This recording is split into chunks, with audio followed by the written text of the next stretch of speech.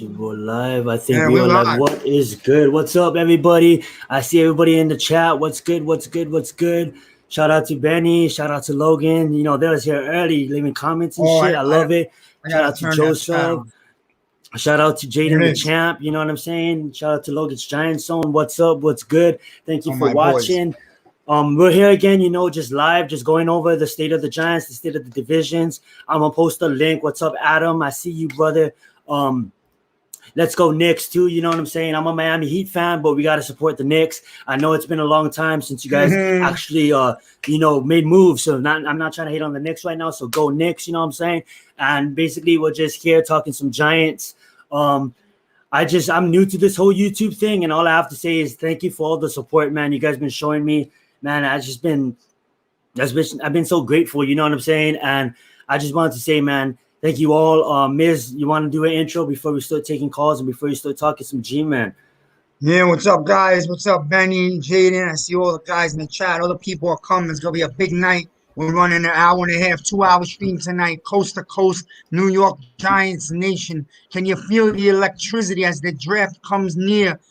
Teams headed big places this year. Big places. What's up, Joel?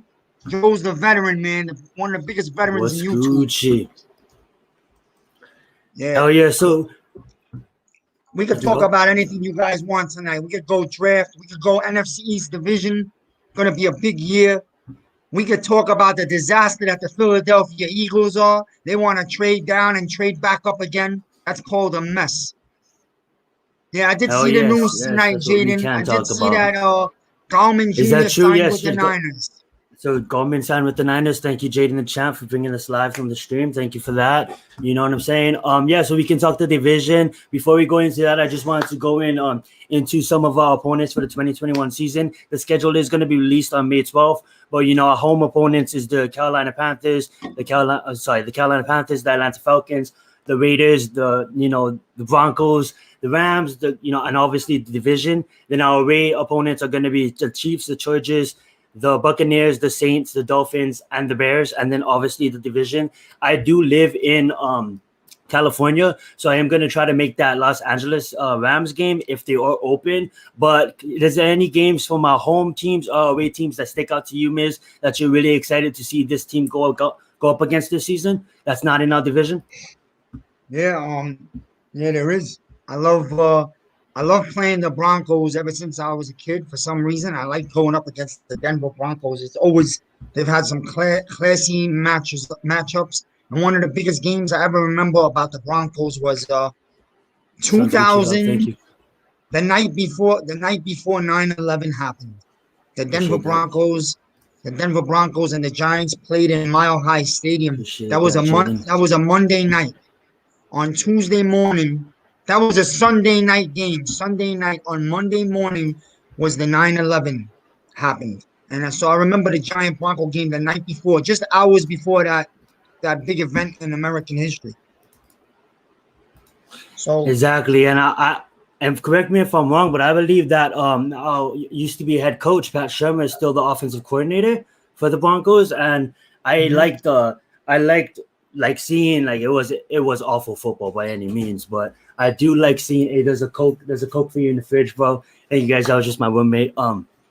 I like seeing what they was able to do when they had no quarterback last year. You know that one game when they put that practice squad receiver out there.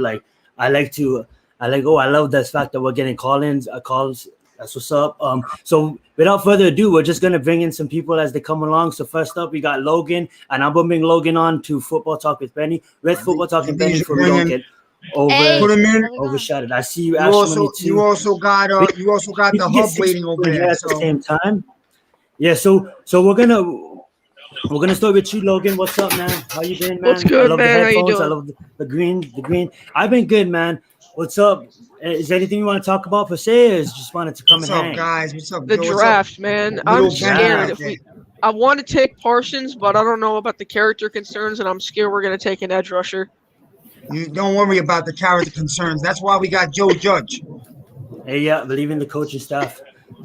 And I would say too, like I looked coach. into what he did, and I would say that's some nasty shit. And I don't want to talk about it. Like I don't want to go into details. I want to talk about it, but I don't want to go into details on that. And what I would say that Gail Kim from the NFL, I know Miz said this to me too. She did come out and say that some of those things, you know, was just obviously we don't condone it and we don't want him in the league. But if some of those things was to be proven guilty and shit. But I think it came out saying that, you know, it hasn't, you know, we've seen it with Tunsil. We've seen it with a lot of players come out. Like there's always over exaggeration on things like that. You know what I'm saying? And we have a player that does play in the league that was a part of that situation. Now, maybe he did some of that stuff. I would go as far as say, like, hopefully he changed. He's a lot more older. Hopefully he did grow up, and hopefully he realizes that he has an opportunity ahead of him that a lot of people dream of. You know what I'm saying? Like think about all the people that dream of playing in the NFL and how much people really get the chance too. So I would say if you're concerned about his off the field issues, I would say believe in this coaching staff because I believe you do. You're a solid Giants fan. I love seeing you on streams. And I believe I did sub to your channel, and I would say that's just my take on it. But if anybody wants to fill in, more than welcome to. What's up, Joe? Hey, now you guys are talking about Parsons, right? We are talking about Parsons. Okay. Yeah. Talking about everything, yeah. Perfect timing because the question I had for Miz, the biggest Parsons guy that I know. Now, I am in no way saying he's guilty, innocent. I have no idea. I hope and pray it wasn't true. I hope and pray the kid goes and he's an all-pro, superstar, has a great career, goes 10 years. But me too. DeAndre Baker is so fresh in our mind, okay? Let's say Parsons goes out, gets 6 sacks, you know, maybe 10 tackles for a loss, an interception or 2. He's defensive rookie of the year. But hold on now. But he messes up off the field. Miz, who takes the blame? And how do you feel? It's a subject that really needs to be talked about because I really wouldn't mind having Parsons either. I'm not gonna lie. I'm gonna answer you. All right. You have a defensive line coach on this team that already has worked with Parsons at Penn State, so they won't be bringing him in unless that coach says, I got you, I got his back, and I'm going to raise him. Number 2, you realize Joe Judge is a real deal man. He's a real coach. We don't play no games. And if they do draft Parsons, I'm not saying they're going to, but if they do draft Parsons, you got to know that Judge had a major call on that. I know everyone thinks Gettleman, but right now Joe Judge is running this ship. I get that, but I'm saying if he does have off the field issues, he just in a scenario if he did, like say he did pull like a OBJ kind of stunt, you know what I'm saying? Just be kind of like cocaine in the background. I'm not trying to get into that, but that kind of stunt, you know what I'm saying? But that's what I'm saying. I would say the same thing, but too also, I think that this Giants organization is in a whole different place that we was when Ben McAdoo was running this organization. Plus, too, I think a guy such as Coach Joe Judge, I think all of us know it. This guy took 3 days to fully vet Kenny Golladay before even bringing him in. And I know the players wanted to come in too, and I know that thing is, but I think if they drafted, they won't take Parsons at 11. I think if they take Parsons at 11, we can all sit back as Giants fans and feel comfortable. At least I could say I feel comfortable, and I believe in this coaching staff that they did their due diligence, they did their research on the guy, and they did take him. Now, for instance, if he did come back, say like 6 months, maybe 2-3 years down the line, and did mess up, I think it is on the organization because they took a chance of him, because it's always organization's fault because they drafted him, right? So if the player it's I'm not going to bring up the whole Aaron Hernandez case, but at the end of the day, it always falls back on the organization, right? So I believe in this organization. If they do take Parsons, I can sit there and confidently and believe and say like, all right, maybe they did do his research. Hopefully this guy pans out to be multiple All-Pro.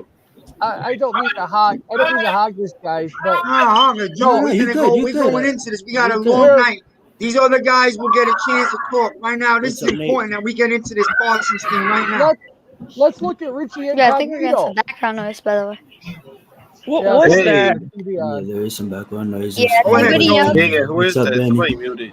It's not me. Go ahead, Joe. Look at Richie Incognito. Now, it wasn't sexual, but it was harassment. It was bullying. It was something Miami didn't want to deal with. So they shipped his butt out. Okay? He was older.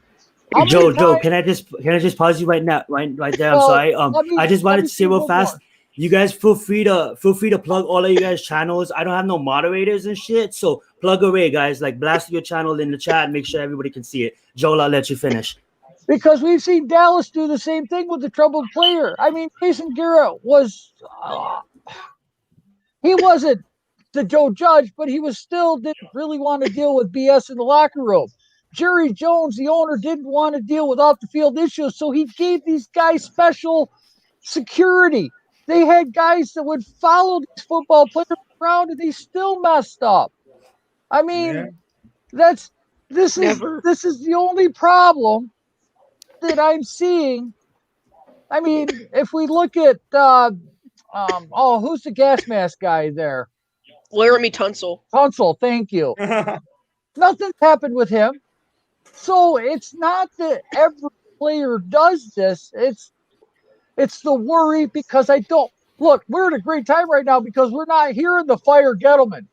We're not hearing ownership sucks. We're not hearing this team sucks. Everybody's on board the Giants. And it's like now. Except Max Kellerman. Well, Max Kellerman, he's a diva. All right. Max Kellerman's an idiot. Max Kellerman. He gets paid. I'm tired of Matt. It's just a money grab offseason bullshit. They got nothing better to talk about. I don't want those days back. That's fine. That boosts up rating. Exactly. Ratings guy. That's what their show depends on. I love how, I don't know if you guys are fans, but I'm a huge fan of Joe Rogan, and I love how he rips on the media every fucking time because I'm sorry for those kids watching this shit. I'm sorry those kids in here, my bad, Benny. But my language is straight raw, no filter, and mainstream media, man, it's a rating grab. It's just so funny. Look what they got. They got all of us, or most of us, riled up. Like yesterday, talking about it on stream. One of your fuck Max. Sorry, guys. I'll let you guys go. You're good. I just want to take a minute to answer Joel about Parsons. You know I'm going to defend him, but here's my thing. Joel, you're a veteran, man. So you've been around a long time. Listen to this. How did Lawrence Taylor and Ray Lewis?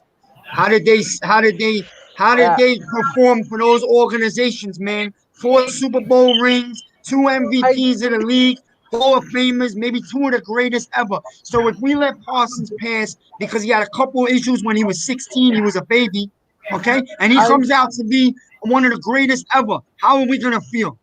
But Lawrence Taylor didn't have social media. It was hidden. I mean, come on. I know we're living in a different world, but let me tell you something. You don't want a nice preppy linebacker with a bow tie. Linebackers are supposed to be arrogant, cocky problems. Luke Kuechly was a nice guy, and he's one of the best linebackers of all time.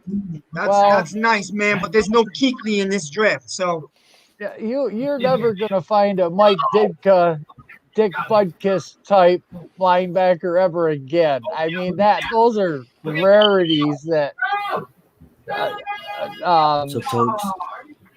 What is that? What's that noise? Hey, listen, I was muted. If you want to go into another topic, this might be the first time I can believe that we might be really maybe trading down because it's all right there for us. I like the idea. I'm starting to believe what they're saying. I've been wanting either a lineman or trade down since the beginning of the end of the season.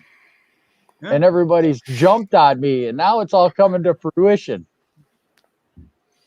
I was gonna say real fast. We have Adam. He's waiting in the background. If anybody wants to come, make a fast point, make a 5-minute point real fast, and then you guys can pop off. We'll get Adam on, and then as soon as someone else leaves, you guys can always call back in.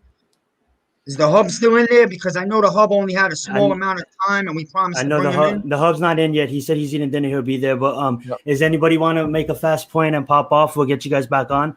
Go ahead. Let Benny talk, and then Barkley go. All right. All right. I'm trying to think. I didn't have any like ideas for today going into the stream. But what do you guys think about if we trade down? I feel like it's such a good idea because if we trade down, we can get a first round pick like from a team like the Bears, get a third round pick this year, so another good player for this year's draft, and then still get a good player with that 20th pick. Trust me, guys. There's a lot of good players still there. Still gonna be edge rushers. There's still gonna be offensive linemen. And there's still going to be wide receivers if you want those. Trust me, man. There's still going to be really good players there, and we're going to get future draft assets that are going to be worth a ton. I'm telling you guys, the Bears, I don't really have much belief in them, even if they get a guy like Mac Jones or even Trey Lance or something like that. I really think that if we got a first-round pick of theirs, it could be a top 15 pick next year. And I think that would be super valuable to have our pick and a top 15 pick, especially if we make the playoffs. I mean, that's huge. We can get two good players. We could trade for a player. We could trade up if we really want some really good player. Like, it gives us so many options, and I think it makes too much sense. Like, can I say to Benny? Benny's the first one who's been talking about this for a while now. And so nobody can take it away from him. Trading down to the Bears is so real. It's not even a fantasy. It's real. And imagine, like he's saying, he's thinking about the future. Imagine the Giants win 10 games, they make the playoffs, and then next year they got 2 picks in the first round. That would be huge. Once again, this isn't something I just, by the way, came up, with right when news came out that they might be looking for a trade on. I've been on this train for a while now, the trade down train. Really for a while. I don't know how long, but it was way before any of this news came out, and I think that makes a lot of sense. Another team that could make sense maybe is the Patriots, although I don't think it's as good of a split because I like getting to 20 because we get more assets. The Patriots would still be fine because we could still get a good player. And, of course, we could still get draft assets. It's just not as much for the future, like a first-round pick. But, I still feel like we won't get nearly as much from the Patriots as we would from the Bears. That's not nearly as much. The Bears, you might get a second next year, 6 this year. You're not going to get a first. I think you can. I don't know. From what I've seen, 11th pick, you can't get a first. Who are the Bears going to come up and give a first rounder for next year? A quarterback. The only way they're doing that is if they are coming up, and that's why we have to have a quarterback sitting there at 11, Joe. But if we even move down to 15 or 16, you only probably get a third next year and a fifth this year. But from what I've seen, it sounds like if we do trade back with the Bears, if they want to trade up for a quarterback, it sounded like we could get a first and a third next year and a third this year. That's from what I've heard. That's what it sounds like. Now maybe you could be right. Maybe we could get less. When I looked at the actual trade chart, it seemed like it was not like we would get a first from next year and nothing from this year. But I think just these days trading up for a quarterback has costed a lot more. So I think it would probably cost more, but because they say first rounders basically next year, they say, and the future first rounders will be valued as a second rounder this year. That's what they say. I don't know if you value it the same, but that's what they'll like. Understanding is from the NFL, and when I checked the trade valuing chart, when I did the math and all, it said it would be worth it sounded like it would be worth a second rounder this year, which would be a first rounder next year, which I think would be more realistic for them to give a first rounder next year, honestly. So, but I love that point, Benny. Right. And I love you to call back in, but right now, Logan, Barkley, and Benny, I'm going to remove you guys. Don't worry, Barkley. I know I want to get your point. Please call back, bro. Yeah. But right now, we're going to bring you guys hang Adam, out. Ash, and Hub. Please, we'll get you guys back on. I promise. Thank you guys so much. Let's bring in Ashmoney. Let's bring in Adam. The Hub will join us shortly. What's up, Adam? You been reading? Go on, fellas. What's up, Adam? How you doing? Talk to us. Gucci. How's everything with you, my brother? What do you got? So you're talking about Micah Parsons. To me, he's a blue chip player. You pick him. You don't even hesitate. That was 17 years old. I did some dumb stuff when I was 17. Thank you. What up, guys? Over that and move on. because at the end of the day, he's going to change the defense and put the whole defense on a different tilt, right? Patrick Graham runs a blitzing scheme. If you watch what they did last year, you can go into the Baltimore game. They have David Mayo standing there at edge rusher, right? Now, I'm not saying you want David Mayo to play edge rusher. What I'm saying is if you're bringing guys from all different angles, it doesn't matter where he stands or where he plays, right? So you just need him to get to the quarterback. This guy could be a Darius Leonard for you, right? Darius Leonard had 7 sacks for the Colts when he came in, right? Imagine this guy blitzing up the middle or even dropping back into coverage or doing whatever you want him to do. I mean, the guy is that athletic, right? I mean, he can play the edge because he was a defensive end in high school, so he knows how to those angles and how to attack it. Me, I'm hearing what these guys are hearing. You know, there's a trade. I think I heard Peter Schrager said something about the Cardinals are interested in Jalen Waddle, right? So to me, that's the trade partner I go down with. Go to 16, then you pick up your best edge rusher at that point. Forget about O-line because you can get Aaron Banks or another guy in the 3rd round who can come and plug in and play. But to me, what I believe is, you know, if you're going to trade down with somebody, trade down with like, you know, the Cardinals. Pick up whatever, a 2nd round pick, 3rd round pick in this year's draft. Nice trade. You get your defensive end. That's what they're looking for. Look at the tea leaves. They went after Leonard Floyd, and they were searching around that guy, and they were going to give him the same amount of money that LA gave him. He chose to go to LA. So if you're looking at it like that, and they only have 6 picks in this draft, two of them are in the 6th round, and they don't have a 5th round pick. So to me, I want more bites at the apple, and if you get an extra 3rd round pick with trading with the Cardinals, you're going to get that extra bite at the apple. Your guys' thoughts? Now, I would love to go Parsons there. My thing is that I just don't think he'll be there.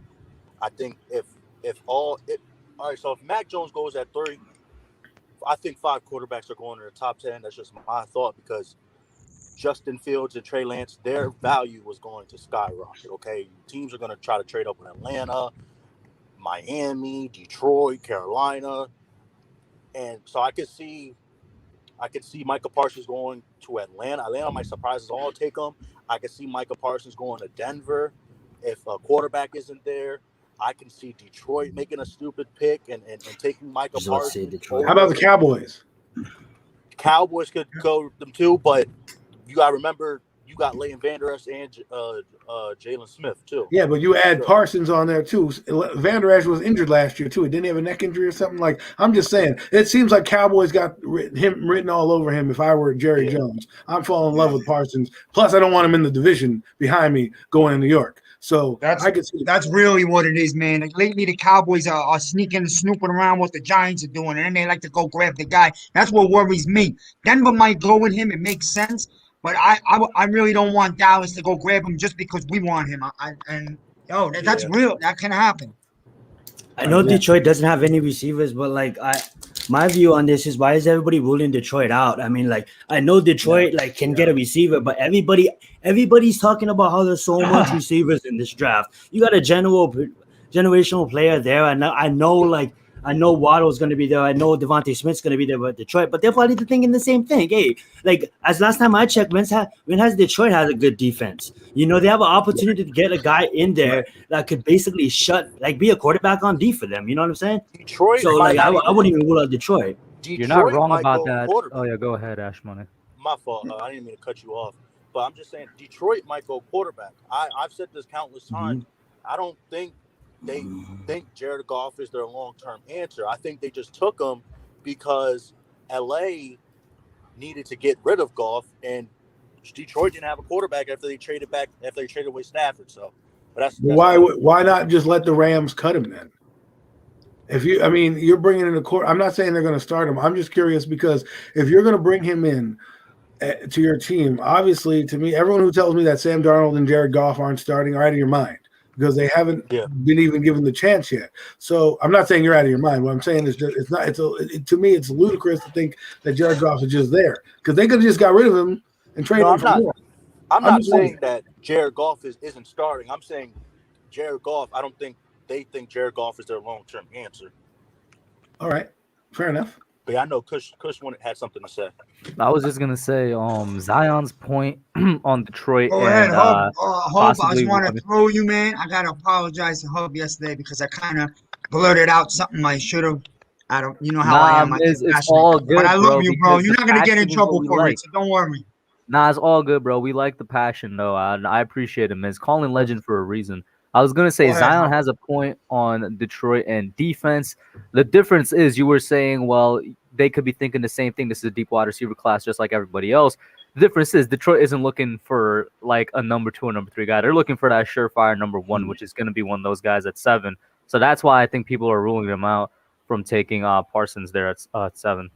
Oh, I got another stat for you. What up? First round draft picks, linemen.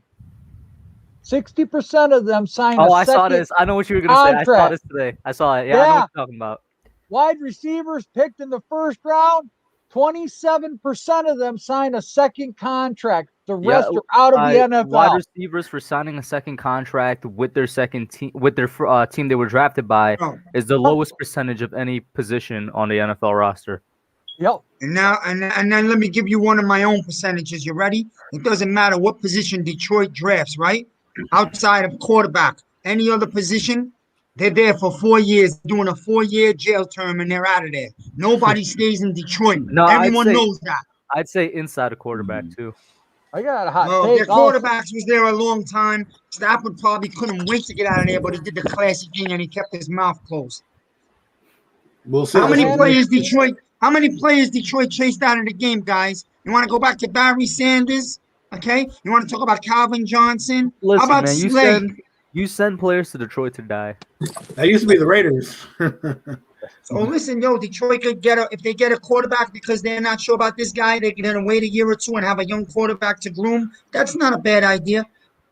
But if the Falcons don't trade down, they're taking Surtain. At 4? Yep. Nah. Yep. You said the Falcons? Didn't the Falcons just go quarterback not too long ago? Is Tokes TV in still? Tokes is a Tokes TV. If you're still in here, Tokes, if you're in here, bro, he's a major Atlanta fan. So you're saying that the Kyle Pitts is going to be left on the board because Atlanta's going to go with Patrick Surtain? No. Well, why? Listen. I just want to wait. Before y'all even ask that, I just want to ask, why does everybody think Atlanta's going Kyle Pitts? Why? Makes sense. I could see them going quarterback, right? What if they take Oregon? No, I think they could go. Take Venezuela? I think that's exactly where I think they're going. I think they're going offensive line. I'm starting to think that gives a good exit year for Matt Ryan. Gives a good exit year. Good thing. We're acting as if the Falcons don't have weapons. The Falcons Atlanta's either going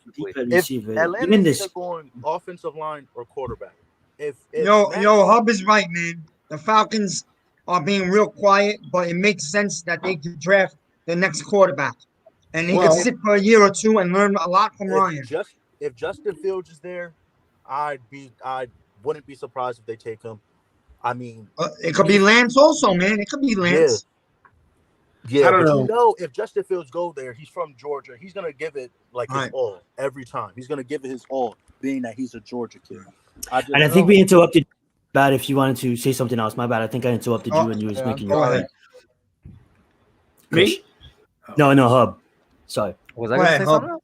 The stage is yours. Atlanta, and I think I jumped the gun and I overspoke you. But if you had anything else to say, I was just saying I'm not sure why people seem convinced Kyle Pitts is going there.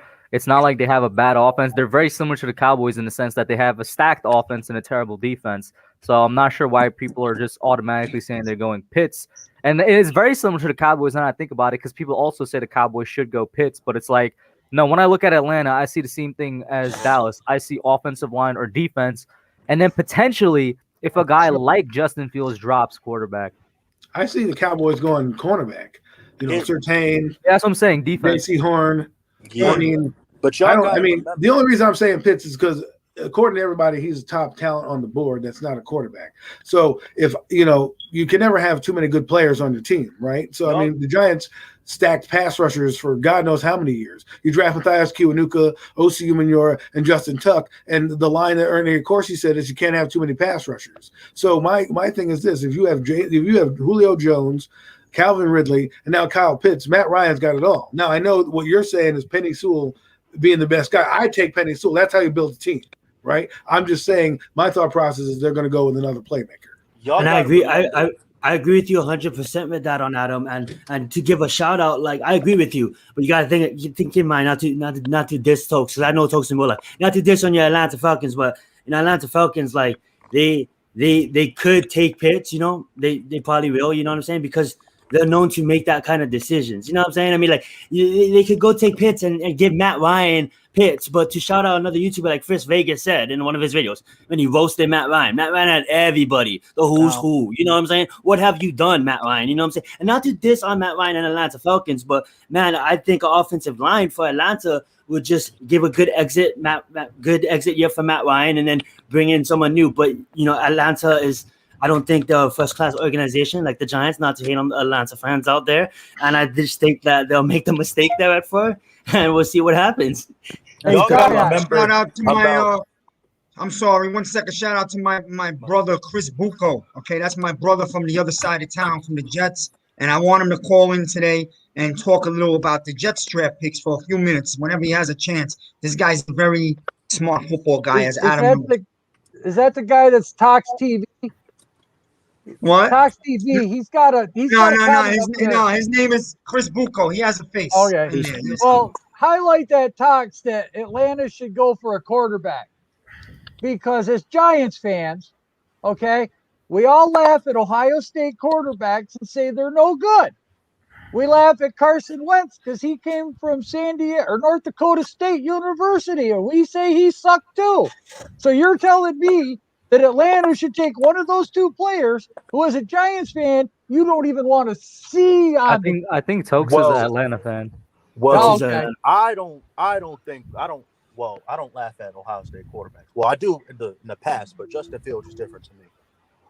Hey, listen, man. Every human is different, man. Every human is different. Justin Fields, shout out to Tim. Nowhere near Dwayne Haskins and JT Barrett, Braxton Miller. They're nowhere near Justin Fields. Justin Fields on a different level, but everyone says Mac Jones sucks because he went to Alabama, and there's no good quarterback since Joe Namath to come out of Alabama. But he's going number 3 according to many drafts. So I'm not going to say he sucks, man. I'm not going to say he sucks. Here's the thing. We don't know. All these players have, you know. When we evaluate players, we gotta stop. That's coming from my Atlanta fan. Off a narrative, man. Like, I know that's what we like to base our picks on. We like to base the offensive line and the receivers, but we gotta stop going off a narrative. Like, the narrative changes every year. One year you get receivers in late rounds. The next year the receivers in late rounds aren't better than the receivers in the early rounds. Like, it's a crapshoot. It's a crapshoot. It's a wonderful thing about the draft. That's why we love it. True. I mean, listen, guys. Let me tell you one thing. All right, not because I know anything better than you. That's not what it's about. I played quarterback for 17 years. Okay, junior high school, men's league. I'm talking tackle football, real deal. And let me tell you, and I've told Chris Bucco, we've had this conversation before. And actually, one of my running backs from the 90s is in the chat. His name is John Kerr. What's up, John Kirsch? Good running back, okay? Let me tell you about quarterbacks. Quarterback is going to be usually, not always, there's always a rare occasion when you get a Peyton Manning, but quarterback is usually going to be as good as the system the coaching staff builds around him. Does he fit the system? Is he a play-action quarterback? Is he a gunner? Does he need a big running game in order to open up the play-action downfield like Eli Manning used to? That's what a quarterback is. That's a huge part. So the biggest part of these quarterbacks in this draft is what team are they going to and what kind of foundation are they going to build around them. Perfect example of that. Frank Wright. That's it. There's no Peyton Manning or Brett Favre in this draft. I know Lawrence could be one of them, but he's going to need the Jaguars to build a foundation around him also. Or else they're going to ruin him because, we know they can ruin players. You're absolutely They're one of those organizations you can't trust. One quarterback they should look into, if anyone, is Davis Mills from Stanford. Boy can ball. Okay, him and Kellen Mond. Those two guys are being under hyped about. But if you go study their tape, them boys can play quarterback. So if I'm a team, in the second round, that's where I think the Giants are going to make their real trade. If you want to talk about a real trade, I think 42 is the place they'll trade out of, because there will be a quarterback like a Kellen Mond or a Davis Mills that this team, maybe like Chicago, will then say, now we can go get our guy. Here's some draft capital. I really see Gettleman, if anything, trading out of that pick. But hey, guys, thanks for having me on. I'll let more people come in. I know you guys got a lot of people wanting to chat with you guys. So thanks for having me on. on. Adam, man. Happy we have more time with you. Thank you so much, bro. If you call back later, we'll be on a while. All right, thanks so much. Yeah, I have my friend Chris Bucco calling in. So when he calls, get him in, man, because to me, he's like my brother. But yeah, go ahead, guys. I said what I had to say about the quarterback position. I talk about it from experience. I was a play-action quarterback. If I didn't have a run game, I was very hot and cold, like John Starks in basketball. So the running game is big in football, and I believe that with Saquon Barkley running the ball this year, and we brought in extra tight ends and blockers, we need one more guard on this O-line, and I think you're going to see a much better Daniel Jones off the play-action game. Now, I kind of like what you were talking about there, Miz, because if we could trade back to 15 with New England in the first round, trade again in the second round, there's going to be some really good interior offensive linemen. We're going to have at least 3 extra picks, and we could really cover a lot of depth with those 3 picks, with as deep as the interior lineman draft is going to be, as deep as the wide receiver draft is going to be. You're looking at those edge rushers right in that area. There's a lot of talent that's going to be going in the late second, third, early fourth rounds this year. There's that much talent. So I love that idea on both ends. The value in the second and third round in this draft is, man, it's deep, man. We could get so much value in the second and third round. And Tim is in the chat room. What's up, Tim? Take our hats off to Tim, man. He's a big guy. We all know he's a veteran. And I know Tim is really tough on Jones, but deep down inside, I think it's tough love. If Mac Jones goes at 3, then we're not going to have an opportunity to trade back. To me, that's how I think, because I think there's many teams ahead of us that would trade back, before us. That's just me. So really, everything that the Giants are looking for depends on that 49ers pick, and I've been saying that since day one. Well, isn't there talk where the Niners aren't looking at Mac Jones? They're looking at what's his name now, out of North Dakota State, Trey Lance. Yeah, I'm just saying, because they requested Justin Fields to have a second throw day. Yes, Trey Lance, but you have all these people that are very reliable, like Adam Schefter, and everybody saying they go Mac Jones. I don't know. It's going to be surprising. That's when the draft really starts for me. So. Yeah. You got a 49er fan in here who's saying that the Niners are going to go Lance.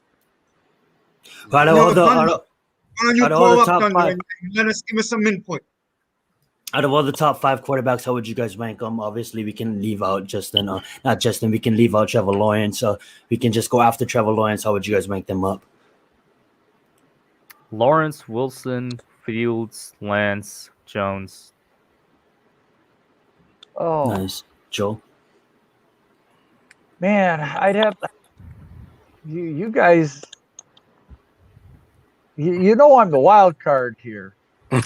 I'm gonna go Lawrence, and I saw so much. I'm gonna go Jones 2. I'm gonna go Fields. Okay. Yep, I'm gonna go Fields 3. I mean, Fields had a good game, but Mac Jones beat him. I'm sorry, I'm looking at rings. That's how we determine great teams. You look at the championship. I mean, you just said it, Joe. Great team, not great quarterback. You know what? And we always say it's a great team effort.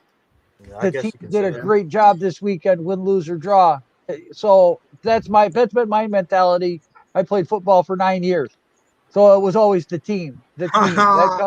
That comes out of my mouth regularly. That was coached into my head. The team. So listen, man. Go ahead, Lance. I'm not saying you're wrong, but I am saying what you're saying is speaking on Alabama and Ohio State, not necessarily Jones and Fields. Right, but if Waddle doesn't produce and work out and play as hard as he did, I mean, he's not going to have his numbers. And I So agree with you on that because that's what I use when people tell me I'm too high on Mike Jones. You know, and then the offensive line. I'm sorry, but that center is like tremendous. If he didn't have the injury history, I'll bet you he'd be a top 25 draft pick. Talking about Dickerson. Yes, from Alabama he's is an a monster, animal. man. I would love He's for us an to get him in the animal. second. And you know what? I went back and looked at him Third. today because he would be amazing for the Giants. And you know what? I'm almost willing to waive the injuries and take a shot, man. That's how good he looks. Don't be surprised if the Giants do that. If obviously if we don't go O-line in the first. You know what, Miz? I was just saying that. I was like, if I'm Joe Judge, I'm calling up Nick Saban ASAP. Give me all the intel you got on Dickerson. If he's good to play with his mental, his physical, I wouldn't be surprised if we go 3 straight Bama boys, first 3 rounds. There's that connection. Judge loves Bama boys, bro, man. You know that. There's that connection. Yeah. Look at we it. seem to have a connection with Alabama, and we also have formed a connection with Georgia. There's no doubt about it, and that's why Aziz is high on that list. Yeah, but there's no doubt about it, man. How about you, Barkley? 5 in order. Oh, I'm sorry, you didn't finish. You got caught up at your second, Joel. 3rd, 4th, and 5th. Mine. Like I said, I'd put Fields, and then I put Lance second only because his sample size is so small. I put him last. I can't remember. What is it? Kid from BYU? Yeah. Wilson. Wilson's a lock for the Jets, man. Wilson's a lock to the Jets, and I find it as a perfect fit. But I find him as the 4th best, and then Lance only because he only played. Again, it's a Trubisky effect for me. I don't trust a kid that's only played 1 year, even though he didn't throw an interception the whole year and threw 42 touchdowns. I mean, come on, who's San Diego State playing? And you can't. I agree with you. You can't put Lance right into the NFL week 1. He's going to be sitting a while. He's got to learn. Yeah, he's got a lot to learn. And that's why he might be right for Atlanta with Matt Ryan there. I'm not saying they're going to draft him. But the only guy I want to say, and the very single day, my friend in the chat and I speak about this all the time. He doesn't agree with me, but he knows the very single day that the Niners traded up to the 3 spot, I said it right away. Mac Jones to the 49ers. And even though the last few days I'm starting to waver a little, I'm going to stick with it. I think the Niners are taking Mac Jones because he's ready, NFL ready, day 1. And the Niners window is right now. Right. And all he has to do is game manage. And not only that, there's not much difference between Alabama's system and San Francisco's system. There's no real. All he's got to do is learn how to read a defense and what they're going to roll into. And also to add to what you're saying is that he's managed major egos on that Alabama team, and that's big when you're coming in the NFL. He knows how to manage wide receiver egos, and that's a different type of ego than any other player in football. But yeah, what's up? You want to jump in, Hub? Yeah, I was gonna say if they did trade up all the way to 3 to get Mac Jones, that means they strongly believe somebody was gonna take him before they were sitting at what 12? Were they sitting at 12, right? 12, yeah. 12, so I'm like, because I personally believed for a long time that he was gonna be there at 12 and he was gonna be the pick. This just means that they're thinking somebody ahead of them is gonna take him, and I'm just like, who ahead of them was going to take him? So between 3 and 12, the only teams that needed a quarterback, where you could argue Atlanta and maybe Denver. Like, Atlanta still isn't sure, so, like, were they thinking Denver was going to take him? But, like, that's the only reason they trade up for him, that is. Because, I mean, the Eagles want to come back into the top 10 now. So we don't know for what a they're wide receiver. But the Eagles are so stupid, man. Jesus. You know what? They're stupid, but you know what? Let them be stupid. I kind of like it myself. Because this is just putting them into purgatory more and more and more instead of acquiring the picks, building the team the way Miami did. By the way, watch out. Miami's going to be a juggernaut in a couple of years. I think this year. I don't think a couple. Oh, So I disagree big time. I was just basically gonna say for Barkley, he's been kind of like the silent assassin in the chat so far. What's good, bro? How's everything with you, my friend? What's good, man. How would you rate your quarterbacks? What do you want to talk about today, bro? We can start with the top 5 quarterbacks for the draft. Number 1, Trevor Lawrence. Number 2, Zach Wilson. 3, Justin Fields. 4, Trey Lance. 5, Mac Jones. Who? Yeah, that Mac Jones. I probably would say my list will probably be similar to that, but I will put Mac Jones above Trey Lance. But me off of no, this is just my gut feeling, guys. This is off of no research at all. I just look at Mac Jones. I look at Trey Lance, and I'd be like, yo, out of everybody, this guy could be like the special one. This guy could be the one that breaks all the fucking records and shit. He's just something about Trey Lance. You just look at him, and maybe he does look like Patrick Mahomes, because maybe that's why I'm getting it from him. But out of no like stats, no going into this kid, I'm just like looking at it. I'm like, I'll put him last on my top 5. But out of everybody, I could see like him just. I have a special feeling about Trey Lance for some reason. Ashmoney, what will be your top 5? My top 5 quarterbacks. Obviously, in order. Yeah, obviously, Lawrence. I don't know how I forgot his name. Lawrence, Fields at 2, Wilson at 3, Jones at 4, and Lance at 5. I know many people might be surprised that I put Fields over Wilson. Like Wilson. I mean, not Wilson. Fields is tricky to me. Well, it was tricky like for the media because literally after he beat Trevor Lawrence and beat Clemson in the semifinals, people literally came on ESPN and NFL Network talking about he's arguably could be the number 1 pick. Like they were literally having discussions about that. And now over time, people got him outside the top 10 and stuff. I'm like, you know, and Wilson just pops onto the screen out of nowhere. So I stick to, because I felt like Fields was the second best quarterback ever since like when Lawrence and Fields were coming into college, like out of high school, people were projecting them as the 2 quarterbacks for this draft class when they were like their freshman year in college. So that's what I always thought, and I'm gonna stick to that, really. Oh, Billy, get on the computer and call him. I feel that. Barkley and Joel, I'm gonna sub you guys out for football talk and Logan. Is there anything you guys want to say before we can? If you guys stick around, I'll bring you guys back on. But Barkley, is there anything you want to say? Please speak your mind. I'm calling out Chris Bucco to call in the show. Grow some hair. Call the show. Also, we'll get you back, Joe. We'll get you back, Barkley. I do gotta say, I gotta pop out now because I gotta go prepare for Young Guns. Yo, thank you for having me on. Shout out to Zion. Shout out to Miz, man. You guys were great.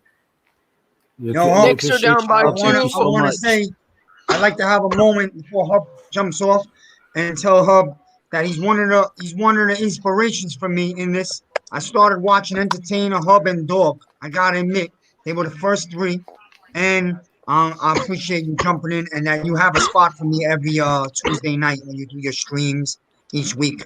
That's nice of you, man. I just like to talk Giants, man. No problem, Miz. Love having you on, man. But yeah, and I throw out there one more thing to everybody. Anyone who wants to call in, the New York Knicks are hot right now, and they're big. Yes, sir. Big topic. Go ahead, Hub. Sorry.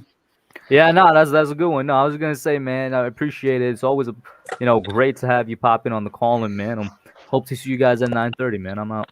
We'll do Young Guns at 9:30, guys. We're hoping to get Entertainer up in here when the Knick game is over. If we're still on, it looks like we're gonna be on because right now people are dying to talk Giants. Because let me tell you, believe it or not, man, the Giants are headed for a big season and a bunch of good years coming. And I love the foundation of this organization right now, man. 12-5. Well, good. Let's go. Let's go. Let me hear my boy Benny right here because you know what? Believe it or not, Benny? I love the things Benny says. Hey, well, I know you guys were talking about the quarterbacks earlier, and I feel like I haven't really talked about them that much. I kind of want to talk about them. For me, number 1 is Lawrence, pretty obviously. Second is Wilson. Third is Fields. The reason why I have Fields worse than him is because of the fact that he can't go through his progressions as well. I think Zach Wilson and Justin Fields both have all of their character. They have all the traits to be good quarterbacks. I just think Zach Wilson is a little more developed with that. Sometimes he can be a little more accurate. Justin Fields can get thrown off, and it does worry me a little bit. But I still think in the right scheme, he can be a really, really good quarterback. Yeah. That's why I like him for a team like the 49ers a ton. Next, I have Trey Lance, mainly because of his, just how talented he is, because of his throw power, because of his running ability. I think he's almost like the modern style quarterback.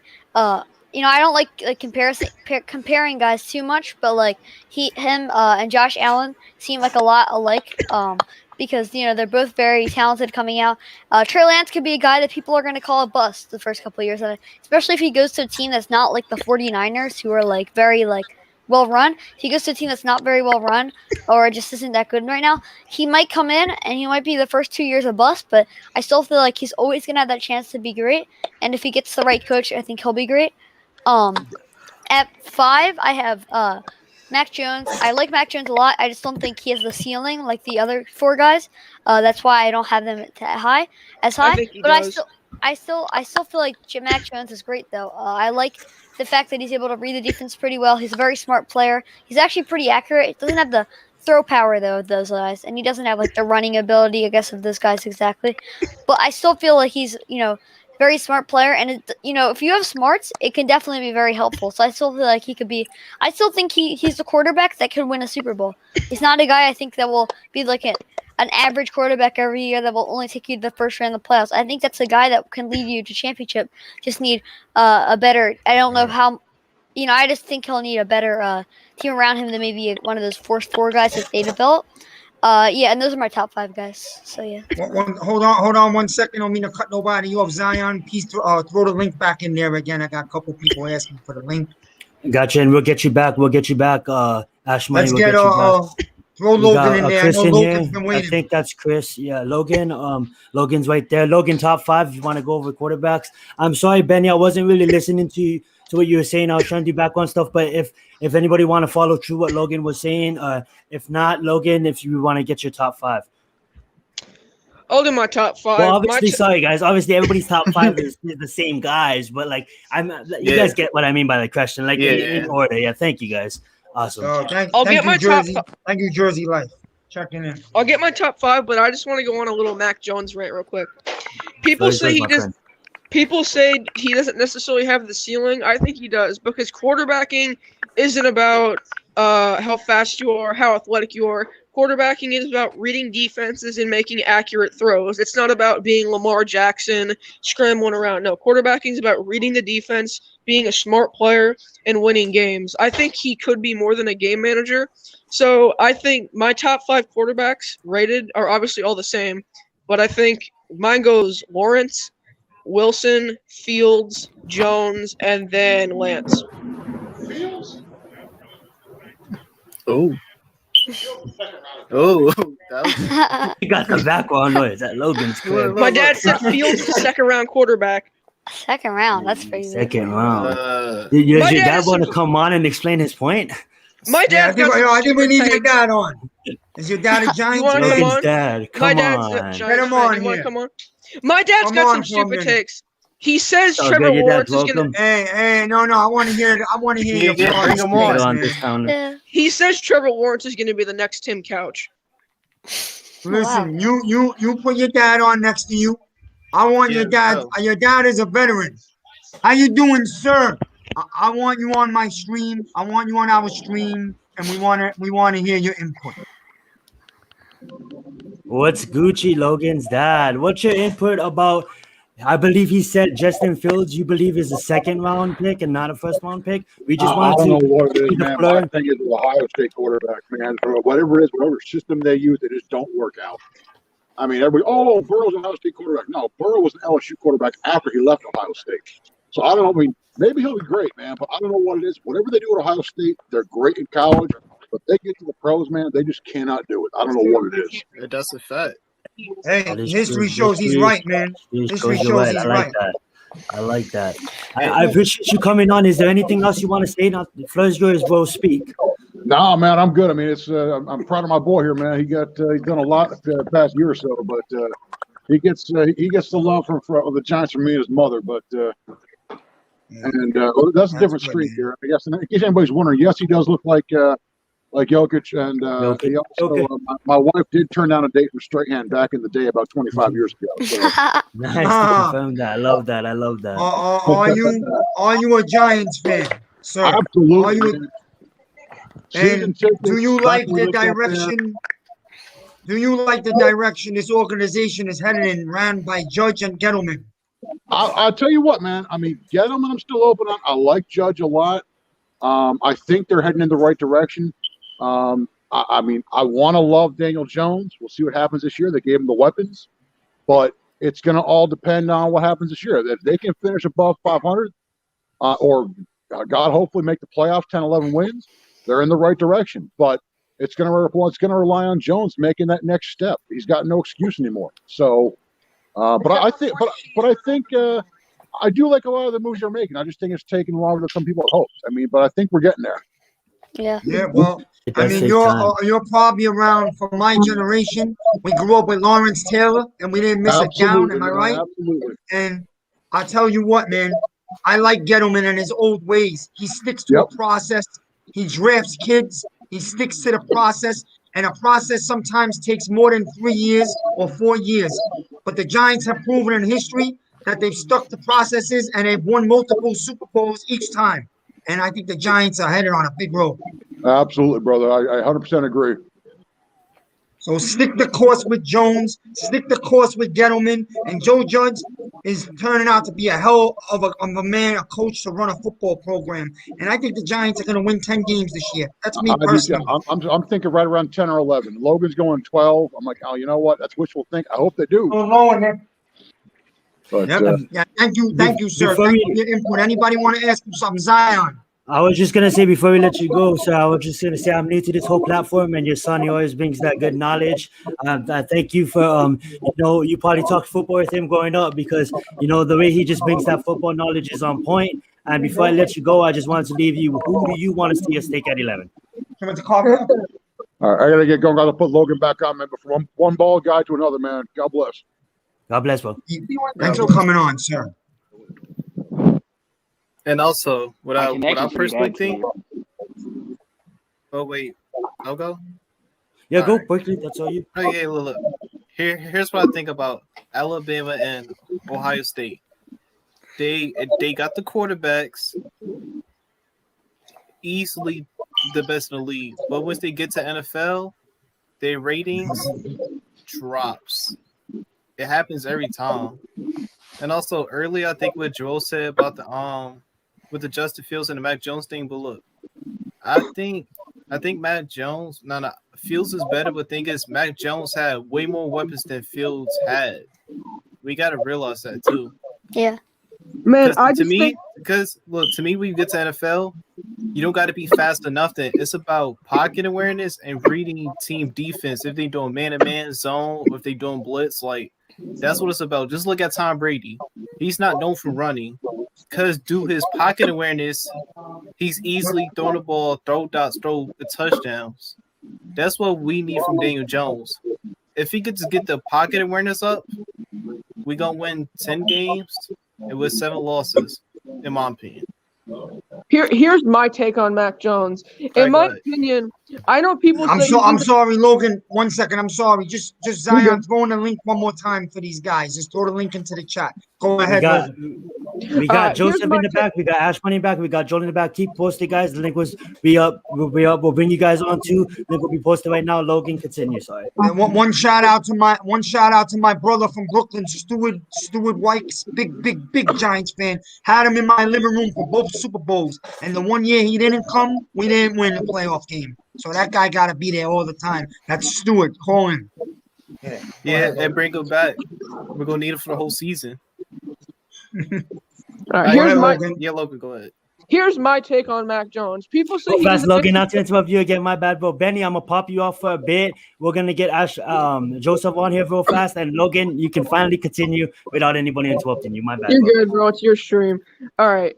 Now, here's my take on Mac Jones. People say he doesn't necessarily have the athletic ability or athletic ceiling, whatever you want to call it.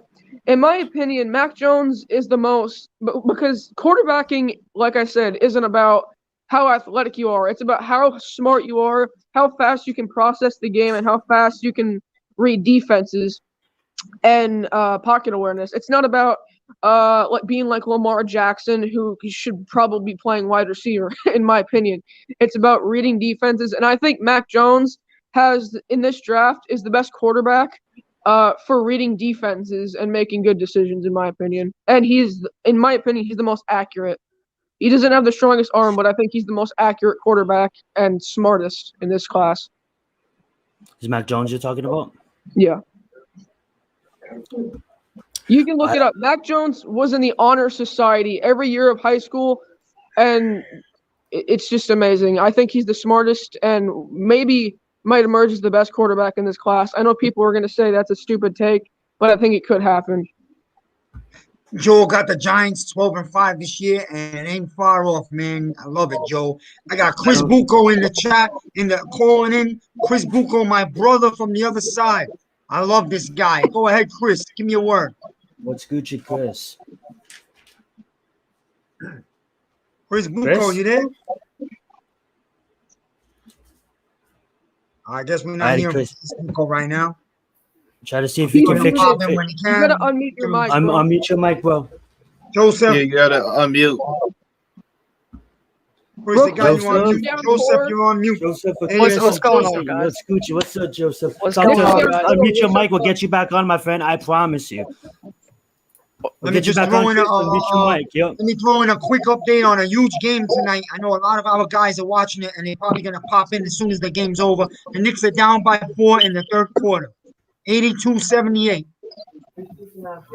Who the Knicks playing against? And the Knicks are playing the Atlanta Hawks for the right for 4th place tonight in the whole conference. It's a big game. Biggest game the Knicks have had maybe in 7 or 8 years. I Knicks fans, do not get too excited. Wait, y'all see the playoffs. Y'all gonna lose in the first round. Yeah, we'll see about that. Talk to us, Logan. Joseph. I just want to say, take that jersey off and replace it with a Jimmy jersey. Please take that jersey off. Please do. No, I'm messing. And there's the mock. How's it feel Talk to to us, lose in the Joseph. finals, Talk to buddy? us. How'd it feel to lose in the finals, buddy?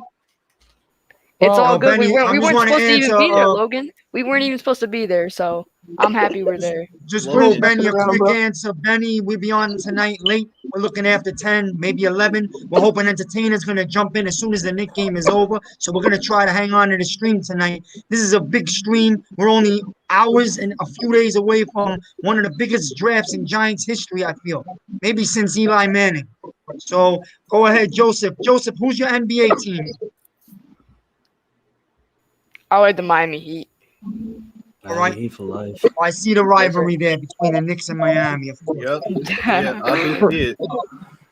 So I was an Allen Iverson fan growing up, and I just loved the way he balled and shit like that. And then I seen Wade and Shaq win it in Miami, and then I kind of like looked at that. I'm like, yo, I was born in Florida, but I was raised in Hawaii, and now I live in Cali, right? So like when Shaq won it with Wade, I'm like, god damn, that's powerful. Then when King James went there in 2011, I'm like, you know what? I haven't followed basketball for a while ever since Allen Iverson retired, and I was kind of off of basketball for a bit. King James signed with Miami Heat. I'm like, you know what? I'm gonna ride this wave again. We all know what happened after that. So that's how I became a Miami Heat fan, bro. Yes, Let's get it. Big Tsvi, that was the Ray Allen's game in his shot. Like that's just man. But as far as basketball this season, I've been kind of out of it. I've been not as invested as I wish I could. But I know that your Knicks, everybody, not your Knicks, but everybody else's Knicks is doing good. I mean, like you guys, I believe you guys have a young team, and you guys can basically, we'll see what happens. You know what I'm saying? I think you guys are on a 7-game winning streak, if I'm not correct. And I appreciate you, all the Knicks fans right now. Even Logan got the game in the background, coming and joining the stream. Like, I thank you guys for, watching the game and watching our stream, man. And even being a part of it. Thank you guys so much. What's the score update, Logan? Well, for you younger guys, my team never lost in the finals, and the star player in between three-peats went and played baseball. And Michael Jordan, yep. I already figured. You're a Bulls fan? I love Michael Jordan, Scottie Pippen, Dennis Rodman. I love them all. I like Zach Levine. Zach Levine's Bro, nice. Retired, came back, won 3 1. Watching them play was the highlight of outside of the Giants winning the Super Bowl. There was nothing like watching Michael Jordan close his eyes and shoot a free throw. And then switch hands and not dunk the ball, but put in a layup in the air. The man was just greatness. Then I got to see Magic Johnson, Larry Bird, the Admiral. Great. I got to watch all those guys. The legends. I'll let you go quickly real fast, but Logan, I'm gonna get you back on the stream soon. I'm gonna just get Ashmoney on for a bit. We'll get you back on, Logan. I promise. All right. Thank you, bro. Continue quickly. Yeah, I wish I was old as Joel so I could see John Stockton, Steve Nash, and all of them. And because LeBron's my favorite player. Because look, if it beat the Nets did this year, that will make him the GOAT of basketball. But I know Jordan fans won't like that, but I know. Listen, I he mean, is. Jordan just never lost in the finals. I mean, could you imagine? Wait, if he go play baseball? Are we going by rings though? If you want to go by rings, you got to go to the Celtics. They won Bill 9 in a Russell row. with 11. Yeah. If we going by rings, Bill Russell's the GOAT with 11 championships.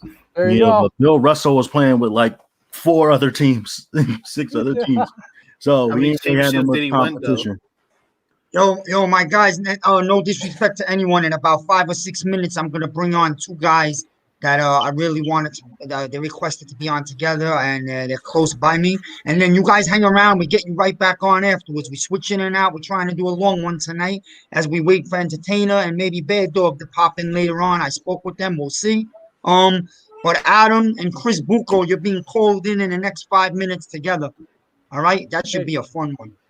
Hey, no problem, Miz. I'm enjoying this. We're talking a little bit of everything. Joe, stay around, Joe. Stick around. I love you, man. Oh, We get you right back on because you're a veteran, man. You're like that antique boat. Oh, Bro, yeah. I just wanted to say too, like, Joe, you're OG, bro, original genius. Shout out to Tony Ferguson for creating that reference. And I just wanted to say, guys, I'm gonna put the link right here if anybody wants to call in.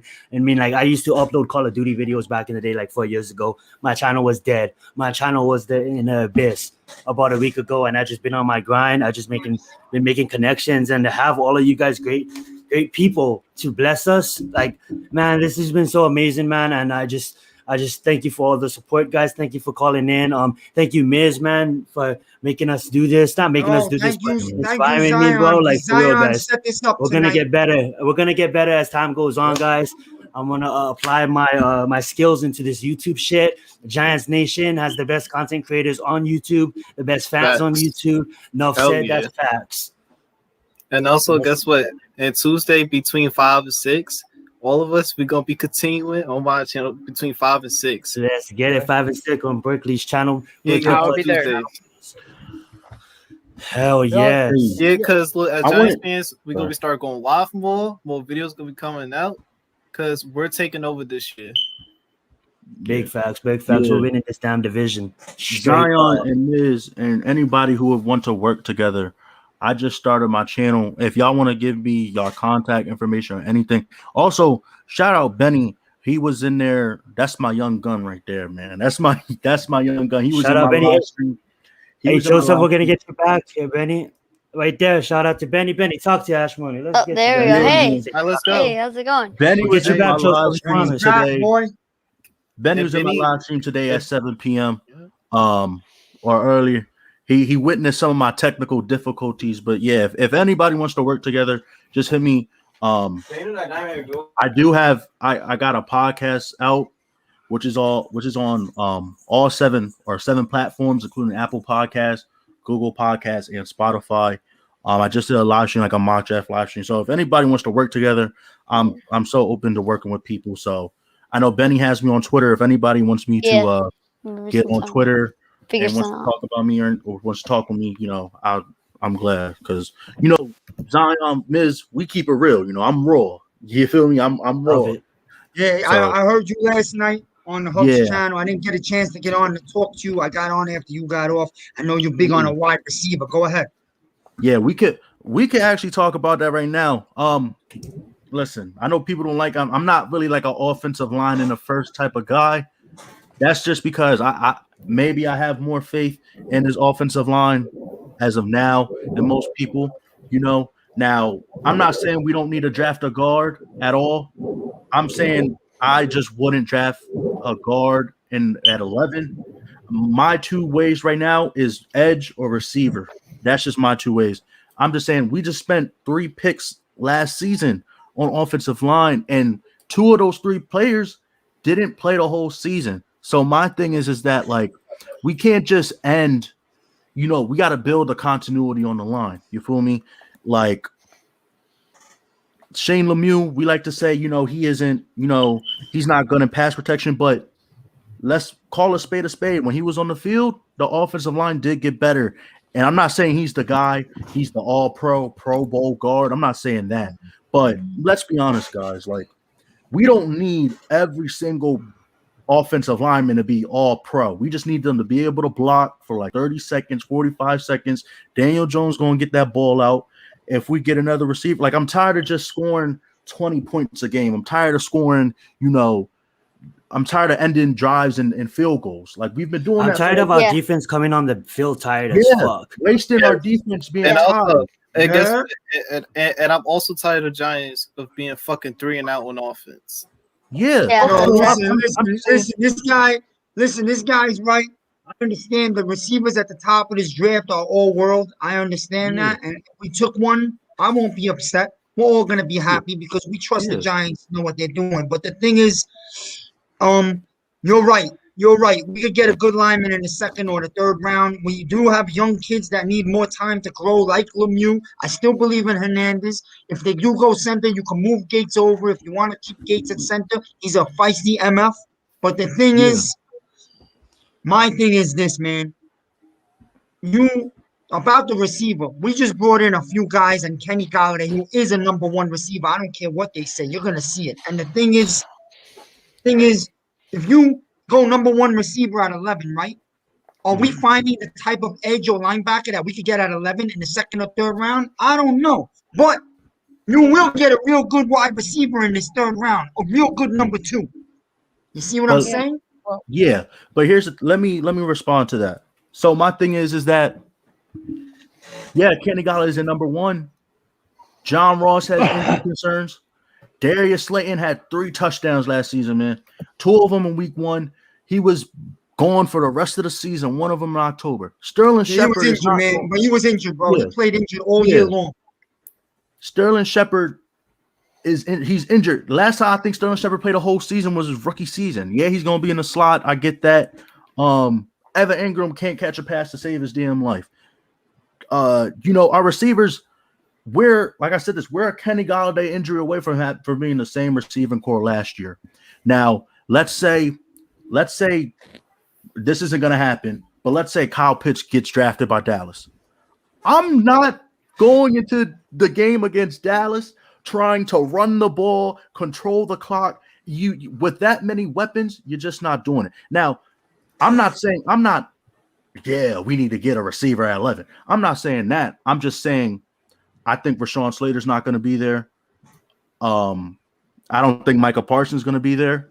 But let's say we get Micah Parsons, Rashawn Slater, I wouldn't be mad. I'm just saying I just don't want to draft a guard at 11. Now, and then your fact about or what you said about edge in the 2nd, it's very likely somebody like Joe Tyron is there. I did see Quincy Roche is kind of falling down. He could be suitable. Ronnie Perkins. Hey, if people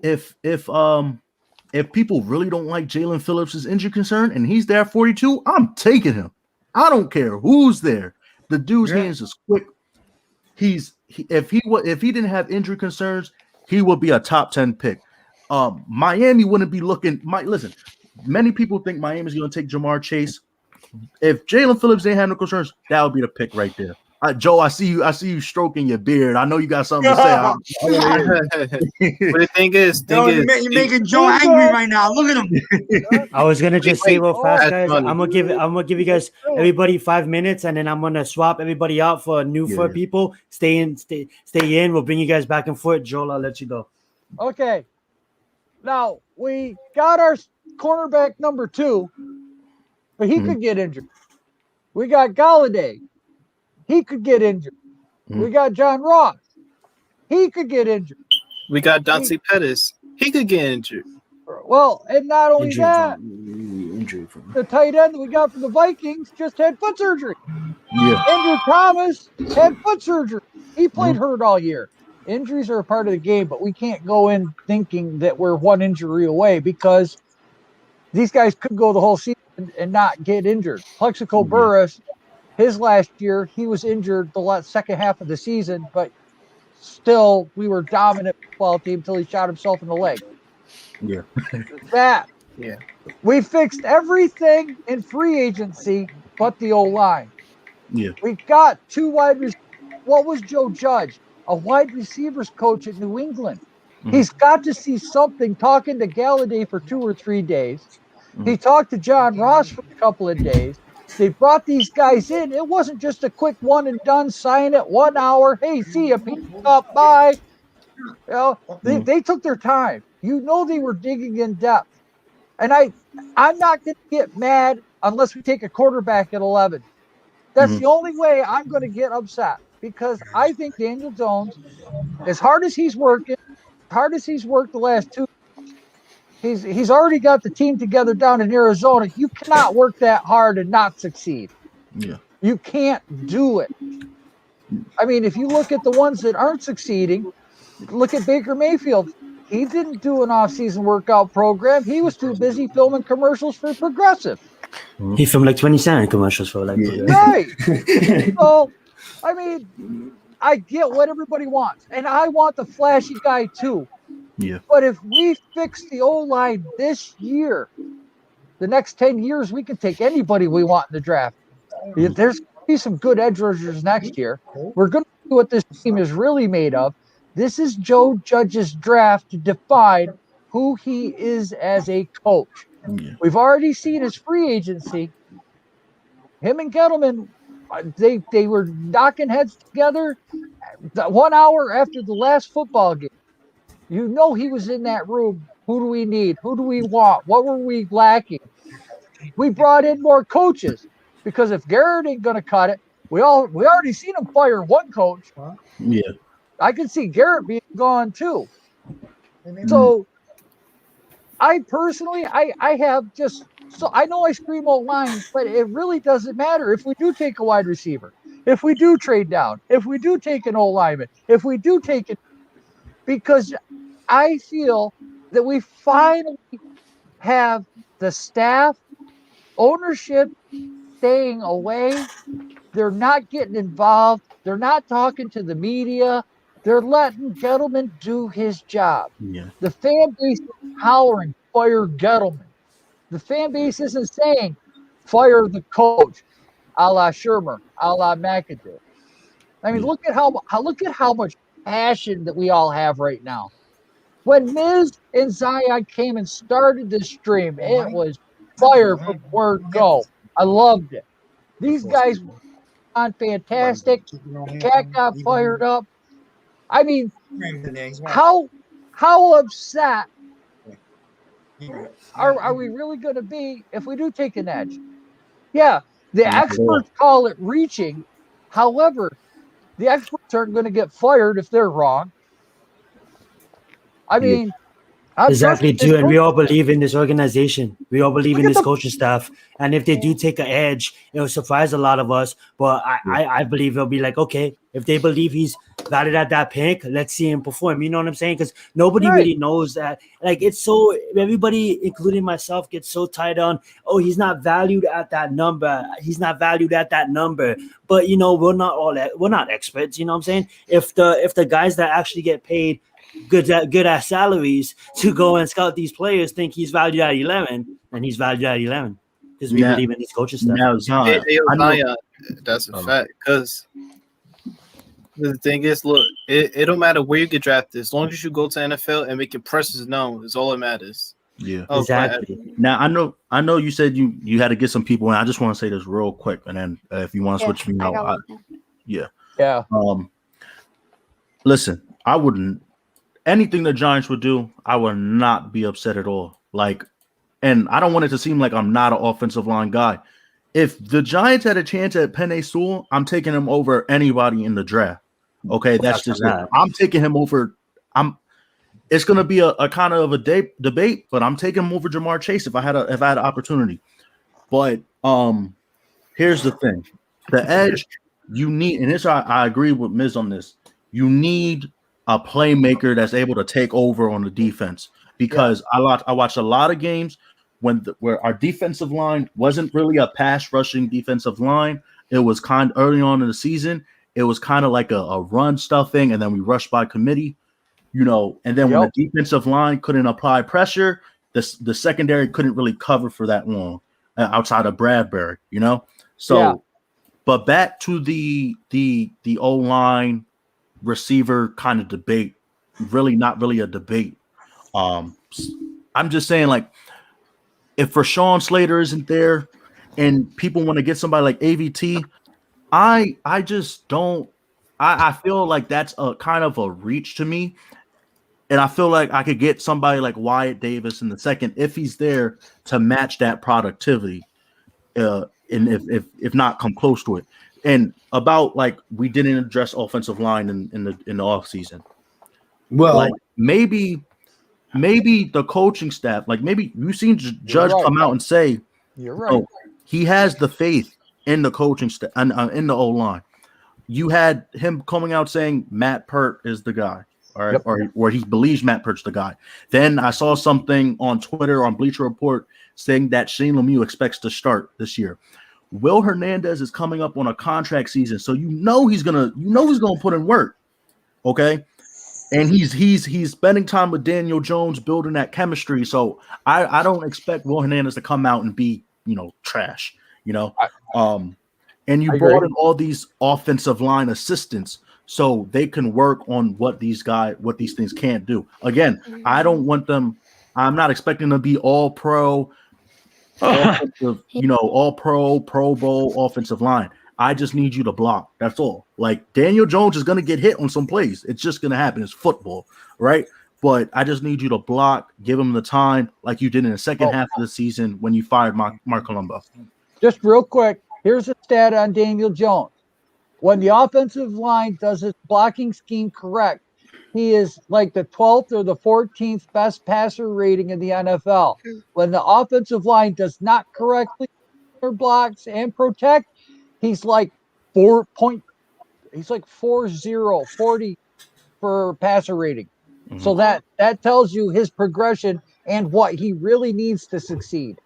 Well, if he wasn't sacked 50 times, I mean, that would be... Go fast, Adam, before I let you go.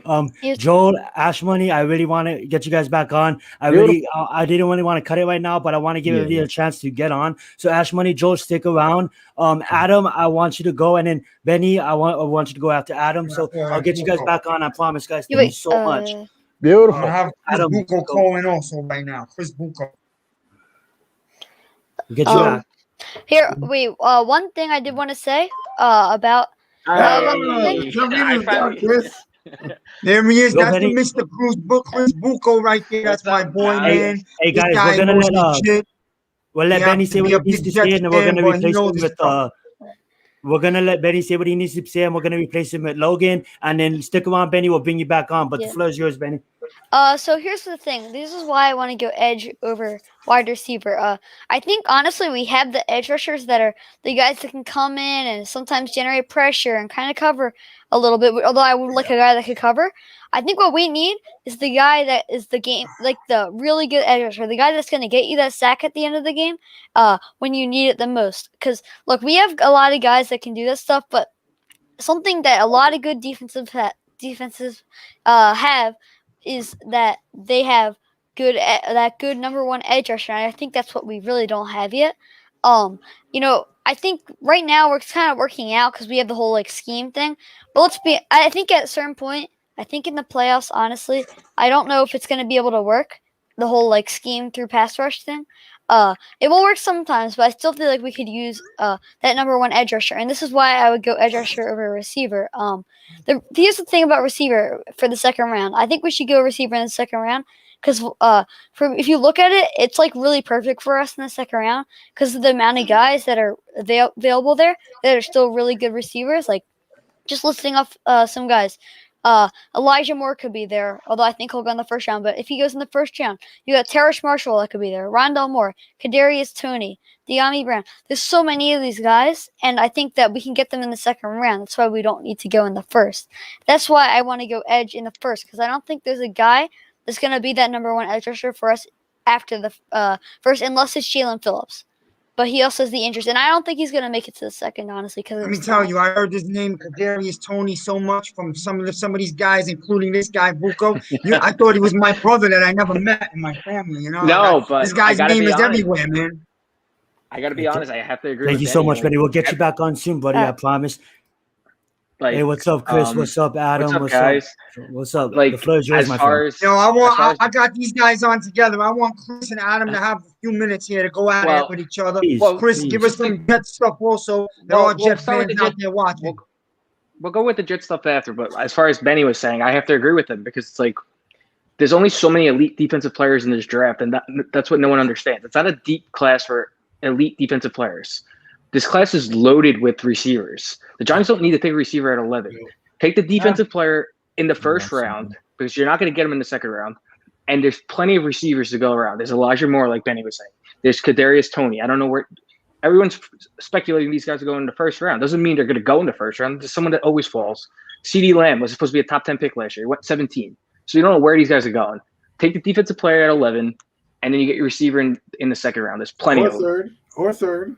There's plenty of them. There's the St. Brown kid from USC. There's Elijah Moore from Ole Miss. There's Josh Palmer from Tennessee. There's Josh Palmer from Tennessee. What's another guy?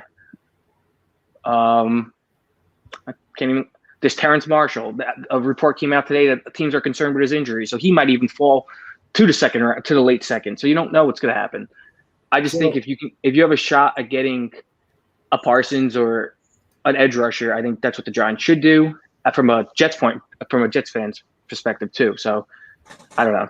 I think you need edge rusher no later than the second round. Okay. So if you decide you don't want to go edge rusher in the first, if you go O-line receiver, it's got to be edge rusher number 2 because there's, like Chris said, there's nobody deep past in the third round. I mean, there are some guys like Quincy Roche.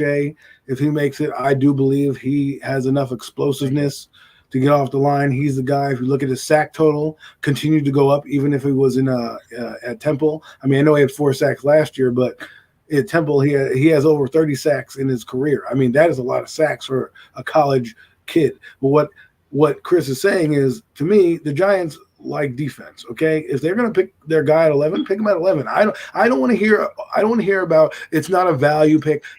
All that crap. That's crap to me, okay? Because if the guy goes on to be a Hall of Famer, we're not going to worry about whether he was picked 1 or he was picked 31, all right? Or 32. Just pick the guy that you want. And mind you, there are other people in the draft who might want the same guy that you want. So if you have your first crack at it, why not take whoever you want to take? Now, for me, like I said, if it's O-line, it'll go edge receiver. If it's receiver, it'll go edge O-line. That's how I have built it out for the Giants. You know, in my eyes, they can't do any wrong with those 3 positions at any part of those 3 picks because those 3 picks are your premium picks that you're building with, right? Your first round pick usually plays and is a starter. Your second round pick gets some burn, and your third round pick gets burned, right? Yeah, and also to interrupt you, it's also a super deep class for interior offensive linemen too. Exactly. So if you're looking for a guard, you can get those in the second and the third round. Ben Cleveland, you're not getting a super unless the superstar linebackers in this draft are Zaven Collins and Parsons and the kid from Notre Dame. What's his name? Those guys aren't going to be there in the second round. Well, I mean, you got Shaz Surratt who could be there from North Carolina. Yeah, my point is that he's going to be like a fourth round pick supposedly. But so. my point is though is that and that's a linebacker. We're talking about the edge rushing position. Hold it down, fam. Giants are solid at linebacker in my eyes. I think people are underestimating Tay Crowder. I think he had a solid year last year. You got to look at this. That guy was a 7th round pick, Mr. Irrelevant. He started games, made plays, make impact plays. That's hard to find anywhere up and down the line, and he's raw. So I'm not saying Tay Crowder stops you from drafting a linebacker. Heck, I'm not telling you Tay Crowder stops you from drafting anybody. I'm just saying the Giants here have built, if you look at their roster over this year, they have built for this, right? They have Reggie Ragland coming in. They have Anderson. They have the kid from Minnesota. I can't pronounce his name right now. That's coming in. Those are depth pieces. They're giving them 1-year deals. If they hit on them, you build past that. I think you guys are going to wind up taking either if Parsons is there 11 or Ojolari from Georgia. I think those are going to be what? I got the popcorn. Say it again. What's his name? If Parsons is Ojolari or Micah Parsons, whichever one of those is there at 11. I like Ojolari. I mean, 11 might be a little rich for Ojolari, but I mean, if you could probably trade down a little and get him. Why? You're thinking that somebody wants to trade with you. If nobody wants to trade with you, that's your guy. It's true, yeah. You don't have a partner, man. That's it.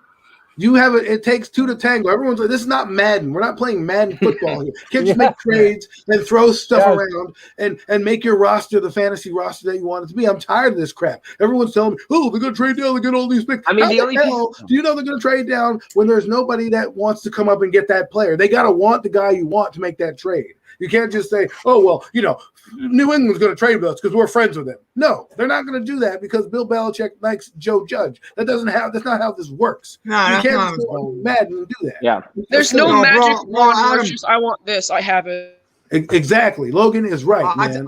I tell you the truth. If there's no quarterback at 11, there's no trade down, all right? Because everyone knows who the Giants are drafting, and they ain't interested. So.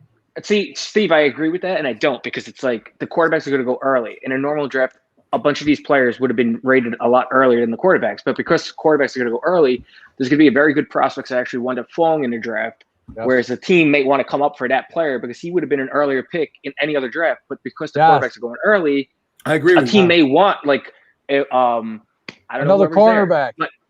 Yeah, exactly. What happens if J.C. Horn is there at 11 and some team really wants him? They could trade up for him because he normally wouldn't be there in any other draft. So it's not just about quarterback.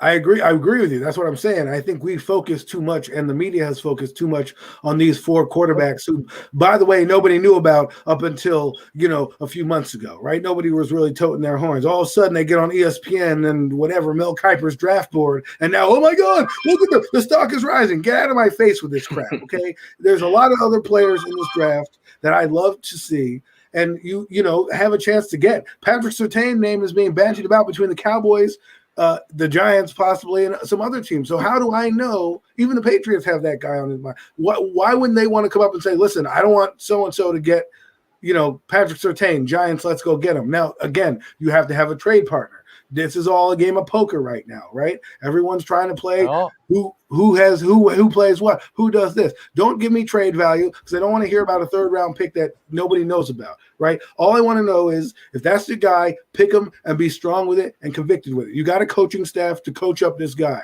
That's what they do. You're supposed to draft somebody. I think it was you, Joel, who said you draft a guy for your system. You don't draft a guy and say, here's a big ball of wax. Now go play football, kid, because that's how that's how you like the Detroit Lions. You end up with bums on your team. And then you keep signing these bums thinking, well, we drafted them in the 1st round. Let's keep signing them because you know what?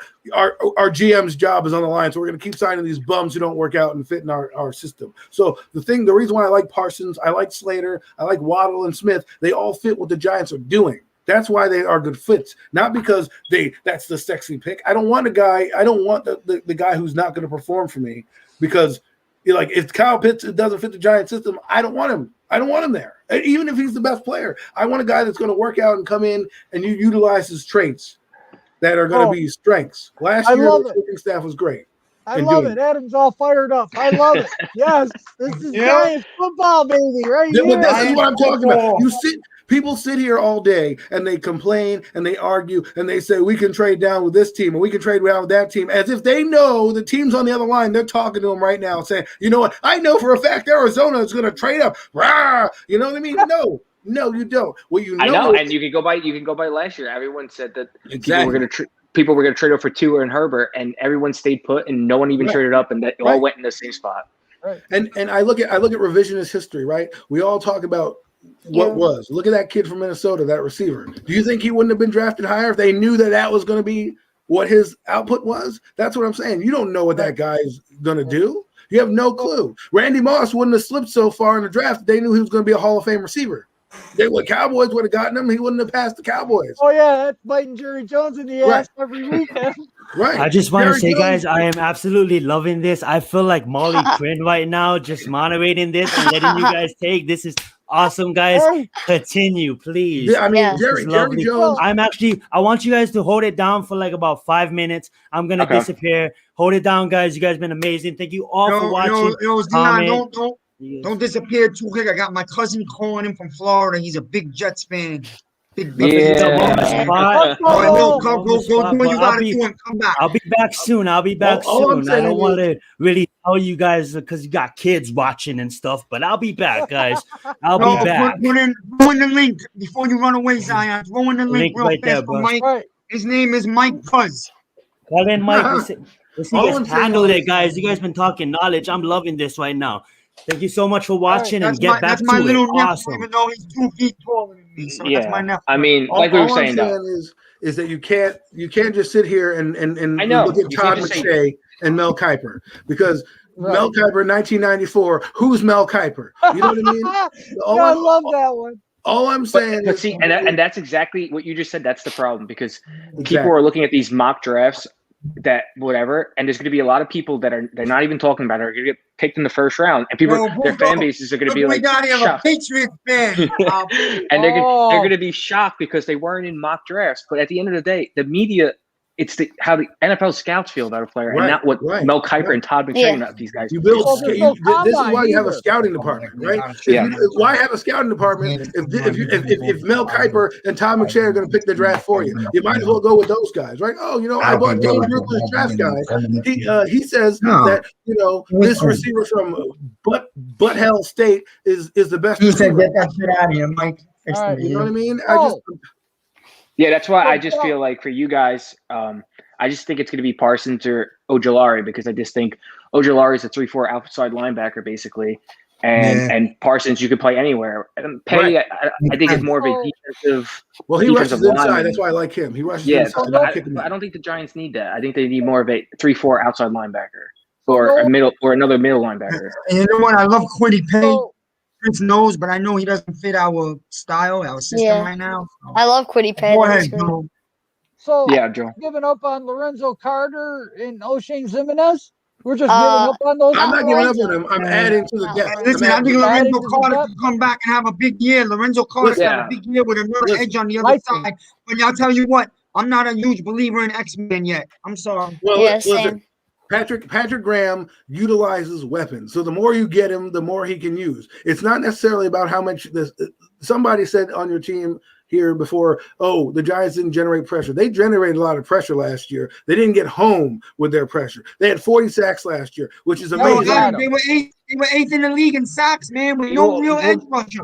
Right. Well, they 40 sacks, 11 of them coming from your defensive tackle. Now, if you add a guy that they have to focus on, you're going to open up Leonard Williams, you're going to open up Dexter Lawrence, and you're going to open up even Blake Martinez. To me, I look at it like this. Every linebacker, to me, that's a middle linebacker, has to have 5 sacks, at least 5 sacks, right? That means you're doing your job as a blitzer and coming in there, right? They didn't blitz Martinez enough, but he had 2.5 sacks. He created forced fumbles. What does that guy do? He was all over the ball. Remember last year, people signed Blake Martinez, and they were like, this guy's a bum. Did you see him in the 49er game? He stunk up the joint. And I watched the 49er game, and I was like, I want number 50 on my team. Give me that guy any day of the week and twice on Sundays. Well, guess what? Blake Martinez came out, and he said, they didn't utilize me this way in Green Bay, hence why you see what I'm doing. My point is, until you know what these players do, you don't know what they do. So to piggyback off that, it's like there's nothing wrong with having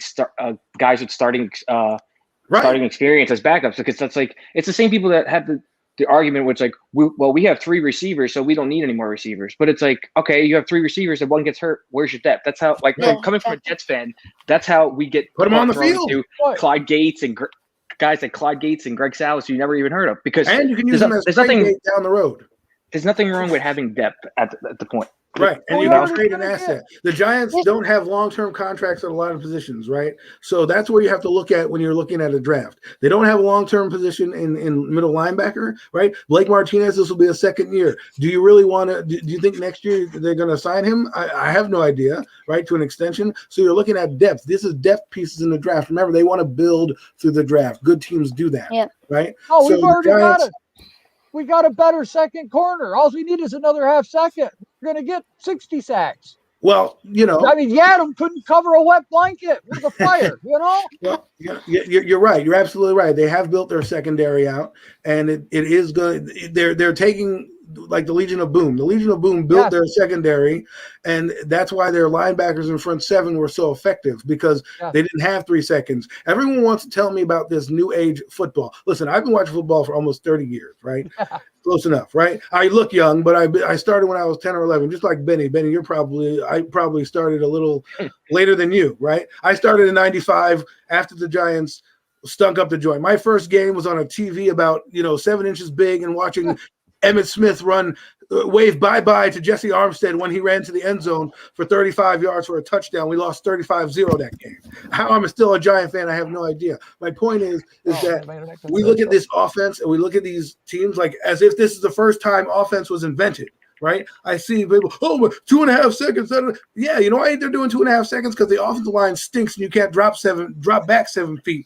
7-step drops. That's why you're doing 2.5 seconds. Why are the quarterbacks so dumb? Because they're only reading half the field, even in college. Okay, Lamar Jackson can't throw the football past the middle of the field. He looks at 2 reads and goes. And you're telling me that this guy is a great quarterback? I've seen Michael Vick play better than him, and Michael Vick was there before him. I'm sorry about the dog thing and everything like that, but this is not the first time I've seen Lamar Jackson type. Okay, Randall Cunningham from the 80s. Before his age. And he was even better passer than both the guys we're talking about. Yeah. So to me, the reason why you see all these receivers is because they want guys with gadget plays, right? Let me throw the ball 2 yards so the guy can take it 60. No, I want to see what we did with Eli Manning. We set up the run game. We set up the play action game, which opens up everything. Not just your deep routes, not just your center routes, everything. And the Giants are a tiered team. I know I'm rambling on, but the Giants are a tiered team, right? They got Barkley who can catch out of the backfield. They have Rudolph who move the chains in the middle of the field, and then you got Galladay to get your deep ball, right? And you can throw in John Ross to take the top off of defense once in a while, right? So to me, if you look at the draft, where are the 2 positions that the Giants need the most? They need edge and they need guards, right? That's what they need. And if you read the tea leaves, those are the positions that they're looking at right now. Now, the guys said they didn't address the line in free agency. They did with a guy named Zach Fulton who actually has starting experience. Do I want Zach Fulton starting? No, but I can't go into the draft thinking, well, you know what? We don't have any depth here, so I guess I'm going to reach for this pick now. No, you go in, and the Giants can pick BPA now. That's what who's the right guard right now? Whoever you want. Who's our starting right guard? Who's our right guard? Yeah. I'm not saying who our starting right guard. I'm saying you can put Shane Lemieux in there, and you can put and Will Hernandez. If Will Hernandez can't play the right side, then he shouldn't be on the team. I'm sorry, your second round pick. The guard is on the right side and left side. If you can't comprehend how to run the same play the opposite way, then you shouldn't be playing football. Okay. And not to interrupt you guys real fast, I just wanted to say, Benny, I'm gonna swap you out over to Ashmoney, get Ashmoney back in. Benny has a great podcast, guys. If he just started, so make sure you go down to Benny's channel. Benny, plug your channel. Hey, anybody in here, plug your channels, bros. How old are you, Benny? You know what I'm saying? Benny, don't hang up. Stay in the background. I'll be back. Benny, great podcast. Great podcast.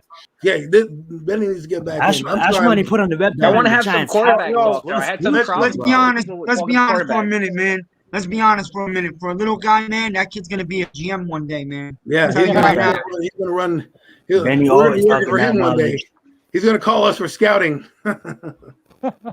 I'll be in the old folks' home. Hey, listen, you'll still be there, Joel. You'll get a great perspective out there. We'll get you back in, Barkley, and we'll get you back in, Logan. We'll get you guys back in soon. Continue, guys. This is great. Adam, you're kind of lucky to watch the Giants and Jesse Armstead and all that. I had my first remembrance of watching a Giants football game My father is ready to cheer because the Giants are going to go to the playoffs for the first time since 1970. And then Pisarcik handed the ball off to Larry Zonka, and the rest is history. Well, that was my memory. I'm hanging out with too many Giant fans. I wasn't even born that one stings. I Oh, wasn't even born that one stings. that was No, go brutal. ahead, man, Chris. Chris, go ahead, man. You can definitely talk about the Jets. They got 3 big picks real early, man. Oh, I want to talk about some of the quarterbacks, the conversations you guys were having before about the quarterbacks, because I thought it was a little unfair. He's gonna go in on y'all. I'm a big Zach Wilson fan. I'm not even going to talk about him. But everyone that was saying how Ohio State quarterbacks haven't been able to be good, and I think it's like a little unfair. It's like, first of all, Ohio State's also running a completely different system than they were back then, because it's like these aren't Urban Meyer quarterbacks. Ashmoney said that before. This was Ryan Day. This is Ryan Day's offense. He's been in the NFL, so I'm going to take that away from him. Second, it's like Lawrence does. It's second. Don't talk to me about that guy. They've always said that Clemson quarterbacks and Oregon quarterbacks weren't going to be good, can't be good NFL quarterbacks, and Watson broke that, and looks like Herbert's on his way to breaking the Oregon curse. Preach. So that's another thing. And He's going in. And if anyone can break the Ohio State curse, it would be Justin Fields. He's going to do it. And me, as a Jet fan, I prefer Wilson, but I would not be shocked at all if Trey Lance or Justin Fields winds up being the best quarterback in this draft class when it's all said and done. Ooh, that's coming from a guy who loves Zach Wilson. Yes. If you would continue, you could. I wanted to say something because I forgot last time I was on. I forgot about this. Let me tell everybody something. Justin Fields has that it factor. All right, this dude was the second fiddle to Trevor Lawrence basically his whole collegiate career. Yeah, they were 1A and 1B in high school too. Yeah, he lost against him his junior, or not his junior, the first time in the semifinals, right? Because I think Olave slipped in the end zone. He threw a pick. Yeah, he had a chip on his shoulder the whole time. Dude comes in this past year against Clemson semifinal, gets hurt in the ribs. All right, drops 6 touchdowns on Clemson and says, "Enjoy Jacksonville. We going to San Francisco." All right, that's it right there. Well, that's another thing. That is it. If Justin Fields goes to San Francisco, he's going to be the most successful quarterback in out of this draft class. Trey, what's that guy? Sorry. Yeah, I mean, I've been watching these quarterbacks. I mean, I'm a Jet fan. I've been watching these quarterbacks. I actually watched the live games since October because I knew we were going to be taking quarterback by then. But there's also the thing, like, Zach Wilson wasn't like, the media could say whatever they want, but people that actually watch football, Zach Wilson also wasn't an unknown either. People knew about Zach Wilson going in from October. Everyone's like, "Oh, did you check that BYU game, that quarterback?" But no one ever gets to watch BYU games. Yeah. So, you could say the same thing about Daniel Jones when he came. Yep. Nobody watched Duke games. Nobody. Yep. And another unfair point on some of these quarterbacks, I think just Trevor Lawrence is held on like this podium, but it's like everyone says he's just generational quarterback, and it's just like I don't understand. I think he could be a good quarterback, but I don't understand why he's generational. I get that, but it's like everyone else gets knocked for everything, and it's like I don't know. Like Zach Wilson. Everyone assumes Zach Wilson played 1 year, but he didn't. He actually played 3 years. He played his freshman year, and then he got hurt. He had just the injury, the surgery, and he actually played in 2019, and he was still recovering from the surgery. But he actually had some good games. He played against USC. If you go back and watch the film, so it's like he's not a 1 year wonder like everyone thinks he is. Yeah, he had a great third year, but he actually played 2 other years. No one ever talks about that. And then as far as Justin Fields, like you said, it's like him and Lawrence have been 1A and 1B since high school. Actually, Fields beat him in high school in the championship. So it's like, I don't know. I just think they get a little unfair criticism right now. Like you said, I would not be surprised if Fields winds up being like the Watson of this draft class. Even though I prefer Wilson, I just wouldn't be shocked if that winds up happening. So it's the media. The media rides on who they want to ride, right? Zach Wilson comes out of nowhere because of, like you said, nobody watches BYU. Yeah, but if people that are on Twitter and stuff, they knew who Zach Wilson was. No, I understand what you're saying. We've had this conversation before. We know that the media has a narrative. They want to be right, regardless of who the pick is, right? And so why do you? So I'm sorry. Why do you think they? Sorry, I didn't mean to cut you off. But why do you think they hate on Daniel Jones? Because nobody expected him to be the 6th pick.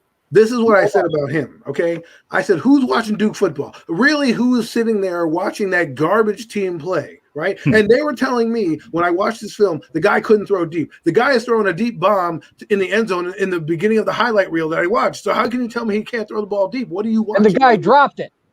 Yeah, the guy dropped it. Yo, Exactly. listen, man, let me get in here right now, Adam, man, because, people know me. I like Jones a lot, man, and you can't tell me.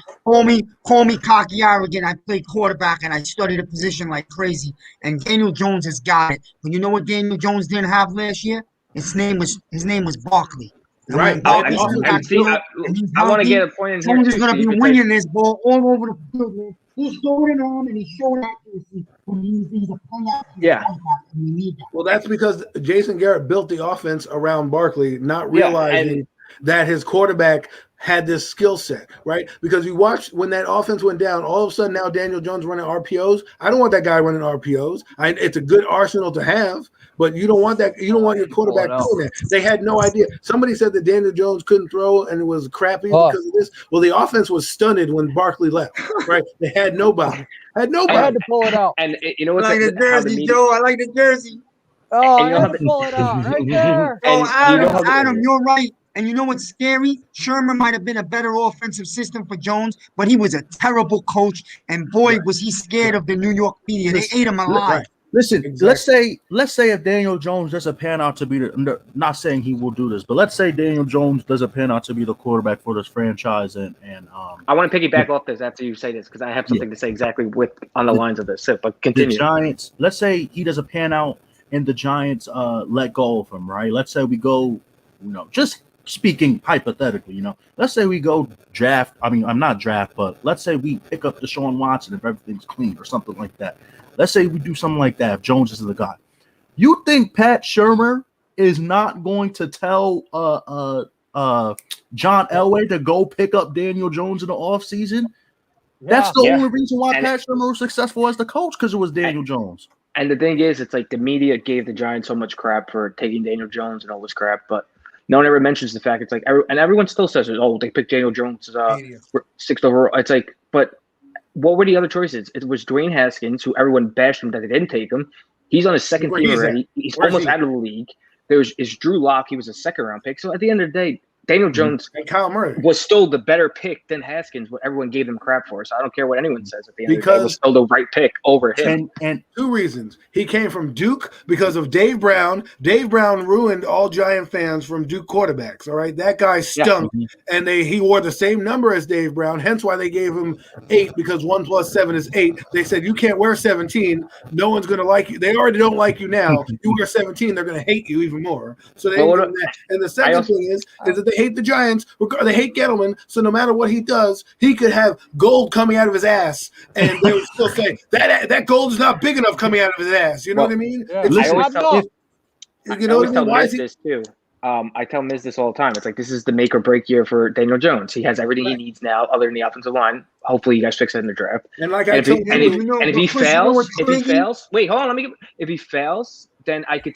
You're gonna think I'm out of my mind. But if he wants to fail, if he's the reason they don't make the playoffs, I could see the Giants, and it's going to sound outrageous, but I could see Russell Wilson ending up on the Giants because I think he wants to.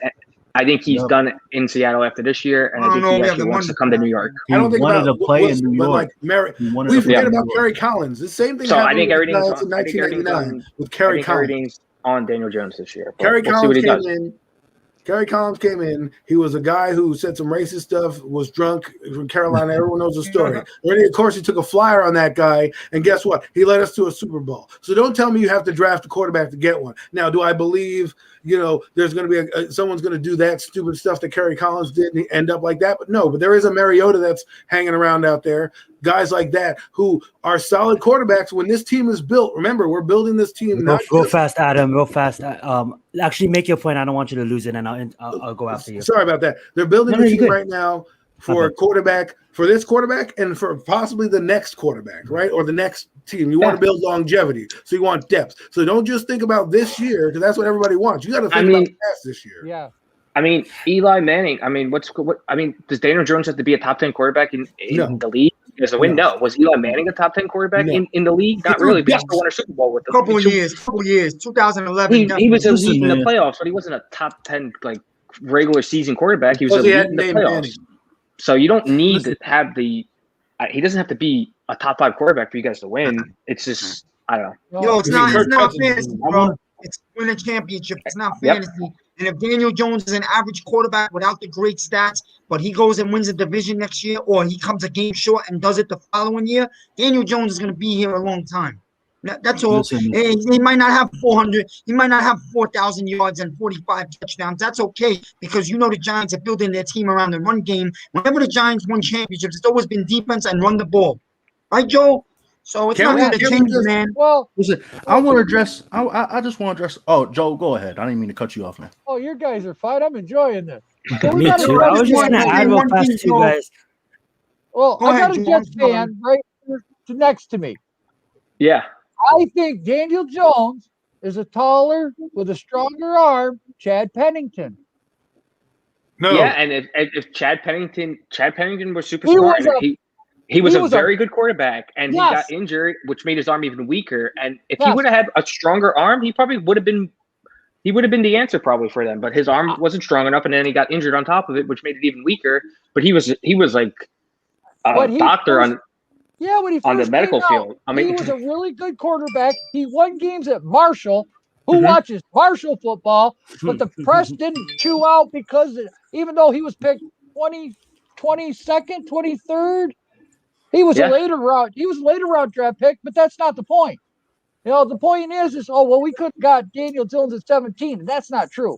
No, it doesn't matter. If you love a quarterback, you take him wherever. It doesn't matter. You can't just take a quarterback to take a quarterback. You have to love the quarterback. It's easy to say, yes, Daniel Jones wasn't going to be picked at 17 after he's already picked at 6. No, because that was a lie, first of all, because Washington was going to take him. Yes. Denver wanted back because Washington was going to take him. That's why Denver wanted Daniel Jones. That's 100%. Yeah, but Washington also wanted Daniel Jones. That's why Jay Gruden was pissed with the Dwayne Haskins pick, because he never wanted Dwayne Haskins. He wanted Daniel Jones. Right. So I was just going to interrupt earlier. Shout out to my close friend. I'm sorry, Mr. Banesa Hakeem. That's a big Eagles fan right there. He writes, if Pennington had Jones' physical attributes, he would be a far superior QB. That's an Eagle fan. I was just going to chime in earlier, just to say a little fun fact. So I grew up in Hawaii and on the island of Oahu, and my sister was actually dating Marcus Mariota at the time. Well, Marcus Mariota, the second string quarterback on the bench, was not Marcus Mariota, Micah Mamiya. Micah Mamiya, second string quarterback on the bench, was your own one truly, Marcus Mariota. Oregon came, took him, didn't even play a high school game, took him, drafted him. Okay, you know another quarterback to come out of St. Louis, Tua. I just think that they should do a documentary on St. Louis High School, because they're really dominant in Hawaii, and these quarterbacks that they're producing, maybe not Mariota, but Tua, I think he could be successful in the NFL. And I just wanted to give that side note that, damn, sis, you could have been dating Marcus Mariota. You just With that being said, I love this conversation. I love where it's going, but I do want to give these other guys a chance to come back in. So that being said, Adam, Chris, Joel, I'm gonna pop you guys back out, but stay around. I want you guys to get you guys back in, because you guys are talking. Yo, stay around. Coming back. Stay around. I love it. Yeah, we didn't get any jet talk over here. Yeah, we'll get you back. We'll talk Jets. We'll get you back in. Hang out 5 minutes. Big 5 minutes. Hey. Listen, I wanted to address your friend, Mr. Ben. Yeah, I'm back. It's a tie game with 6 seconds. I know that 3-pointer hurt Logan. Nice. Are you saying Ashmoney? That's tie games for the Knicks, guys. Tie games for the Knicks. Yeah. You can say it. Y'all could call me Ashton. That's my real name. Ashmoney's just like my nickname. So I'm Sean, by the way. SEAN. Yeah, Ashton, just like Ashton Kutcher. You feel me? But but listen, he said Mr. Benitez said Mila Kunis has a house probably 2-3 miles from me. No cap. Oh really? Yeah, continue though. Montecito, but all the fancy people live up there. Continue though. He said you don't build around a running back if your quarterback is a star. Dallas built the offense around Zeke, even with Dak there, and they just gave Dak that huge ass contract. Listen, And if I could go on a Daniel Jones rant for a little bit, Floor is yours, my friend. Listen, there's been times last year where Daniel Jones showed that he was the guy. Okay, like Daniel Jones is the guy. I need to, guys. Sorry. Daniel Jones is the guy. Go back and look at the games that we needed to win. Daniel Jones came into play. Look at the Dallas game. He put the ball on the money to Darius Slayton. He was doing. Granted, he didn't close out the game with Dallas, but let's be real. We should have never been in a position because they took away our touchdowns, which was BS. All right. When we came in Eagle, we never beat Philly in prime time when they were in Philly. We never beat Philly for the past couple of years. Prime time, wearing the black unis in Philly. We never beat them. Daniel Jones put the ball on the money to Evan Ingram. He dropped it. We swept Washington. He owes Washington. Look at when we played Philly again. He made Philly his you know what. Let's be real. He didn't even have to throw the ball. He beat Philly with his damn legs. And then when we needed to go to Dallas, before I get to the last game in Dallas, Tampa Bay, dude came to play against Brady, threw 2 picks, and still should have beat Brady. Let's call a spade a spade. He should have beat Brady. Put the ball on the money, Golden Tate in the end zone with 26 seconds left on the clock. Real fast, Ashton, real fast. Logan, I'm going to get you back on soon. I know you're enjoying that Knicks game. So you enjoy that Knicks game. I'm going to get Joe back in here, and we'll get you back on, Logan. Enjoy that Knicks game, bro. Continue, Ash. Yeah. Don't worry, Benny. I'm gonna be done quickly. But and then in Dallas, we needed a win, get into the playoffs. Granted, if won, if Evan Ingram catch that ball in Philly, we didn't really. We are in the playoffs. Yeah, we're in the playoffs. But he made Dante Pettis look like a star. Like, come on, bro.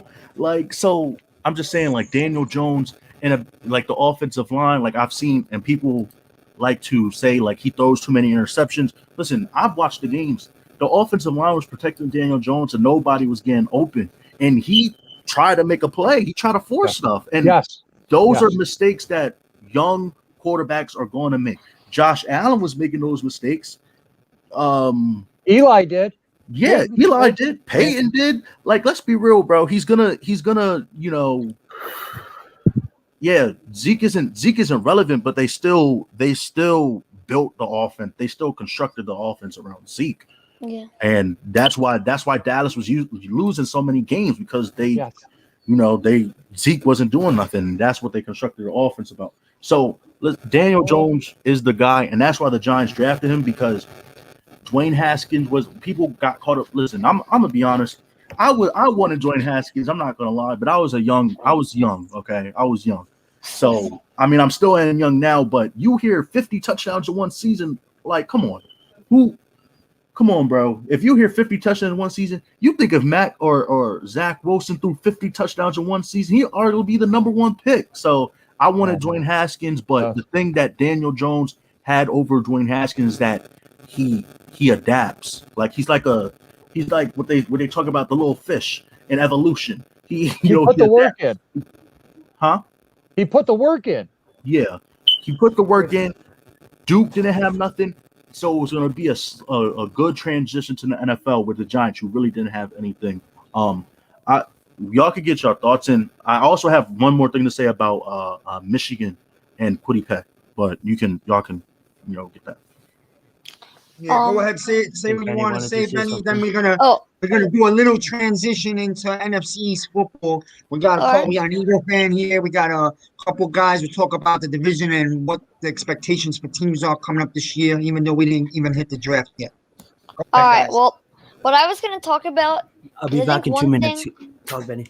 That I have been doing also, and I think a lot of Giants fans and a lot of just fans all over the league do a lot, is sometimes we got to just sometimes we have to forget about talent, and I know it's tough sometimes when you like a draft pick, but sometimes we have to forget about talent and just take the best player a good player. Like I just see it too much happening, and I do it all the time also. Like I'll be like, oh, I want this guy. He's a really good prospect. I love him, but we already have this guy who I still feel like has all the talent and potential, but hasn't really worked out yet. But I want to give a chance, and he's still young.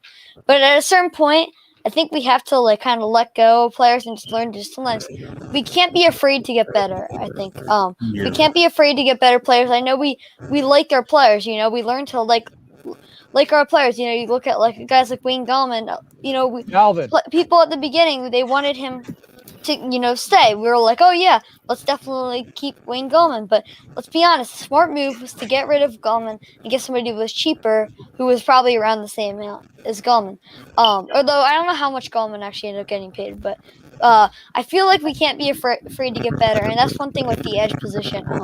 Look, I know O'Shane Ximines has potential and all, but at the certain point, we've given him a chance, and while he definitely could be a good edge rusher in this league, I don't think he's the answer for us. And I think, and he could be the answer, but I think it's time. If there's somebody good on the board, I'm taking them and not worrying about O'Shane Ximines, and he'll be a depth piece for us, or he'll leave one day and he'll go to a different team. So If X-Men doesn't improve this year, or if he gets injured again, I need him off the team. Sorry. Or not off the team, but you know he can't be in the starting line. Yeah. Same thing with Carter. I mean, if he gets injured again, yeah, or he exactly. doesn't Same produce, thing with him. And it's same thing with keeping guys like I'll say I'm trying to think of guys like a guy like Shane Lemieux. Like I like him. I think he has talent. I think he has potential. There's a lot of guys on their offensive line that are like that who are young. You know, the one guy that I wouldn't include with that is young definitely is Andrew Thomas. No matter what, I'm keeping him on the offensive line. But there's a lot of other guys that are young that we're still like, oh, but I think they'll be able to work out, so we shouldn't draft somebody. But it's like if a guy like Penei Sewell or Sean Slater are on the board, I don't care if we still think there's somebody that's talent. I'm taking them because they are, in my opinion, those two are for sure going to be good players if you get into the right situation. So, Miz will know this comment because if you're a coach, potential is what you're fired. I can hear you saying. Is that me, by the way? Yes or not? I think someone's mic is messing up. It's good it might now. Be Ash. Wait, what was it? We're Gucci now. We're Gucci now. Continue, Joe.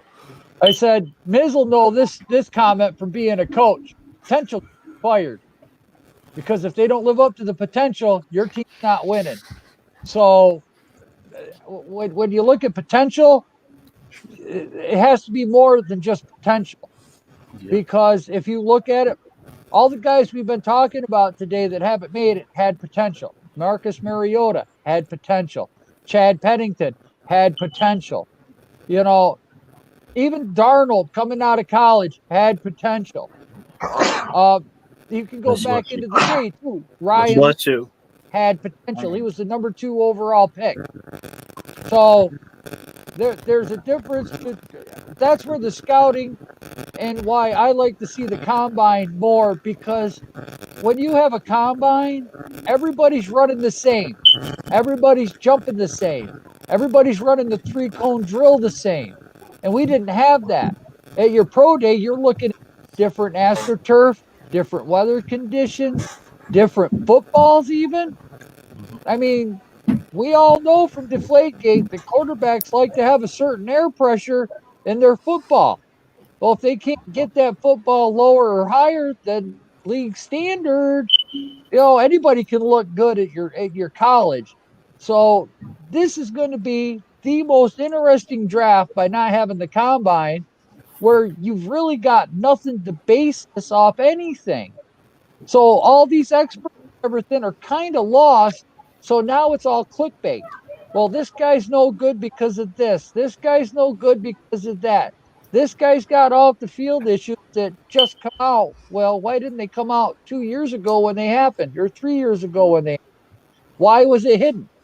Does this go back to Penn State? You know, I think Penn State is a corrupted. I think I could give my thoughts on college football and the NCAA in general, but I just think that's really corrupted. And I'm not trying to get neg right now, but I think that's like I boycott college ball now. As much as I want to watch college ball, there's a few games that I do watch, like national championship games and stuff. But until they get their shit together, it's so fucked up that these athletes, and that's their only way into getting in the league. I mean, like, I love college ball. Don't get me wrong, but fuck, man, that's just so. Isaiah. Yes. Wait, sorry. Here's my main issue with sports. When they bring politics into this shit, it's what kind of ruins it a little bit. I understand that. I understand that, bro. But at the end of the day, it's all rich motherfuckers. It's all. If you look at it, if you look at anything in life, right? It's just like I'm from Hawaii. Now I may look at Hawaii different. You guys maybe look at Hawaii differently than billionaires look at Hawaii. You kind of get what I'm saying. Billionaires look at Hawaii. They can go there and play. They can get away with a lot of shit. You know what I'm saying? Yes. So when you talk about corporate and politics, that's what the NFL is. That's what it's all about, money. And that's why you have shows like ESPN, which are idiots like Max Kettermans of the world, and saying all this bullshit, because it's like they're just here to get ratings. They're just here to get money. The fucking NCAA makes more money than fucking McDonald's yearly. Like, come on, seriously, make more money than those Big Macs. But like at the end of the day, I don't want to get into a rant, and I'll let you finish, bro. Wait, hold on. Before Joel goes, I'll say something about what Benny said. Well, he is our preacher of the night because he pretty much stole my ideas. Because I was getting ready to say it, but he stole everything. Benny, the young GM. Yes. Here's what I'm saying. My young gun. Yo, Benny's great, man. Benny's great. Of course. If we looking for the Giants, right, we're looking at the guy who's going to be on our team for a very long time. Yeah. Because if we get Parsons, I really think he'll be on his Giants team for like 9 to 10 years, maybe 12. 13. Yeah, because this year with Daniel Jones, Parsons. Because with Daniel Jones, if he proves he's the quarterback, we're gonna go a long way. Because if he don't prove, we're not gonna go that far on offense. I know everybody talking about wide receivers. We're one wide receiver. I personally disagree. Because I still feel like we got other playmakers, but the problem is Jason Garrett play calling doesn't allow that either, though. Like, I don't know why everybody don't realize it. But also, too, not to interrupt you, it's not only Jason Garrett this time around. We didn't bring in Callaway. We have a whole think tank there, and yeah, Jason Garrett is gonna go through that Eric Carriel system and that. But at the end of the day, like I just believe, like I'm with everybody, as in on Slater. I think I'm at the best. The majority of the Giants community that wants Parsons there. But if Parsons and Slater is not there, we don't trade up. I mean, like I don't value, for me personally, I don't value anybody as high as I would if a Waddle was to be there, if Devontae Smith was to be there. I mean, like Oklahoma, you guys heard me say, Oklahoma, where you at, bro? 2 seasons out of the 5, you stayed healthy, bro. Like, he has more concussion than UFC fighters. I'm sorry if you're like, you know what I'm saying? I want our receivers to stay healthy and stuff like that. But that's my only argument when it comes to taking a receiver first. If Slater's gone, if they don't rank another offensive line as high as Slater, or if maybe they rank a defensive lineman like Aziz, everybody's talking about that high. You know what I'm saying? There's a lot of players that we could go there, but I'm fully confident wherever we go. But hopefully it's not quarterback or kicker or anything like that. So not to make a joke, but anywhere we go, I mean, like we're good at 11. Yeah. And also, am I the only one thinking who do not want to trade back? Just keep the 11th pick. I want to keep the only one here. I want to keep it. How about this? I got an idea. Everybody, raise your hand if you want the 11th pick and stay put.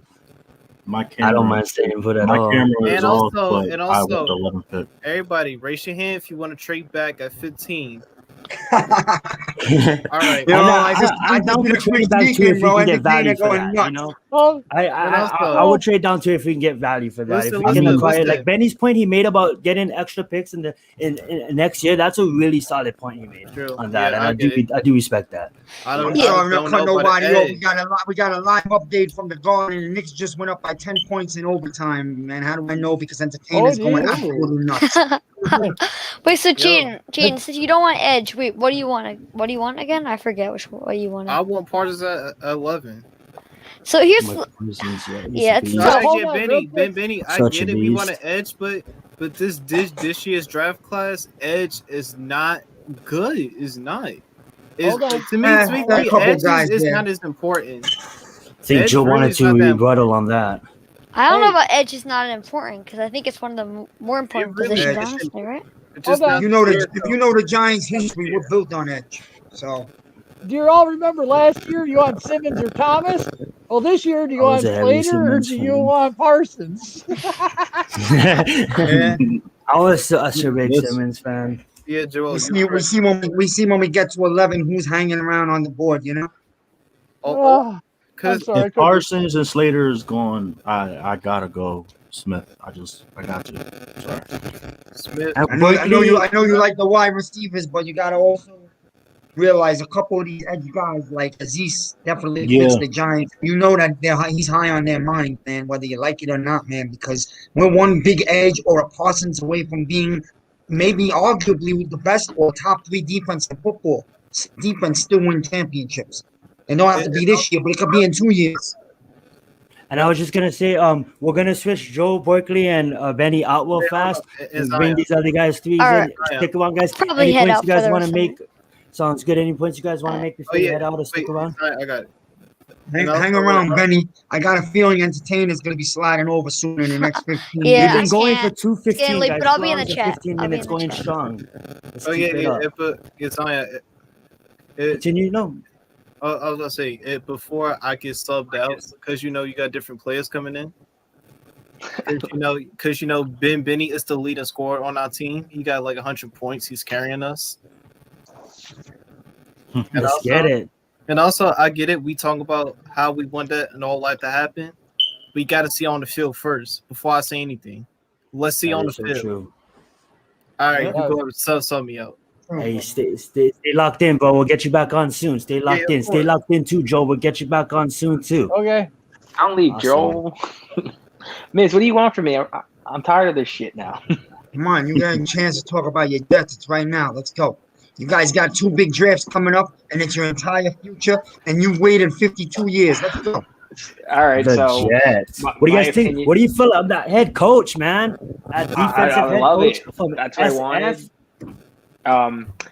I'm just letting you know. Shula, I I'm a believe Jet his fan. name I'm is. super excited, but it's like if they can't get it right these next 2 years, man, we're never going to be good. But I think they're going to get it right finally. I mean, I hope they get it right, but if they can't get it right these next 2 years, that's it. I'll never be good in my lifetime. I think they're going to be solid, man. I really do. I think so Chris, too. we all remember seeing that. We all remember seeing that Eagles fan, man. It was like 98 years old. He was at that game. You know what I'm saying? I mean, like it could happen. You know what I'm saying? Not saying this.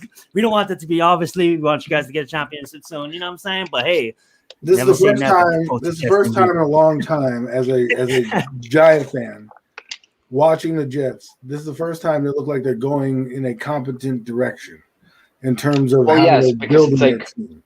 People don't understand. It's like, okay, yeah, they're building through the draft this time, and I get it. I love it actually, but it's like this is the first time in like since I've been watching football that they've actually they have a football guy in charge. Like the last time they had a football guy in charge was Bill Parcells. Then we had Mike Tannenbaum. We had that success, but Rex Ryan but Mangini, Mike Tannenbaum was like an accountant when he got that GM job. And like people don't give Mangini credit, but Mangini did a lot of the drafting for that team. That's why we hit on so many players.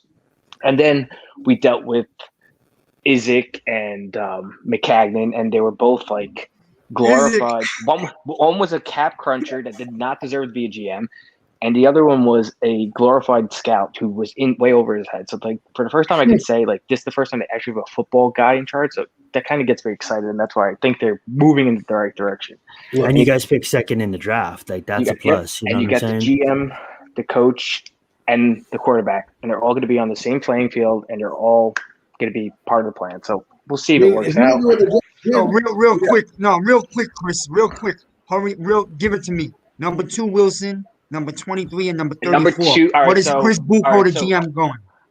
A lot of we've been fighting as a lot of Jet fans because it's like, what should we do with 23 and what should we do with 34? I'm finally here. I want of course Wilson's going to be the pick at 2. It's basically a lock. And then as far as 23 and 34, I'm on the. Everyone has their own opinions. Our corners, we need corners, but to me, why does everything need to be fixed this year? It's like we're not going to be great next year. Maybe we win 6-7 games. That's put 7 games, 8 games. That's like max. I can't say I'm winning more than that. So it's like, why make the same mistake again that you made with Sam and actually just take all offense? Take an offensive lineman, take a receiver, take 2 offensive linemen. Who cares about corners? You could fix the defense next year. Worry about if the number 2 overall pick fails, which it's going to be Zach Wilson. It's like the team's not going anywhere anyway. So you might as well just build around this kid and worry about the defense next year. That's my opinion. So who are they picking at 23 then?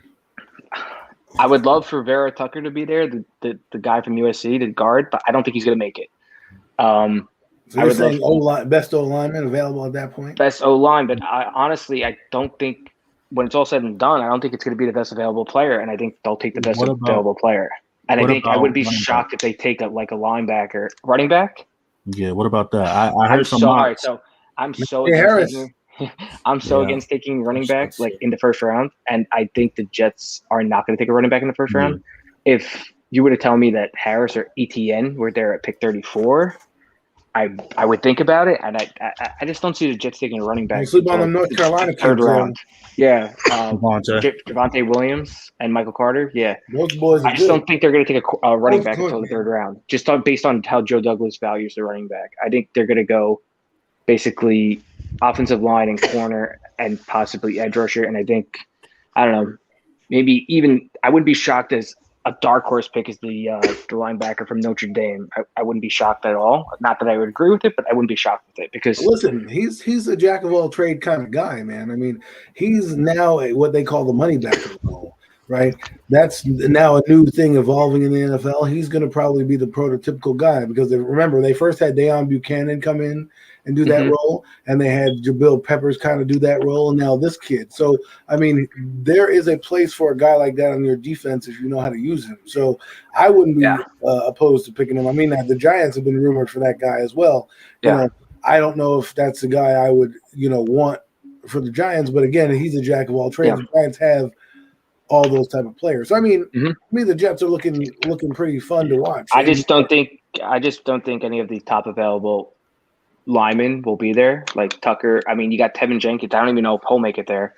So I don't think they're going to force the issue of taking an offensive line in the first round. They'll probably go defense, and then maybe go like Alex Leather, and then go like an Alex Leatherwood at like 34 or something like, or Creed Humphrey, because it's like even for the Giants, it's like no one talks about this, but it's like for a young quarterback, if you have an elite center that actually can call out call out the offensive plays and call out the defense, it goes such a long way. Like when we had Brickenshaw, Ferguson, and Nick Mangold, we had him for 10 years. We didn't have to worry about left tackle or center for 10 years. And Mangold actually was a huge part in like Sanchez's first 2 years. Like he helped call out defenses and everything. So it's like even for the Giants, like if they can get, I know you guys like Nick Gates and everything, but it's like that's why. I think an elite center is so underrated, and if you guys can get like Creed Humphrey for yourselves, I think that's like even a move to take in the second round. A lot of people don't understand that it's mostly the center actually calling out the defense, the plays. Right. They automatically think it's the quarterback, but the center is actually the one responsible for calling out the mic, the defensive formations, figuring out the defensive front, knowing each defensive lineman's tendencies. It's their job. It's not necessarily all on the quarterback. That's why you're correct, and I think it's such an underrated position on the offensive line that doesn't get talked about, and everyone's like, "Oh, it's a center," but it's like. I just know from past experience. Not everybody can be Peyton Manning. He was amazing, and I love them. Centers are the brains of the offensive line. Yep. Even Peyton Manning had Jeff Saturday. Don't think Jeff Saturday didn't help out Peyton Manning. I mean, Bill Sims had Bart Oates.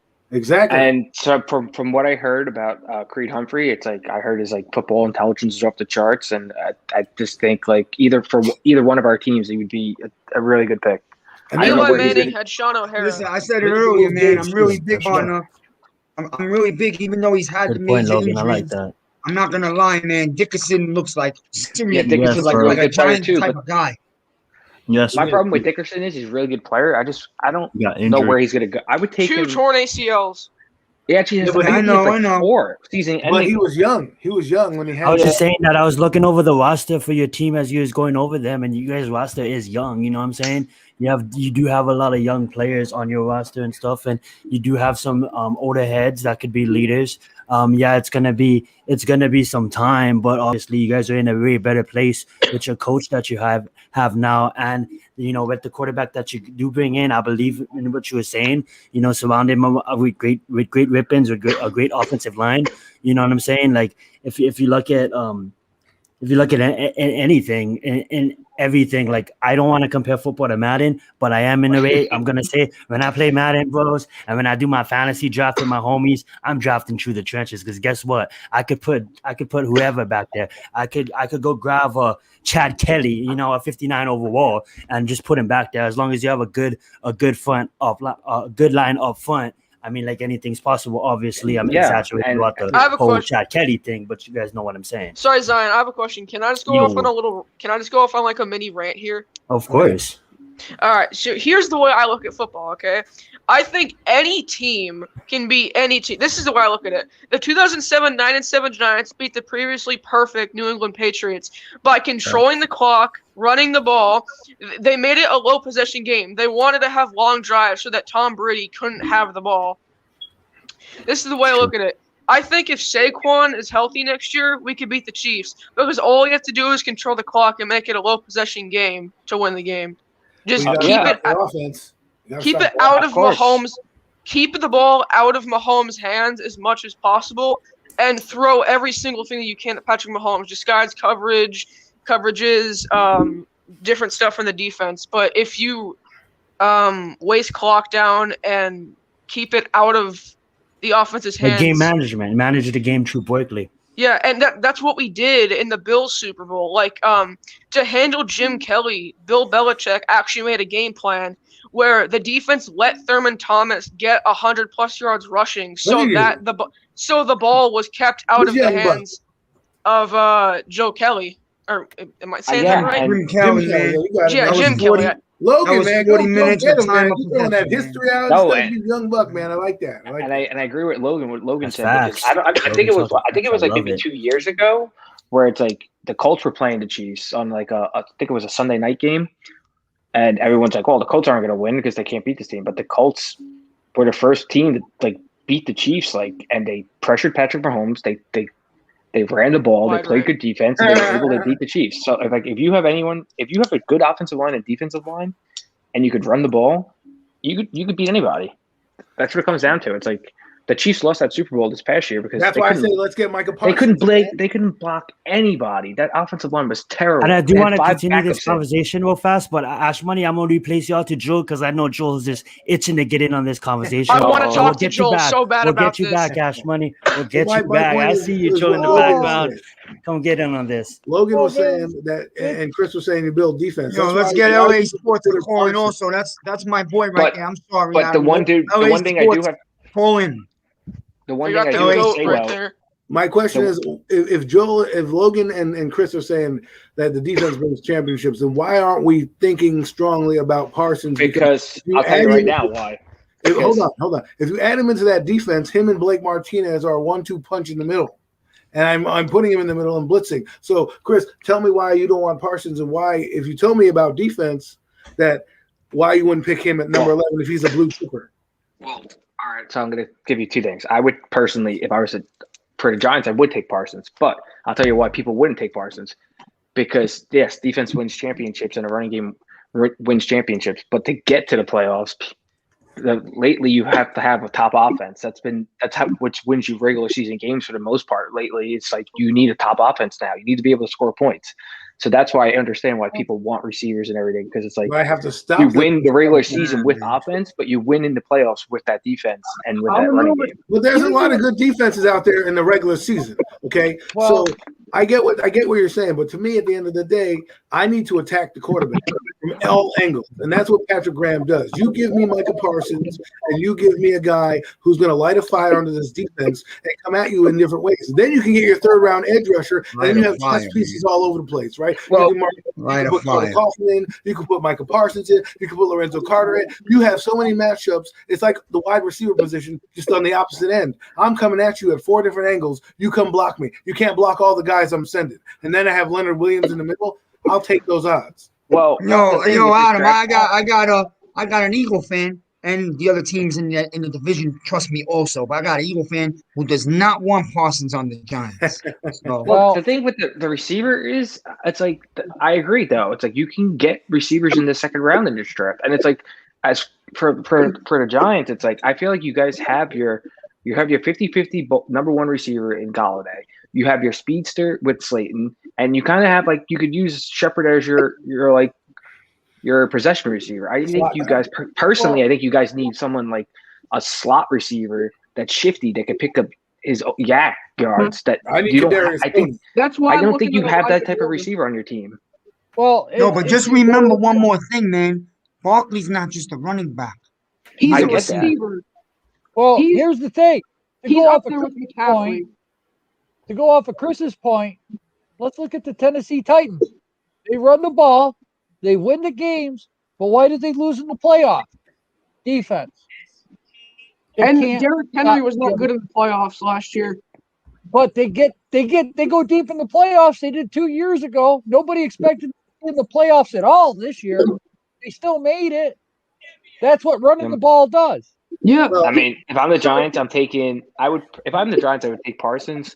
And then in round 2, I'd probably take the Dimey Brown, the receiver from North Carolina. So far, Chris. I'm sorry, guys. Can I just go on another mini rant when Sabuku's done?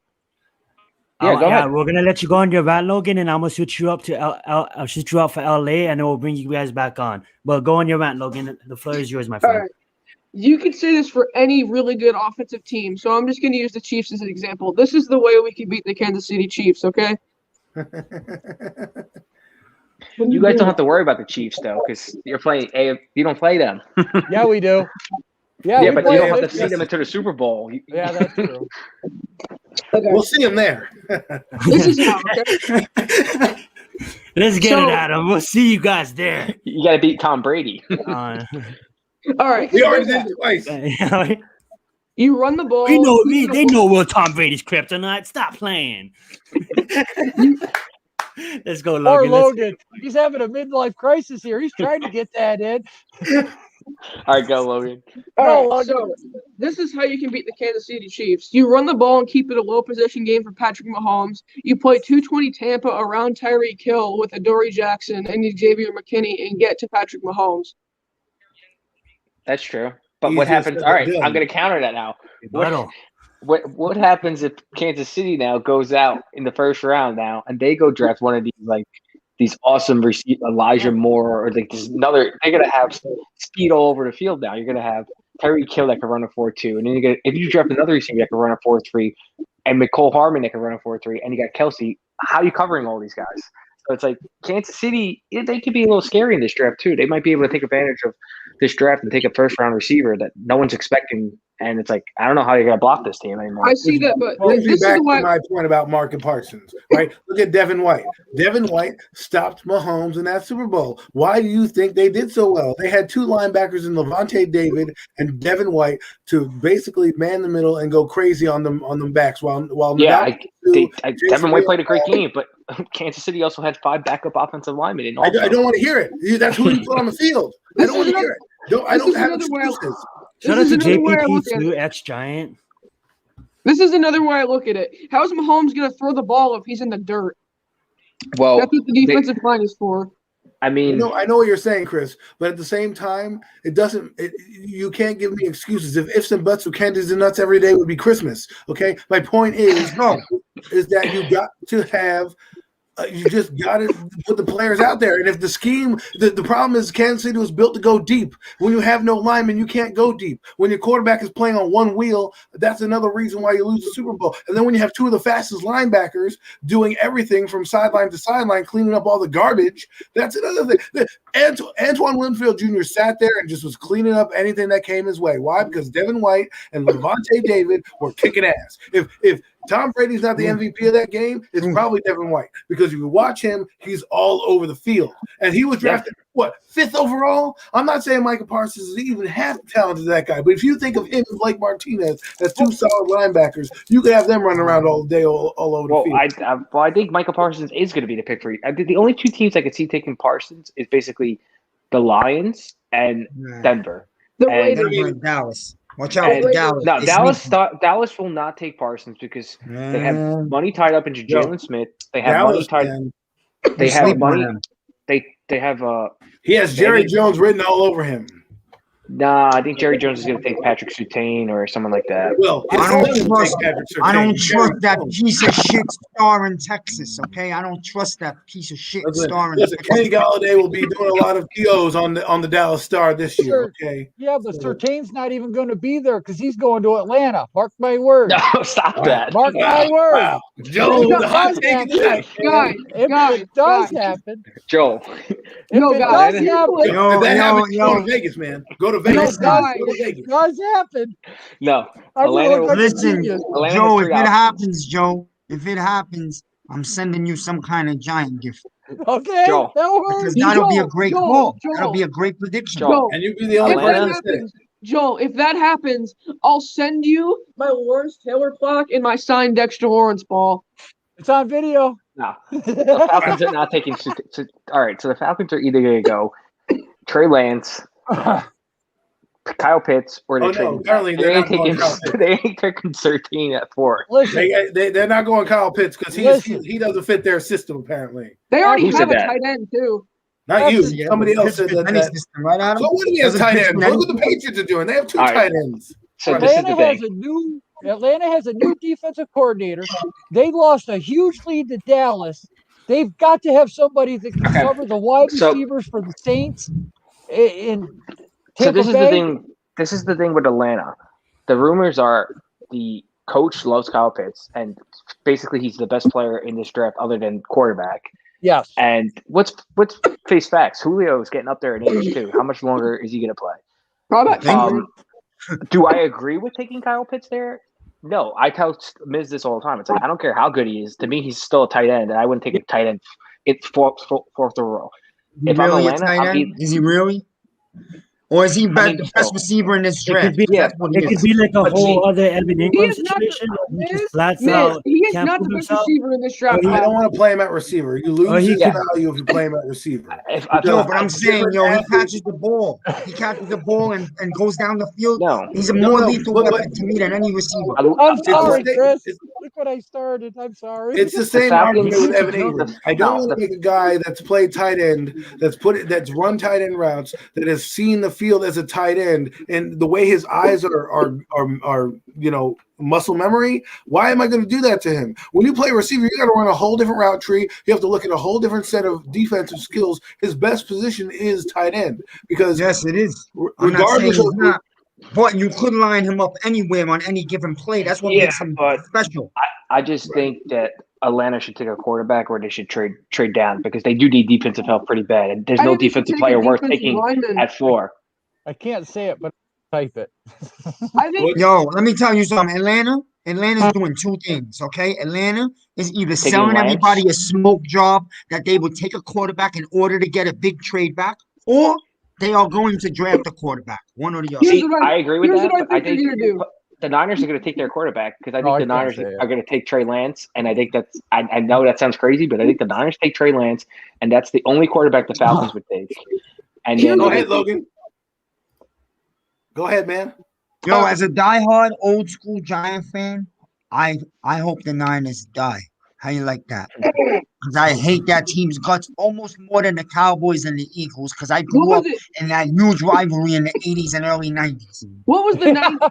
I just want to interrupt real fast to say, Chris, about, Adam, and Joel, I'm gonna get you guys about. back. I hate to interrupt this awesome conversation right now, but I know we got these other guys waiting, so I'm gonna bring them in. We'll get you guys back. 2 more minutes. Let them wait 3 more minutes. Let them wait 3 more minutes.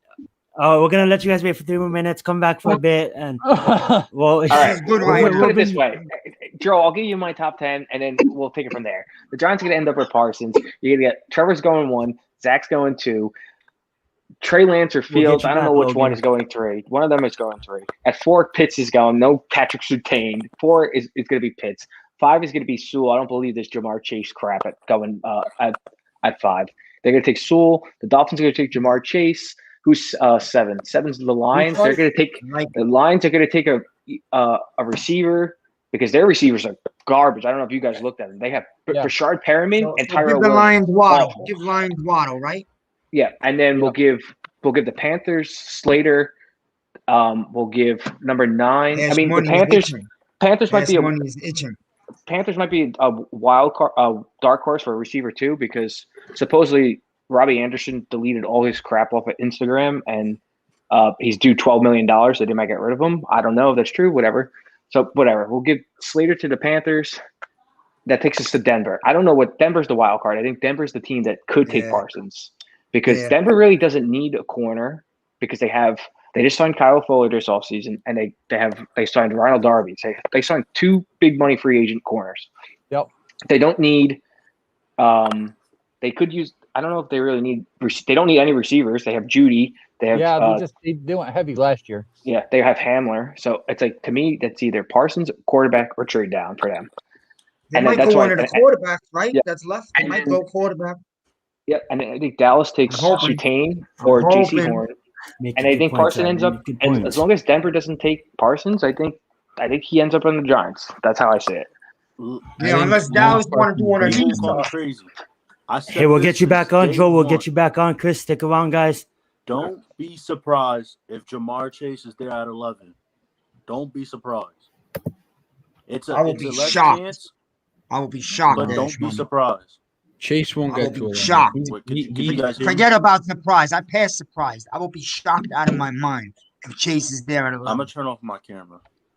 Oh yeah. And also, last time we wanted a defensive player who thought who was gonna be on that Super Bowl team. We end up taking Dan Jones. Yo, good night, Adam. Thanks for joining us tonight, man. It was a pleasure, man. Come again, maybe the night before the draft. We might go on. Thank you, Adam. Welcome back, Worky. What's good, LA? Talk to us, LA. Thanks for joining the stream, brother. Chris Busso. Thank you, Adam. Sorry, guys. Just to interrupt real quick. How long do you guys plan on going for? We'll probably go for like another 10, 15. And it's been 2 hours and 40 minutes, guys. We've been going for 2 hours and 40 minutes nonstop. No boy moment, let's see how guys. It goes. I'm going to see in the next few minutes if Entertainer is going to join us for a little. That will cap off the night. He's just about finished with his calling after the Knicks game, so we give it another 10, 15, 20 minutes. Sorry, I've been talking a lot. It's just I was watching the Knicks game, so I just really wanted to get my final thoughts in. You're Gucci, bro. You're going to head out, you're saying? You want to put in your final thoughts? No, I'm saying, I'm sorry I was talking a while there. I was just wanting to get my thoughts. No, not at all, bro. Not at all, bro. I love you guys having you guys on. Like I said, I'm new to this whole thing, so I'm just trying to figure it out. And thank you so much for coming on and speaking you guys' mind. I love it. You know what I'm saying? You buying the stream? No, we're probably gonna end the stream in like another probably like 10, 15, try to go a little minutes. more. Yeah, let's see. A little bit longer, yeah. I won't lie. I am Entertainer did say he would pop in. I spoke to him a little while ago, so we'll see. Unless something comes up, we're trying to grab him a little quick, get a little couple words from Entertainer. So bad, bro.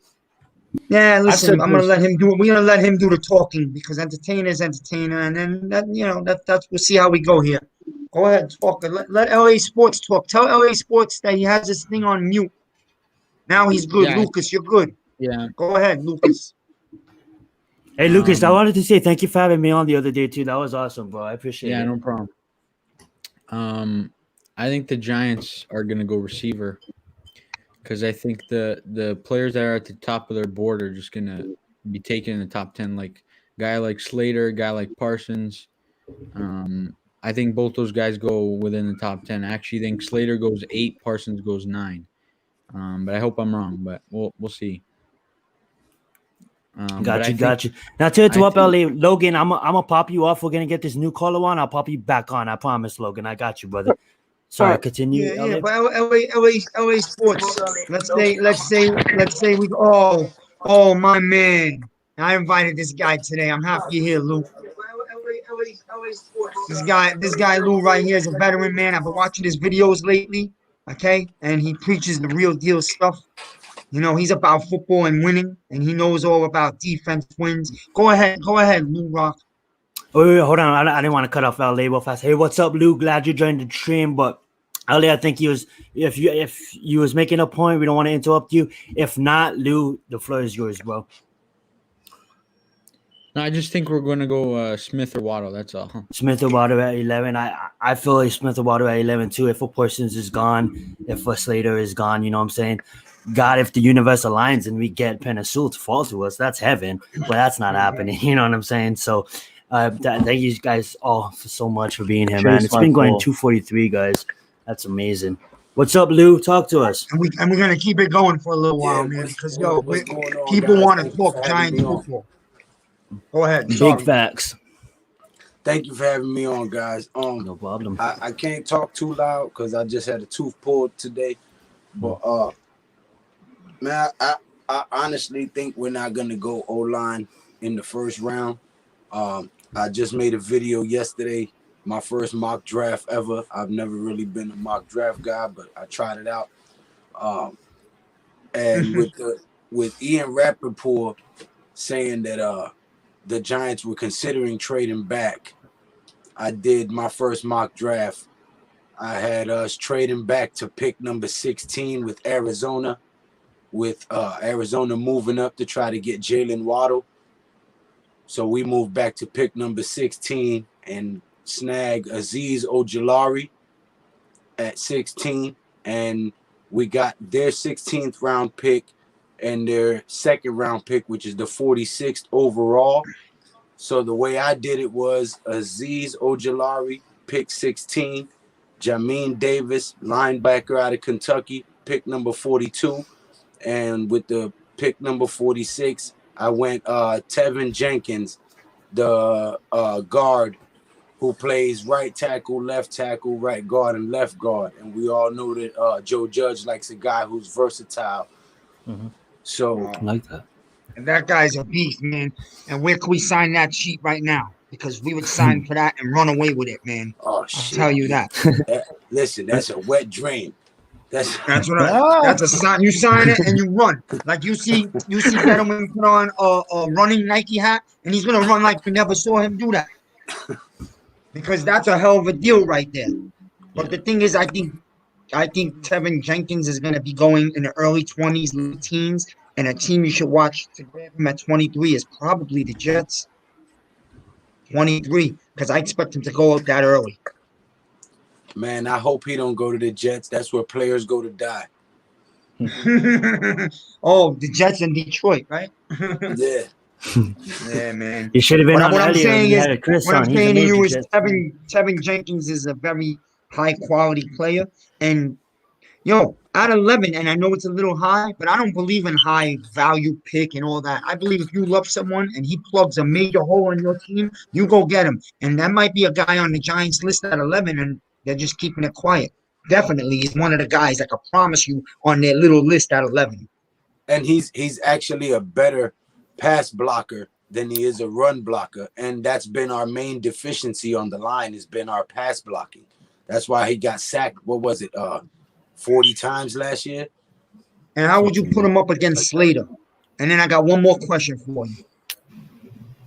Who, me? How would you put up Tevin Jenkins against Slater?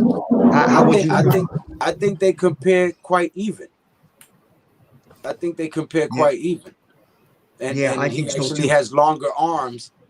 And the only deficiency I see with his game is that he doesn't avoid that punch. And what I see in Jenkins over Slater, to be honest, and I know Slater is a big prospect, I see Jenkins being a lot more vicious and angry player with a chip on his shoulder, and I like that. He's very physical and feisty, like Gates is a little bit. And so I wouldn't mind, like, if we took him at 11, I wouldn't be upset because I know that would solidify his O-line, and Barkley would have, forget about it. That night, Barkley will be he'll be drinking all night. He's going to party because he's going to have a monster run. You're going to solidify the O-line. But my other thing to you is being an old school Giant fan like me and knowing that defense wins championships. At 11, if Micah Parsons is sitting on the board, man, go ahead. What do you think? Me? Yep, you. Hell yeah, I take Parsons with no doubts. Thank you. Listen, a lot of younger guys don't. I feel they don't understand this because the league has gotten lost in this whole fantasy throwing world. I understand receivers are mad fun to watch, but a guy like Parsons takes you to a championship. He intimidates the other team every single week. Defense wins Super Bowls. Yeah, that's a fact. Facts, and other coaches will have to game plan for Parsons. Game plan for the defense wins championships. But man, think about our secondary. Think about our defensive line, and add him to the mix. Oh shit, it's a wrap. we gambled on Eli Apple and DeAndre Baker, and neither one of them had the talent that Micah Parsons has. Also, the coaches that we had when we took those players didn't command a presence in the locker room like Joe Judge does. These guys respect him because he not only puts the players in check, but he'll argue with a coach and fire a coach.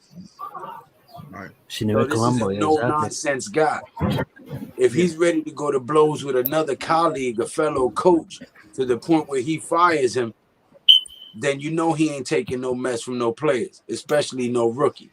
So if we was to sign Parsons and the rumors weren't true or whatever about his character flaws, Joe Judge would check that quick, or he'd be a practice squad or on a trading block. And Lou, I told these guys earlier this, man.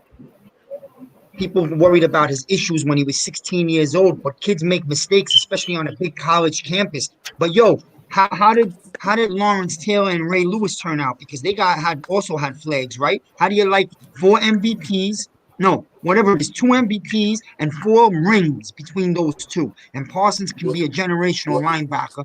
Well, forget that. When you say Lawrence Taylor, you can't even say Ray Lewis or anybody else, because Ray Lewis was great. And yes, there have been several great linebackers, Hall of Fame linebackers, not to take nothing from them, but none of them redefined the linebacker position.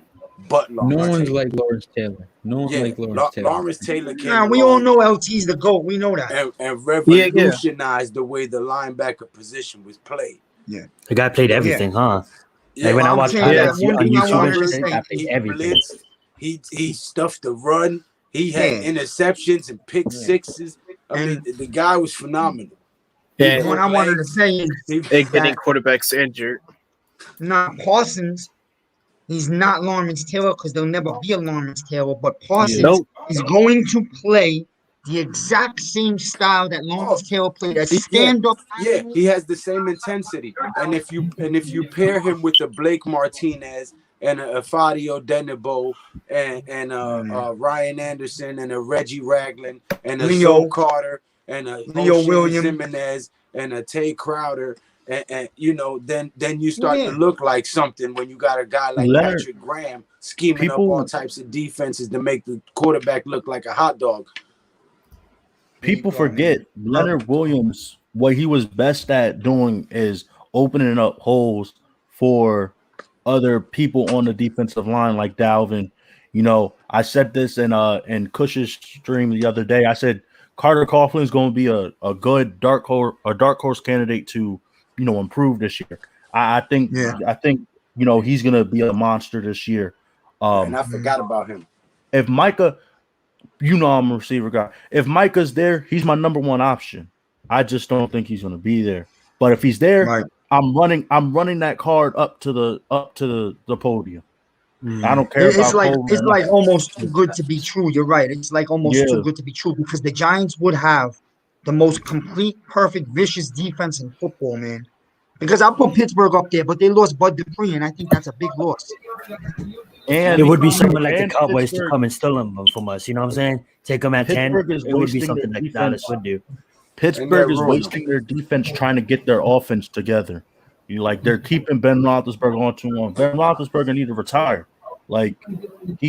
People think he can still win a championship. He's not. If you don't give him a running game, you don't give him a running game. Let him have his one more year. What's up, Pat? I've been waiting for Pat all night. Yeah. I felt like. Go ahead, Pat. I felt like Big Ben. He should have retired last year. He was saying with Pouncey, he was saying he was going to retire with him, and then Pouncey went ahead and retired. He didn't retire. I don't know. I think Big Ben Roethlisberger is really kind of overrated to me. I think he gets too much hype. Because listen, at one point he had the best receiver in the game and arguably the best running back in the game. Made no Super Bowls without him. If Eli had that, he would have been made a Super Bowl. I'll tell you that. Plus, too, the Steelers are so good at they always have receivers there. You know what I'm saying? Mm-hmm. Like the Steelers are known to breed good receivers. And they had a top 10 defense. Troy Pollard, Steelers are good at linebackers. Yeah, they had like Antonio Brown, Steelers are good at linebackers, and Steelers are good at linebackers, and the Baltimore Ravens are real good at linebackers too, man. Yeah. And you know what? Maybe we're starting to get back at that. But you know what the Giants are the best in the league at? Defensive tackles, because we supply the whole damn league with all pro defensive tackles. And then we go draft another one. People were so upset when we didn't resign Dalvin. I'm like, yo, we had Linval, then Jonathan Hankins, then Dalvin, then Dexter, then we gonna draft somebody else. Like defensive tackle, it's a really a easy. I won't say easy, but it's one of the easier positions to fill on the defense. No, we loaded at defensive tackles, man, because you got Dexter, you got Leo, you got the kid we got from the Titans last year, right? You got BJ Hill. Johnson. Yeah, you got Austin Johnson. Danny Shelton. You got Shelton. Shelton was a great pickup. Because when you put a big hippo on that line and he got to take up two guys, listen, I'm keeping him real, man. When you got a condominium, when you got a condo in the middle of the line, listen to me, and you have to put two offensive linemen on him. You don't think that frees up Leonard Williams to run freely, the edges? Martinez could go anywhere untouched, man. Wait, hold up. Yo, the Giants D is loaded, man. That's why I want Parsons. He's the final piece. Because, he is a criminal. He's a vicious line of scrimmage criminal that's going to make the quarterback so scared. You know what scares me? Oh, go ahead. Don't forget Lorenzo Carter on that defense, too. He's going to be coming back. Yeah, if he's healthy, he's a problem on the other side, yes. You know what scares me? Ashmoney. Yeah, but Lorenzo Carter's not going to be the same player. Yeah. He's not. He's going to lose a step. That injury with what we're asking him to do at linebacker, he's going to re-injure that. So his window is getting smaller and smaller. You know what? Same thing with O'Shane Jimenez. Same thing. Same thing with Jimenez. They're both like one more injury away from maybe not even being able to play football anymore. Hey, that might happen. We got to wait and see. You know what? You got a guy like Coughlin. Coughlin could step up, and I still believe healthy. Lorenzo Carter was going to have a big year last year, so let's give him another year. Let's see what happens. The guy we need to target is in the third round, Quincy Roche. He's a good prospect for the edge. I'd rather be in Cleveland in the third And there's round. one more guy I've been studying. There's two of them. They're both from the same university, and you can get them in the third or fourth round. And that's Weaver and Jones out of Pitt University. They're both beasts. And you're going to get them in the late rounds, and they got motors. You know what scares me? What team scares me in drafting Parsons? And people not going to realize. People don't expect this. Miami. Go fast, Ash. I'm going to interrupt you real fast. I think Joel wants to weigh in heavy on these points too. So I'm going to replace LA with Joel. I'll get you back on. LA. My man. I'm going to replace you with Logan. I'll get you back on as well, bro. I'd like to get Pat in for a few minutes because Pat is very knowledgeable. He's a big guy. I want him in here. Pat said he on a date with his lady. Y'all didn't have to do that. I was good. I on a date. All right. Yeah, but like I was saying, I think Miami. A lot of people in mock drafts they think Miami's taking Jamar Chase. Listen, they have 2 first-round picks. They traded back to 12 and they have a pick at 18. They could draft somebody like Rashad Bateman at 18. I don't think they traded up for a receiver. I think Miami could take Parsons. I really do. Because if Belichick and Judge like Parsons, I'm gonna think Brian Flores likes him too. They all got that same type of coaching. They got that same. I'm with you on that. I'm scared he might not even make it to 11 as well. You know what I'm saying? Yeah, I'm saying like people think Miami's going with Chase. I wouldn't be surprised if Chase falls to 11. I'm not gonna lie. Just like if you look at the recent history, it's like right now it's a small chance, but I wouldn't be surprised because if Kyle Pitts is there, and I think Miami traded up for somebody that they felt like wasn't going to be there at 12. that isn't a receiver. Because like I said, they have pick 18. So Miami could go Parsons. They could go Slater. They could go Pitts if he's there. Sewell if he's there. Detroit, I feel like Detroit will do something dumb and pass up on Chase if he's there and draft a quarterback or something. And then Carolina, Pitts is there. I think they'll go Pitts. So it's kind of likely Chase will be there, but I think that's just maybe I'm just in love with Chase. I don't know, but I do think Miami has a good chance to take Parsons. I do think that, and I do think that Detroit is locked into Slater if he's there. I'll be honest. Yeah, Detroit needs everything. But like I said, bro, Detroit needs Parsons, everything in a bag of Cheetos. Detroit hasn't won a championship in like 67 years. Listen. I'm sad being a Giants fan. I mean, they haven't made it in 7 and 8, 9 You years. bring up a good point when you say if Belichick or Judge is interested in him, that Flores will more than likely be interested in him because he's from the Belichick tree. But I made a video, not to get too far off topic, about this not too long ago. Because if you look at all of these teams who've had success in the last 25, 30 years, they've all come from the Giants tree. Mm-hmm. If you think about it, Sean Payton, who went to the Saints and brought them up, Bill Parcells from the Bill Parcells tree, the New York Giants tree. Tom Coughlin, Jim Fossil. Yes. What's the other guy? Bill Belichick, because before he went to the Patriots, he went to Cleveland and built that team that ended up going to Baltimore and beat us in the Super Bowl. That was a team that Bill Belichick put together. The Dallas Cowboys with Tony Romo, Bill Parcells put them together. So all these teams that have been making noise came from the New York Giants family tree.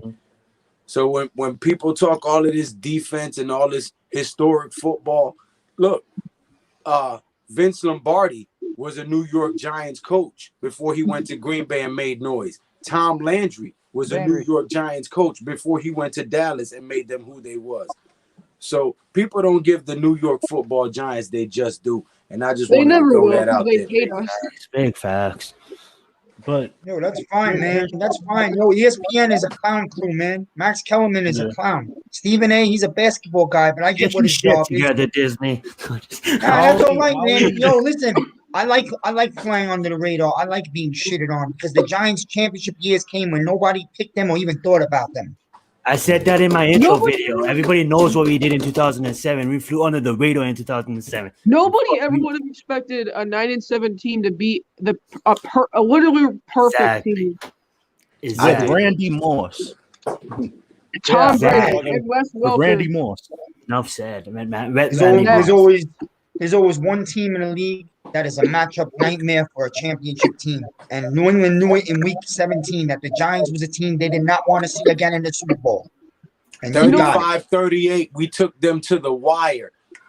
35-38. Rest your guys. You got nothing to play for. These guys, they're a lock. You got nothing to play for. Rest your guys. Nah, not Tom Coughlin, not the Bill Parcells family tree. Right. And I'll tell you something, Lou. The Giants played a shootout game with them that day on purpose. Let me tell you something. Steve Spagnuolo's and Coughlin's plan was to not show them any of their defensive stunts, blitzes, or nothing. They saved it in case they see them because there was a hint. And at the end of that game, Belichick actually told Coughlin, "We'll see you in 4 weeks." So they knew something. No, this is why I'm such a big O-line guy. Because it doesn't matter who you have back there. You can have the GOAT, Tom Brady, back there. And if you can't protect and your guys can't run their routes and give your quarterback time to go through his progressions and make his reads and find his guy, then he's worthless. It doesn't matter if he's the best quarterback in the league. If he doesn't have 5 guys in front of him that are going to give him time, doesn't matter. We proved it twice against Tom Brady. Another thing that motivated the Giants team during 2007. Remember, Plex's prediction, and then Tom Brady said, "Oh, we're only going to score 17 points. Yeah, didn't even make 17. You scored 14. Yeah, but that wasn't a prediction, man, because Plexico and the players in the house knew that the Giants kept things away in that Week 17 game. The Giants had a monster pass rush, man, and Brady didn't see it coming because they didn't show him anything in Week 17. They played a shootout. Yeah. All they saw was big boy Brandon Jacobs, but they didn't see the pass rush. Right, because they never Spagnuolo never blitzed a fifth man. That whole game, it was just four-man rush. He never run a blitz package that whole game in Week 17. That's great coaching mind because you're thinking, yo, we will see this team in 4 weeks that we believe that. Yep. That's what I'm saying. That's Patrick Graham. That's Patrick Graham. Yes. And if the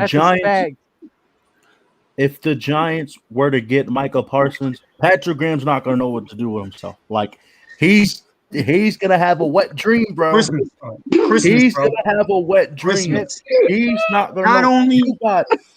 Listen, you got Leo, Micah, Carter Coughlin, Lorenzo, the secondary, Midbow. You got Dexter. Secondary. What about the linebacker who drafted late last year? He played good midseason. Who's our right tackle? Right guard? Cam Brown. And the secondary doesn't have to cover that long, which makes them even more deadly because they're going to lock shit up. They're going to lock it up. Do you realize we have the best secondary in football? They will cover them that long. That's why we're going to destroy quarterbacks. No, I'm saying they don't have to. They don't have to cover them that long because the pass is going to get there, which is going to make them even more deadly. You guys thought that the pass rush against the Seahawks or another one of those teams where we really got to the quarterback was cool last year. Imagine that with this new secondary and Micah Parsons. If we had Micah Parsons, I would be all on board. Two things I gotta say. Number one, we don't have a right guard. This is going to be the best secondary in the NFL. The second round, bro. It's going to be the best secondary in the NFL since Legion of Boom. You watch. This will be the best secondary in the league since Legion of Boom back in 2012 and here's the thing as well. We can get a right guard like Samuel Cosme. Second round. Samuel Cosme, Tevin Jenkins. We can get them Ben Cleveland pick 42. 42, 100% at 42. Yo, the Giants must come away with a big guard here, and because like Lou was saying, man, if you don't solidify this O-line with one more piece, then you can take any wide receiver in the draft, and they're garbage. They're not going to get the ball. Jones is going to be on his back all year, and Barkley's going to get hurt again. You got to solidify that. This is why I'm on the Ben Cleveland train. Ben Cleveland is one of the nastiest offensive linemen in the class. Mark my words. Logan, I want you to look this up, right? We're not going to take a wide receiver in the first round. No, I don't want to. Look, Joe Judge has already interviewed this kid from Charleston, West Virginia named Mike Strawn. He's 6'4", 228 pounds. Catches nothing but contested balls at a Division II school. The kid is a monster. But so since he plays for Charleston, West Virginia, he doesn't get a lot of credit. He's projected to go undrafted. What's his name? Michael Strawn. Michael Strawn. He's projected to go undrafted. Joe Judge has already groomed him up, had interviews with him, Zoom conferences. So he's already locked in, opposite of Kenny Galladay. So we don't need to waste a first-round pick on a wide receiver because a lot of first-round picks on wide receivers tend to be bust. You get a lot more value with your wide receiver picks later on. People don't understand. People don't understand. Right. The best wide receivers in the draft usually come in the later rounds.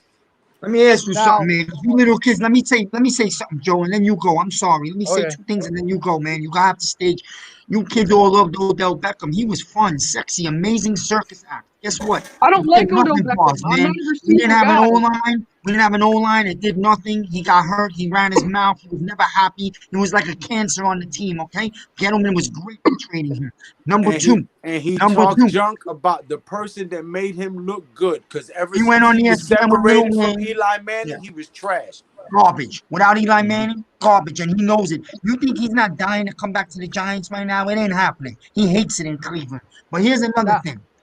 In the third or I'm not a fourth receiver round, guy. there'll be two receivers I want to give you real quick, and then you guys can talk. I'll shut my face. But there's two You're receivers I did fine. homework on. I love this. He might go late This is second lit, round. guys. I'm just crying and listening. This is No, fucking this guy amazing. might climb up to the second round. I've been big on him for like 6'5". I've been studying him from last year. 6'5" Nico Collins out of Michigan is a physical beast. He's another Nico Collins is Galladay. a beast, bro. He's another Galladay. You put Collins is those one of two my together favorite with players in the Robinson in the draft. middle of the field. How you stopping a physical big team like that? Number two, you could get him in the third or fourth round. I'm gonna give you a third or fourth round, real good wide receiver, a blazer. 6'4", scary Terry out of Florida State. He is so physically, mentally strong, man. It would be great to have him on the other side of Galladay. Bro, Now, people that want receivers in the first round. Hold on, Logan. Hold on, Logan. My Let Joe turn. go. Let Joe go. Go, Joe. It's your turn, bro. Just having Have the fun, bro. Just having No, fun. you good. You get, but it's good. I'm loving this, by the way, guys. I'm just enjoying this. I'm just trying to highlight these comments. I'll moderate this whole thing for you guys. Let's fucking get it. No, Where's in the Pat, first bro? I can't round. believe Pat is not calling him. 1 a.m., bro. That's at dinner, I No. believe so. Let Joe Dinner. talk.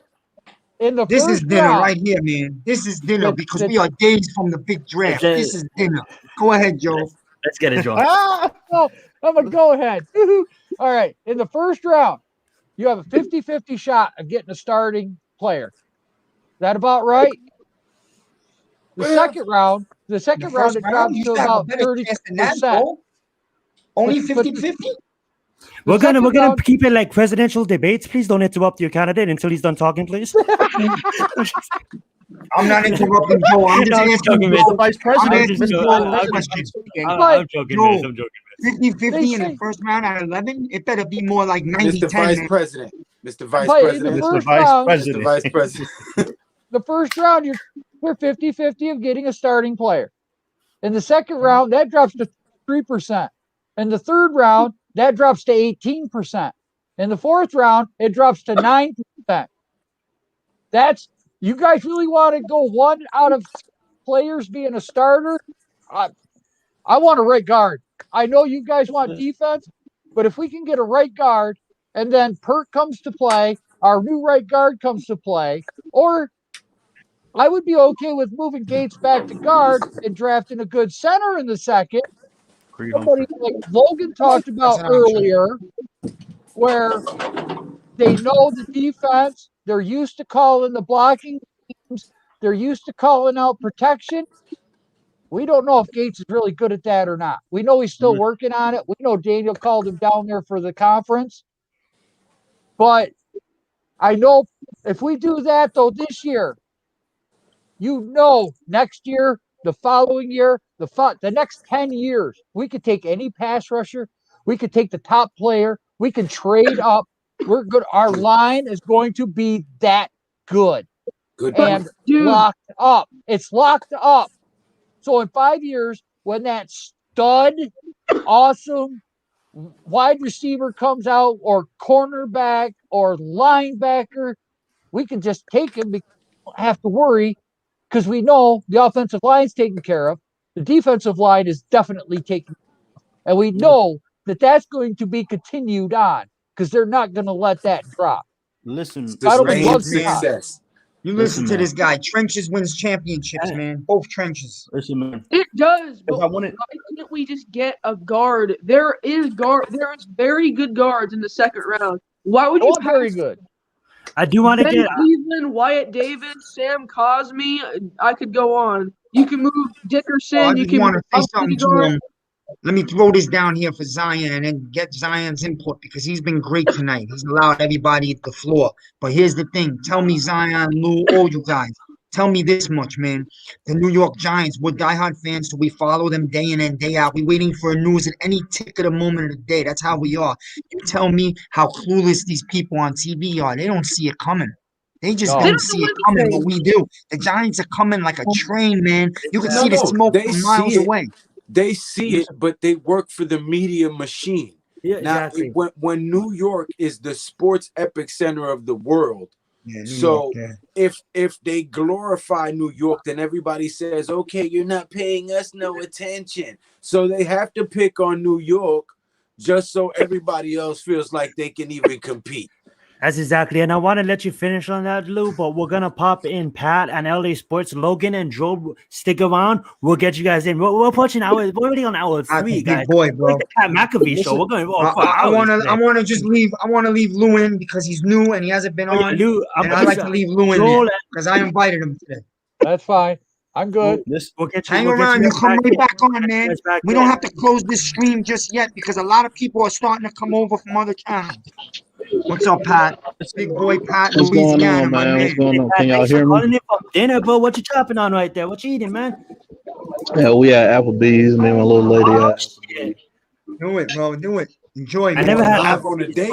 We have Chili's. But first things first, if you let me go real quick, first things first, shout out to Lou Rock, man. A lot of people don't know about that Giants coaching tree like that.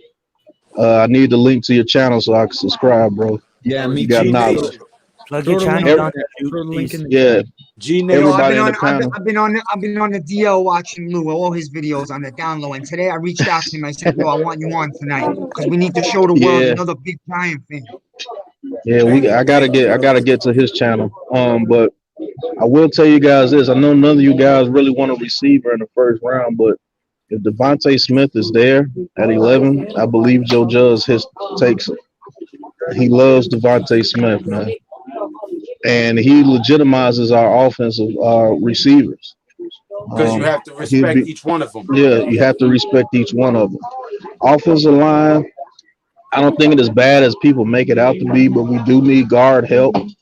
And I believe a player like Ben Cleveland, or if Wyatt Davis falls in the second round, that'd be a good pickup as well. But what do you guys think about the rumor that the Giants love Ojulari, defensive edge from Georgia? They should. What do you think about that? A couple days ago, and I totally buy it. I totally buy it because I made a video totally about fits it. the Giants system. My first mock draft ever, I just did yesterday and posted it. And I had the Giants trading back with Arizona to pick number 16, and they're moving up. Arizona moving up to get Waddle to help Kyler Murray. Us moving back to pick 16 to grab Azeez Ojulari, and they gave us their second pick, which was number 46. So we went and got Jameer Davis at 42, and Tevin Jenkins at 46. Okay, that's a good thing. But what if we don't trade back? Would you think that it'd be a reach to take him at 11? Not at 11. At 11? It's a reach. Yeah. Is it a reach? Who's that? It depends. It depends on who's there. Ojulari. Let's say you got Micah Parsons there and Azeez Ojulari. I Oh, would go my. Micah Parsons. You go Parsons. Yeah, let's say Devontae Smith, Slater, Ojulari, and Parsons is there, Slater. and they took Ojulari. Would you be disappointed? No, we go Ojulari. I love it. I wouldn't be disappointed. I wouldn't want to go Ojulari. I would think that we could have if got him Michael was still there and Smith or Waddle was still there, I wouldn't want to go him. But say, for instance, we do go him, I would just say what I always say, like, I believe in this coaching staff. There was a reason why they took him at 11, so I wouldn't get I wouldn't react like when we took Daniel Jones. You know what I'm saying? What if I told you Parsons could do what Ojulari can and still be a dominant force in the middle of the defense?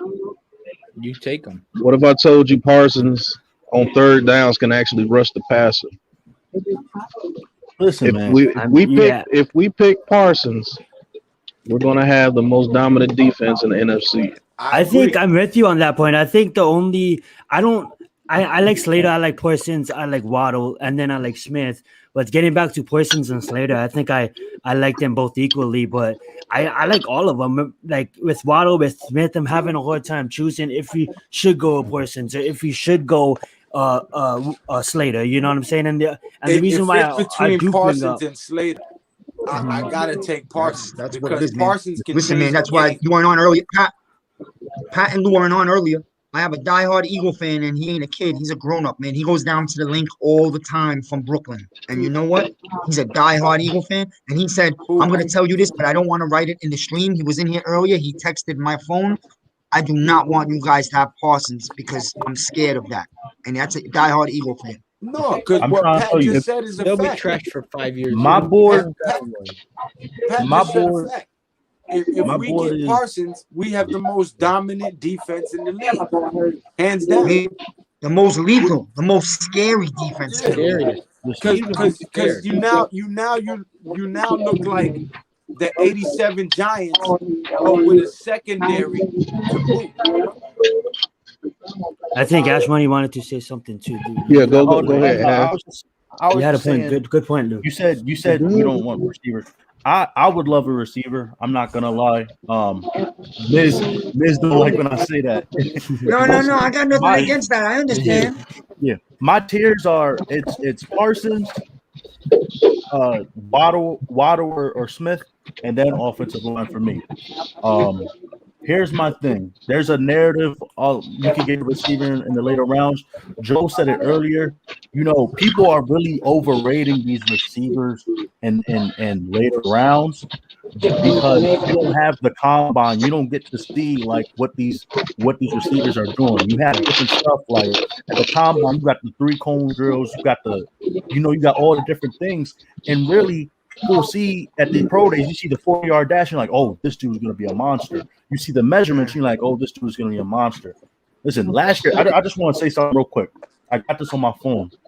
Last year, the 2020 NFL receiving class was, they said it was the deepest, if not all time, the deepest since 2014. And people were like, we could get a receiver in the third. We could get a receiver in the fourth. You can find somebody better or that suits the production than somebody in the second. So I just want to give y'all some receivers in the 3rd to 7th round, just some. Brian Edwards, wide receiver, South Carolina, the Las Vegas Raiders. Devin Duvernay. Pete Giants fans wanted him last year. They were like, oh, he can match some receivers. Antonio Gandy Golden, who was selected by Washington. People were like, he's a big physical freak. If we get him in the later round, he'll be a steal. Joe Reed, Tyler Johnson, Colin Johnson, Quintez Cephas, Arnell Mooney, KJ Osborne. Donovan Peoples-Jones was a steal for the Browns. Quez Watkins, James Croce. People are looking to replace him. So my thing is, would you rather have all those receivers that I mentioned over somebody in the second or in the first, like a Chase Claypool, like a Laviska Shenault, like a Justin Jefferson, like a CeeDee Lamb, Jerry Jeudy? That's my thing. So if Parsons is there, about that. If Parsons is there and Smith is there about that, or even go back to arguably the deepest receiving class of all time. 2014 receiving class, right? Outside of Devontae Adams in the second, which receiver outside of the first and later rounds in that 2014 receiving class would you rather have over Odell and Mike Evans? I just want to know, So if Micah Parsons there and Devontae Smith is there, I'm taking Micah without a question. But if I think a lot not. Continue. I'm sorry. I don't want to interrupt you. Continue. If Micah isn't there, like I said, Miami wants to knock everybody and take them, or Denver or somebody. If Micah isn't there, then I gotta go receiver. I gotta go Devontae or Waddle, because right now I would like a receiver that can take the top over the defense. I don't think Slayton can do it because Slayton doesn't know how to use the speed with his route running and stuff like that. I just haven't seen it. Sterling Shepard is really a slot guy. He can play outside, but I don't want to rely on him on the outside. He played mostly outside the past 2 seasons. We need to get Sterling Shepard back in the slot. You know what I'm saying? Yeah. When Sterling Shepard plays in the slot, I'm 100% with you on that. His best season, Sterling Shepard's best season was his rookie season when Odell was there in the slot. So I want somebody that can take the coverage off the top, like a deep post or something, like Jayden or something. Like you raise a good point. A good point. And I darn good don't deny point. that. But then you also have people like a Victor Cruz who went undrafted and blew the top off every time he stepped on the field. You know, and that's he went to a school that didn't get a lot of notoriety like that. You also had another kid in that same draft class with Victor Cruz, who was phenomenal, who's no longer with us, Aaron Hernandez, who went to the New England Patriots. You know, and it's really about how your team evaluates and values that player. And like somebody said earlier in the stream, what scheme that player ends up going to. Because if you take a 4-3 edge rusher and try to fit him into a 3-4 defense and he's never played a 3-4, you're going to ruin his career. Unless you have a coaching staff that knows how to get through to him and teach him and coach him up the right way, a lot of these guys go to teams that they don't fit and end up ruining their career or getting hurt and cutting their career short. Here's my thing about that. Yeah, you mentioned like Victor Cruz, but Giants we really don't have a good history of taking receivers in the late round. Like Victor Cruz is undrafted, and outside of Darius Slayton, who we still have to see, he's going into his third year now. But other than that, we really don't have a good history of taking receivers in later rounds. Literally, like the only two receivers that I say that were like notable for us is Victor Cruz, like in a late round or undrafted, is Cruz and David Tyree. And really, David Tyree, we only like David Tyree because he had the helmet catch. But his career stats, Darius Slayton has more receiving yards than David Tyree. He scored the touchdown before that helmet catch. Yeah, but I'm saying he scored. Hey guys, I'm gonna have to cut out real quick, but thank you for inviting me to the show. If you're still on around midnight, I'll be back on. All right, you probably will be because you're midnight. You're an hour behind us, right, Pat?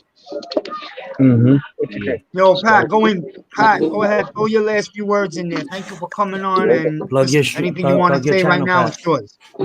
Yeah, I need the links and everybody's link in the description so I can sub up. I'm gonna tune into you guys' channels, man. This has been lit, man. I just been listening, y'all. You come with some great points. I like the way Lou thinks. Ashmoney, you definitely got a point with that receiver, though. If we take a receiver first round, I wouldn't be mad.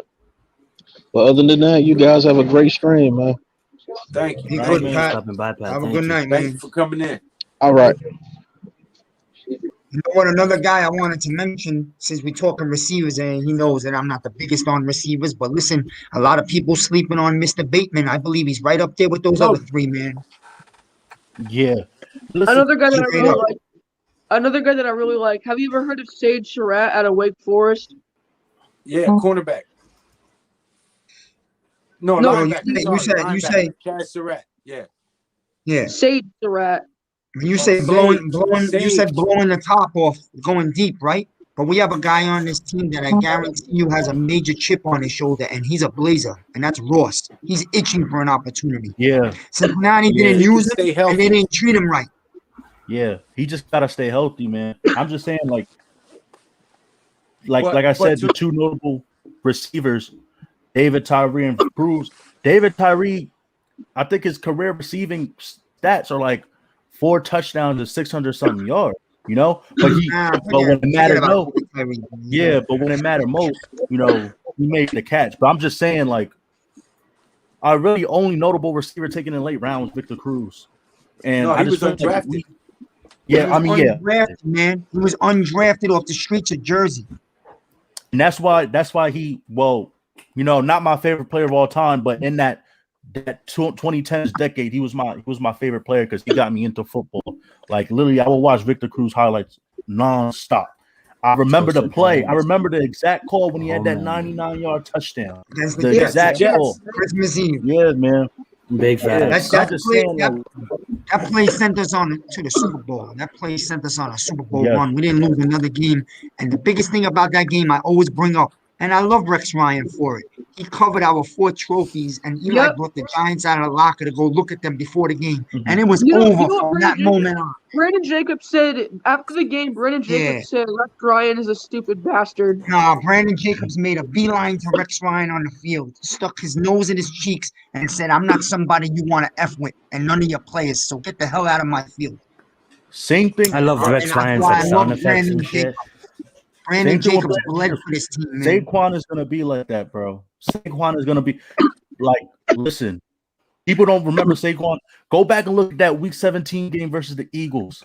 Literally, we need a touchdown. Took off through the peace sign at the 40-yard line. Dude was off. I'm trying to tell you, like, Saquon's going to come back with a vengeance. You want to laugh? You want to know how much I love Barkley, and I'm a big believer in running backs. When you come on right after me, I just want to say this. When Barkley got hurt last year, I knew that the season was kind of in trouble, and I put his brand new stitched-on jersey that I bought. I put it back in the plastic, and I said, I will not fucking wear this thing until he comes back next year, and that's out of respect for him. Saquon is kind of what got me into football and made me want to play running back. I've actually been training football. You might want to rethink that, man. You might want to rethink that because I played quarterback my whole life. You do not want the hits that you're going to get as a running back, man. These running backs leave the game hurt, man. Trust me. When Tiki left early, he wasn't lying. They have a short lifespan in the NFL. Your knees can only take so much of running into 300-pound men. I know, but it's what I love to do. So I feel like no matter how short your career is, go for it. If it's what you love to do, go for it. Lou, you had. I gotta jump off, guys. I gotta jump off, but I appreciate you stopping by out late. Call in anytime, bro. And Tsvi, thanks for letting me know that. Yo, listen, man, I'm sorry you didn't talk too much, LA. We're gonna do something together, LA. We spoke about it. We're gonna do something for draft night. Oh, that's somebody in the middle, man. I ain't mean to keep talking over you, bro. Yo, go ahead. Yo, LA. You have anything to say before you head out, bro? Don't jump off. Go ahead. The stage is yours, man. Talk about what you feel and what you want next week. No, I got nothing to say. I appreciate you stopping by, LA, and please, we'll link up soon, bro. Everybody go sub to LA Sports. Plug your channel, bro, before you leave. LA Sports is up and coming. He's a real good, knowledgeable football fan. He likes to let people talk and gives the stage up. And he's from north of the border. He lives in Toronto, so we got a big Giant fan in Canada, and that's big. Facts. Yeah, Go ahead, Lou, you were gonna say something, Lou. Go ahead. Yeah. Oh no, I was just referring. You have a good one, LA. Thanks for stopping by, bro. I was just referring to when he was talking about the big play where he threw up the deuces on the Eagles. But if you remember the play, the possession we had before that, when he juked the entire damn team in one play. He juked the entire Philadelphia Eagles team in one play. It looked like Barry Sanders on the Detroit Lions back in the day. He always goes off against Philly. Yo, Lou, I was at that game, okay? It was raining. Let me tell you something. The stadium never felt so good about the Giants for one moment in the last 5 or 6 years when he ripped off about 8 out of the 11 defenders. I mean, he made them look like a circus act. Diving, hurdling people, cutting left and right, doing a 360. He did everything you've ever seen in one play. And it was to get like 13 yards, but it was phenomenal. It was amazing. That's called maximum. Then one of my other most favorite plays for Barkley is when he tore up the Redskins that day in Washington. When he ran through that hole and went 85 yards down the left sideline. I was at that game. I live in Delaware. I went to was it Daniel Jones's rookie year? Yeah, it was his rookie year. I went to the game in Washington. It's my first ever NFL game. It was people was calling it the Chase Young Bowl.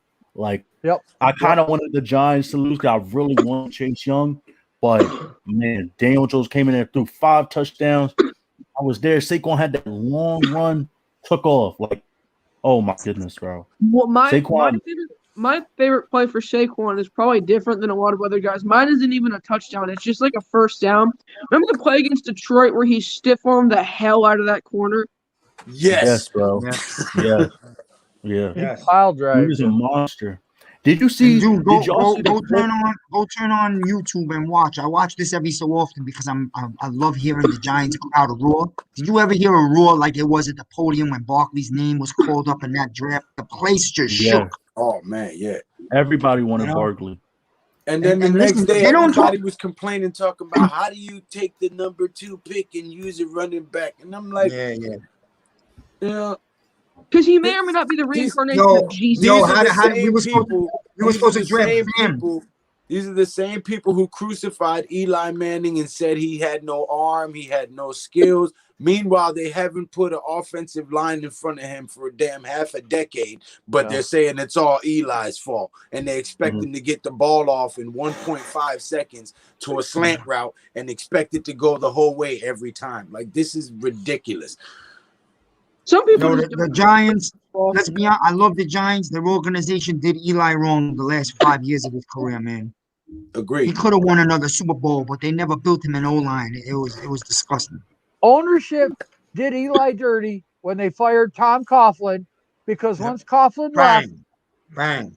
Eli was a different quarterback and a different person. Tom Coughlin took the fall for Jerry Reese's poor drafting. Yep. And Tom Coughlin was forced to resign, even though he was fired. They said he resigned so he can keep his dignity. And Eli was left with no help and no backup. That's why he was crying. He was crying. He was broken. Eli was broken. Right. Because Jerry Reese continued to draft poorly. They picked up Eric Flowers, who was the worst. The worst. And then we had a receiver,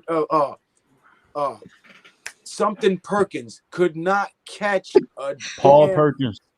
Man, I wanted to grab this dude through the television.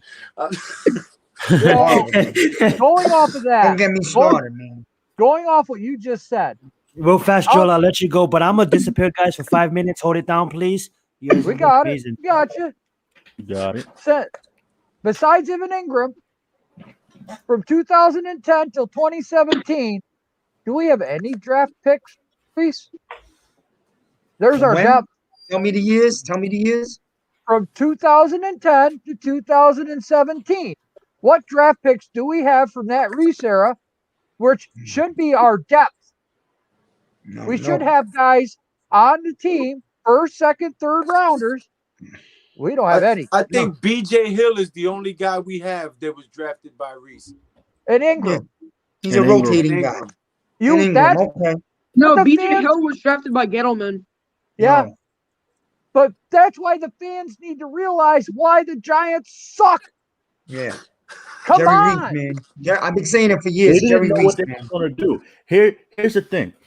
Jerry Reese and them didn't know what they were going to do because you just hurt my feelings, but I can't be mad at you because you're a fellow fan.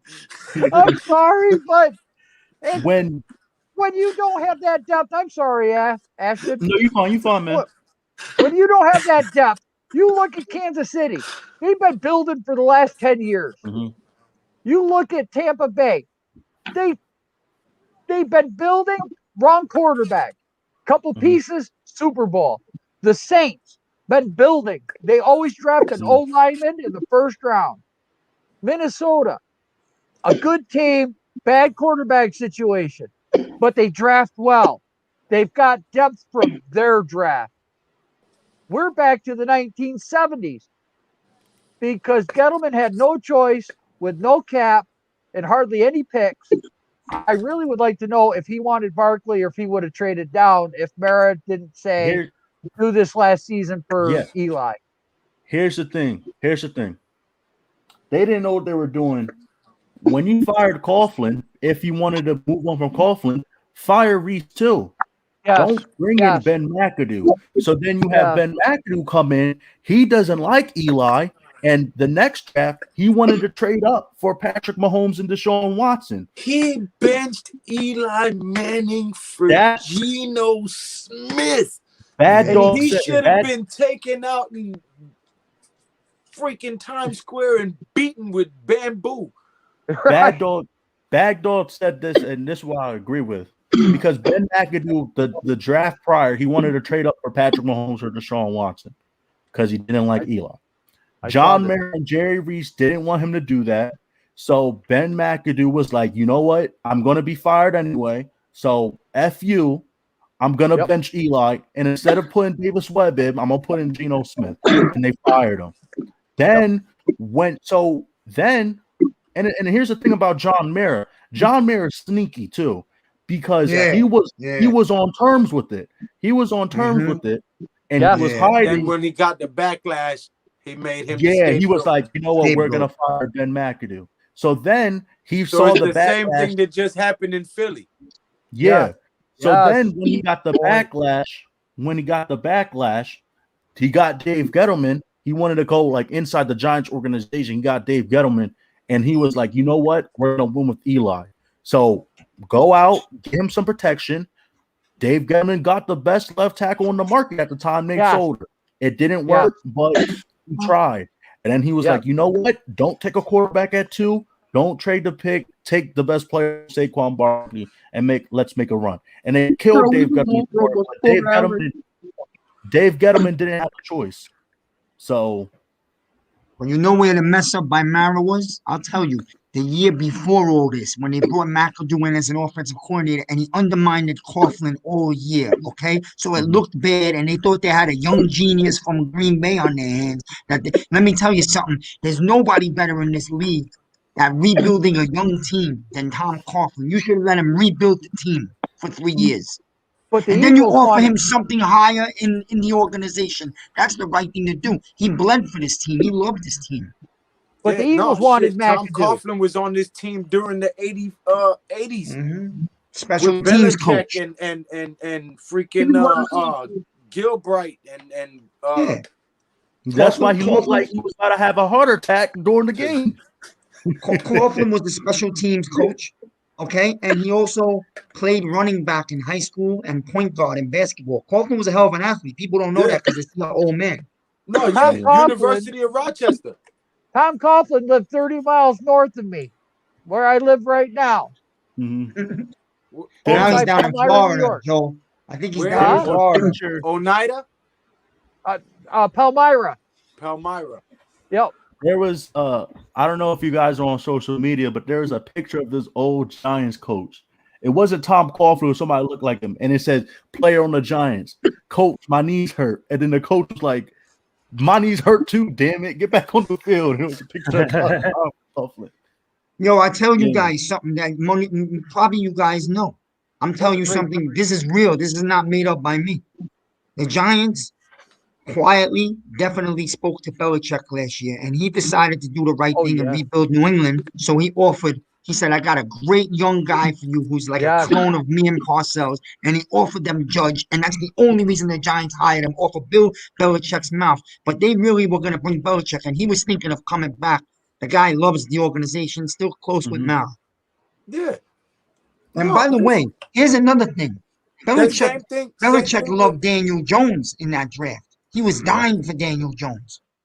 You know, Wellington Mara and Vince Lombardi was the same way. Before Vince died, they were in the works of Wellington Mara was going to get Vince Lombardi back to New York.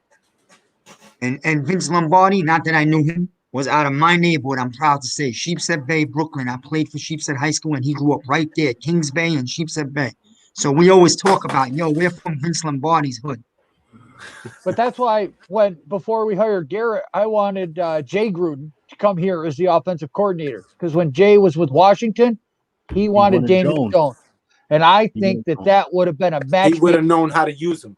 Yes. I wanted that so bad. And he got like plenty Jason to do. Garrett. I thought it was going to happen. And it's one more thing. I was never on board with that hire. I do not like Jason Garrett one bit. I'm going to give Jason Garrett another year. He didn't have Barkley. Yeah. They added another tight end for him right now. I think he's going to slip up. I don't think Joe Judge likes him, and I think Callaway's going to take his damn job, or Freddie Kitchen.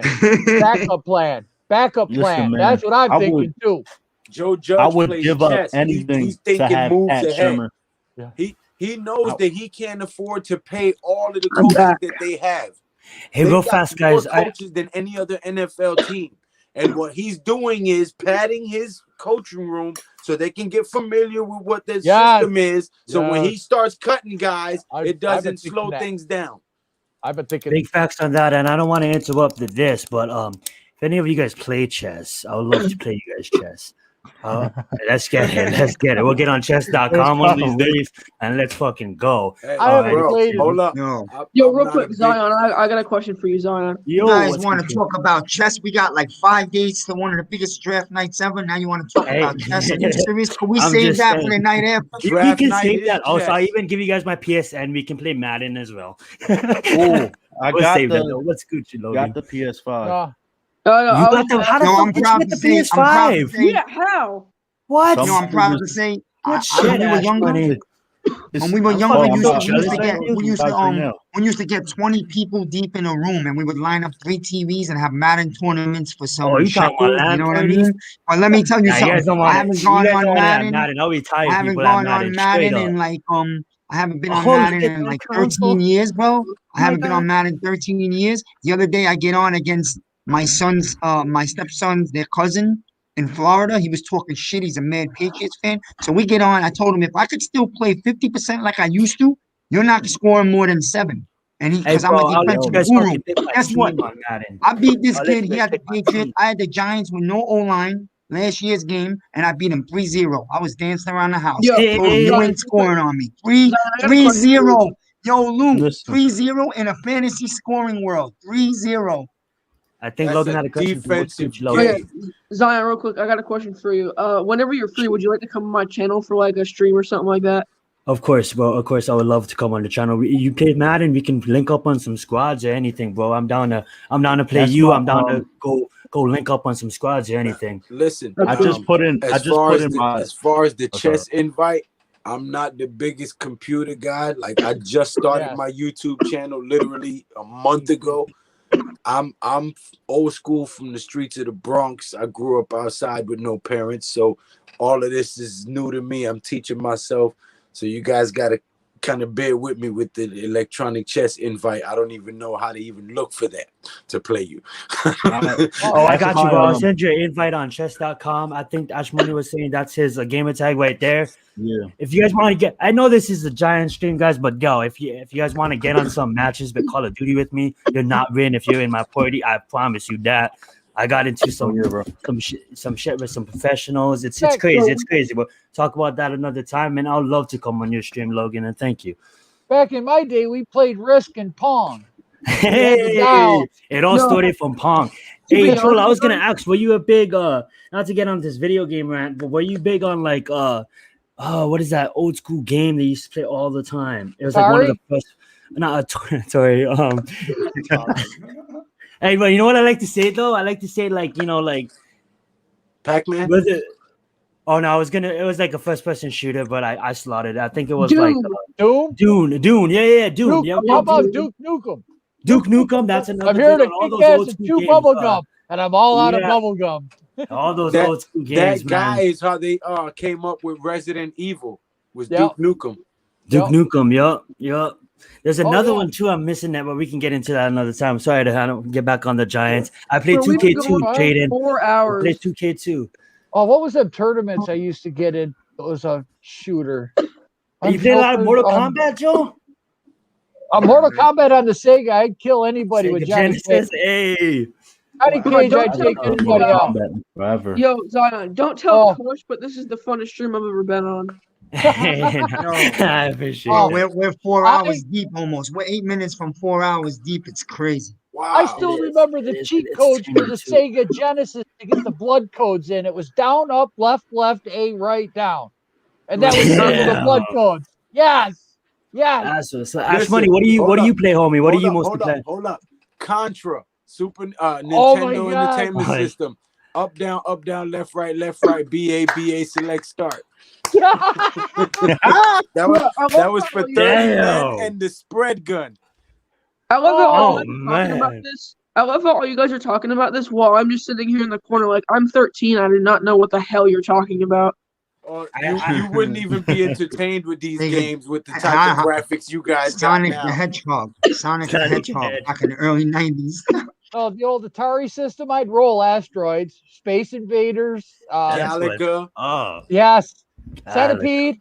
See, Missile Command. I played all of those games, but that was kind of past my. I grew up on like the PlayStation, the N64, Pokemon Stadium, Pokemon Snap, stuff like that. Of course, Call of Duty when it came back on Mario Kart 64, Man. old school We're Mario. gonna lose all our Hell Giants yeah. people that are watching right now. Just change it to video games real fast. I can play. The most I can play a video game now is probably for about 2 hours. I like going outside and I feel you. practicing. It is the time consumer. Donkey God Kong. bless you. That's a Yeah, lost I art grew for up- kids your age. My dad. Go outside and live your life, bro.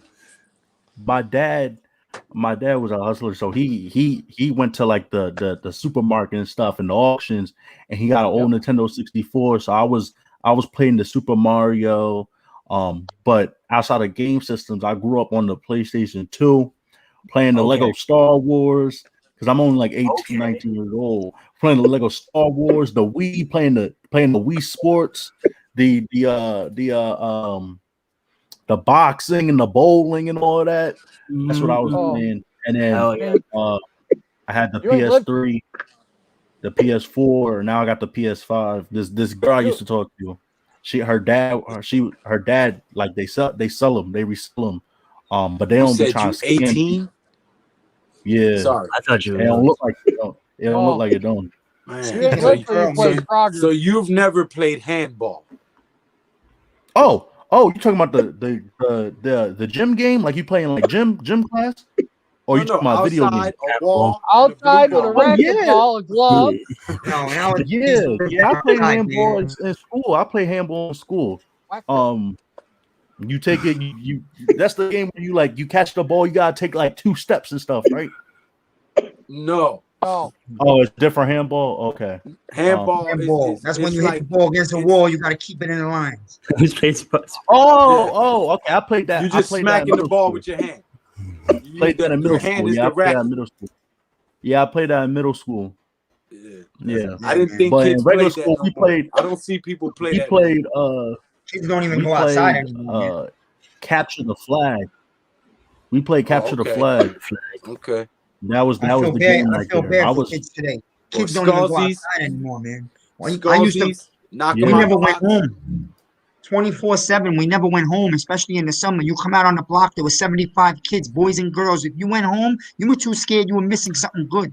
You Yeah, I came was right gonna back say, up. I'm 28, and I believe like I was the last generation to go outside and play. But then I hear Logan here says he goes outside and plays, so that's awesome. Kids need to go outside and get some, some I sun. wouldn't say I go outside and play. I more go outside and practice. Go outside and live life. You know what I'm saying? Practice on your football. You know what I'm saying? Oh You my can't. God. I mean, like Even now, we be used to playing play- ball. We be going to the college. We be going to the college hoops. We playing ball. Exactly. Basketball. We used to play hide and seek Exactly. in the Those points graveyard. at night. Love those. We run around the graveyard And let me playing tell hide you, and seek. That's You right. went around the graveyard playing hide and No, seek. we had a I graveyard love half it. mile down the house. They're like Miz was saying, we'd have 75 kids running around the cemetery in dark. Didn't matter. Joe, what do you think about people saying that we should draft a running back in this year's draft? I love it. I like it, but it's in the 6th round. One of the 2 6th-round picks. Because we have 2, but I'd like a 3rd. I like I would the really. What's your guys' thoughts on we Booker had that we brought in? we had that 3-headed monster that just dominated. That's the run. So do you Oh, have God. confidence in Devontae Booker? I think he don't fits know. the scheme better than Gallman. Yeah. He just signed with San Francisco today. My 1 brain's year. enough. And that's Ain't all right, gone. man, because that's all right. We're not losing something great Yeah, there. It's okay. I think he fits better than Gallman. But I never thought Gallman. How many times did we saw Gallman break through the line and get ankle tackled? Barkley would have took it to the house. That play There against was Seattle, so much of that takes it to going the on. house. Remember that play against Cincinnati where we were at like our Yes. 4-yard line and he got tackled by the think shoelace. having I trouble thought in my head connecting. was Saquon's gone. The Giants weren't spending money on Gallman because they're going to draft him, a young guy, whatever, late round. But listen, Gallman did not help himself in the end of that Dallas game when he put the ball on the floor and everybody's heart stopped. So I don't think that Judge forgot that. I'm gonna be honest. When he dropped the ball, I had to put my pants in the hamper because there was shit in my pants after that. How old are you? Yeah, you got school tomorrow? What's going on, man? No, I just don't want to get out. They're gonna cut us off if he's underage saying curse words. Fuck you too. Logan's all right. We're good. A little Butters, a little South Park, Yo, Lou, if you don't mind me asking, Lou, where do you live, or where did you grow up? In New York City? I was born. I've been to a bunch of places. I was born in New Jersey, so that's why I'm a Giants fan. But I've been to Louisiana. I've been to Maryland. I live in North Carolina currently. Oh, I go to college. I'm in Carolina. I go to college at North Carolina A&T. Oh, you an Aggie? I'm in Winston. Oh, really? Yeah, I'm in Delaware taking my semester online, but I'm gonna be down there in the fall. Yeah, that's good. We're going to get up, do a podcast. I'm actually trying to start a podcast. Yeah. I do I just started my podcast, but I don't want to do it on StreamYard. I actually want to go and meet with people and record. No, I actually have a studio with really? a sofa, a set, like a talk show. Oh, it's definitely. Oh, yeah. When I get down there, you got Instagram or Twitter or something I can hit you on? Like I said, man, I'm old school. I used to spend most of my time on the boulevard. Or if you're comfortable, if you're comfortable with your number or your email or something, I'll take that. Yeah, you could trade emails or text each other. You're a Giant fan. Yeah. I'm just trying to figure out how to give it to you without the whole world knowing it. Yeah, just when you do is you email him to his give him your I give you my email channel, and you can email one of his old videos. Private chat. Guys, when we end the live stream, we can just stay in the lobby and he can give it to him then. Exactly. Yeah, Jayden. I take that as respect, Jayden. He called me a lookalike like Bad Dog. I heard other people say that. That's fine with me. Bad Dog's great. Oh no, I watch Tana and Bad Dog. They be having me dying.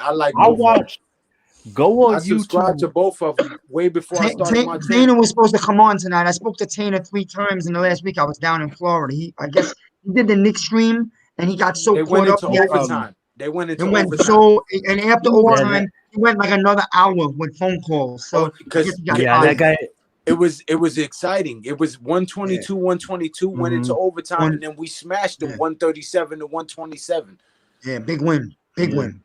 I want to test everyone's knowledge in here. Does anyone know what this T-shirt is? No. ACDC? Yeah. All right. Thank you. Whenever I talk to people, they're like, I don't know what that is. That's too aggressive. Well, it's two things. It could mean alternating current and direct current, or it could be the rock band. The rock band.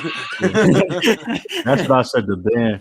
I'm more of a hip hop guy. Hey, straight up, who some of your top hip hop heads, Ash? Me. No, Zion is a hip hop. Zion's a hip hop and a rap guy. I already know. Yeah, you can see the vinyls on the back. In terms of rappers, I see that. Or Drake's, that Kanye shit up there. You got that Kendrick Lamar up there. I'll let you talk. You got that J. Cole, KOD up there. I see all of that. Yeah, bro. Now y'all see Joel with that beard. I bet Joel like disco. He don't like country. Hey, low key, guys, get on me on SoundCloud. Joel's a guitar guy. I know Joel's a guitar guy. Also, he liked the funk. George Clinton in Parliament. But Bootsy Collins. I tell you what, when I'm in the gym in the weight room every morning, man, I put in a lot of time, and people always watch me. They love my energy. What are you listening to? Because I'm bopping and I'm lifting and I listen to Future for 2 hours. I love Future. Listen, when I'm in the gym, I'm listening to that. You ain't partying until you've done the disco duck. Told you he liked disco. I actually like jazz music. Jazz hip hop actually invented from jazz. You know what I'm saying? Yeah. So respect to My jazz music. favorite genre is probably rock and roll, just because it gets me so damn hyped for my workouts. Hell yeah. I I'm like more about, like, every the kind art. of music except for bluegrass. I can't do Uh, that. you don't My do dog bluegrass. died. My wife left me. My house burned down. Crap. I can't. That's why so many people in the Midwest kill themselves. I'm not a country Oh, guy. play I it just think backwards, you get it all back. I'm not a country guy. It's just the music, the lyrics are just so pathetic. Yeah, it's depressing. Literally, this is how a country song goes. My wife divorced me. I died, and now I'm back in heaven. That's how country songs go. And that's what all music is about. It's always about the girl cheated or she By don't the love me way, no more, all that bullshit. That's why I Whatever. love, bro. That's why I like hip hop, because some of them keep it real, man. No, big facts. Yo, Like, stop Alright, this right so now, by the way, man. You guys guys are you're a depressing six. Listen to me. Back to the NFC East. I want to talk about Oh, the yeah. division next year, and I want to be. Oh, We're all this is Giants like, fans. we're So not let's talking be about. We got real. What's the some team you first for you guys later, worried Jayden. about? What's the team you guys are that's worried right. You know, I about? listen Real. Worried Washington. about? Probably Jesus, Washington. that's None. fine. None too NFC much. None. I'd East. choose I to be look forward. Washington. I look forward to playing the Kansas City Chiefs in the Super Bowl, or playing maybe against the Buffalo Bills. Yeah. I'm doing The Eagles, 1990. baby. I'm doing I 1990 look all forward. over I again. look forward Eagles. playing You Tampa worried Bay about in the the Eagles? playoffs. It'll be wide left I this want to time. crush them. I want to Uh, crush the They Eagles. crushed I want, themselves. Yo, They're guys, Yo, I the got a Eagles, question. I want to do it Themselves, anyway. yeah. They're I in got the a Eagles year are question. one the of a Eagles are in rebuild. trouble. Yo, The they made Eagles a are looking statue at for a a guy. He's not even even. there no more. I got a question for you guys. If Daniel Jones does well next year, is it that stupid to consider us title contenders? No, it's not Not stupid. at all. We're If we're going 12 healthy and and 5. We're Barkley's going to be healthy, why not? NFC. You So it listen. don't You're matter. talking That's about the title. same team. You're talking about the same team that started 0-2, lost. Wait. We started 0-2, won 6 straight, then lost 4 straight, and then came back and beat everybody in front of us, including an unbeaten team with the GOAT at the helm. We even started 0-2 So in the 2012 Super Bowl one as right, well. we did it twice. That season And we mirrored. fucked up Atlanta when Atlanta had a really good offense coming into that first game. I think they scored like 2 points. And gave up 73 points the first 2 games, too, because that Yep. defense was awful. Listen, And then man. that third game in Washington, that was it. We made that Listen, goal man. line stance. Anthony Pierce hit that guy and stopped him on that goal line, and that was it. One thing about the Pierce. 2007 Giants team, they never wanted to win easy. They had to miss the field goals in regulation and make the 47-yard field goal in overtime to win the NFC Championship. They wanted to win easy. They just couldn't pull it off easy. I think one of my dad's work buddies is actually brother-in-law with Warren Steins. Oh wow, that's awesome. Yo, guys, if Ingram catches a ball, if Barkley doesn't get injured, if Jones doesn't get injured in the middle of the season, the Giants won that division last year, man. Don't be surprised if Ingram gets lumped into some type of trade during the draft. I like it. Yep. I like it. I will That's what I'm listen. thinking. I will get the Holy Ghost and speak in tongues if we get rid of that What? dude. Well, you gotta Listen, say man. what, Lou? No, Lou. You gotta say on your mind. You want to put Ingram and who to go up to where? Oh Yo, no, it is not to 12:30. go up nowhere. If somebody is trying to take that pick so we can move back, if somebody's trying to move up, if somebody's trying to move up to get like a Jalen Waddle or a Devontae Smith, and they're coming from say pick 18, 17, that's a lot of picks to move up. Listen, let me ask y'all a question. You were saying trade Ingram in the draft. You could pair him up with a later pick to move back into the second or the third round. No. Whoever wants to move up, we'd lump him in that trade to get an additional pick with whatever they're going to give us for the pick to move up. Okay.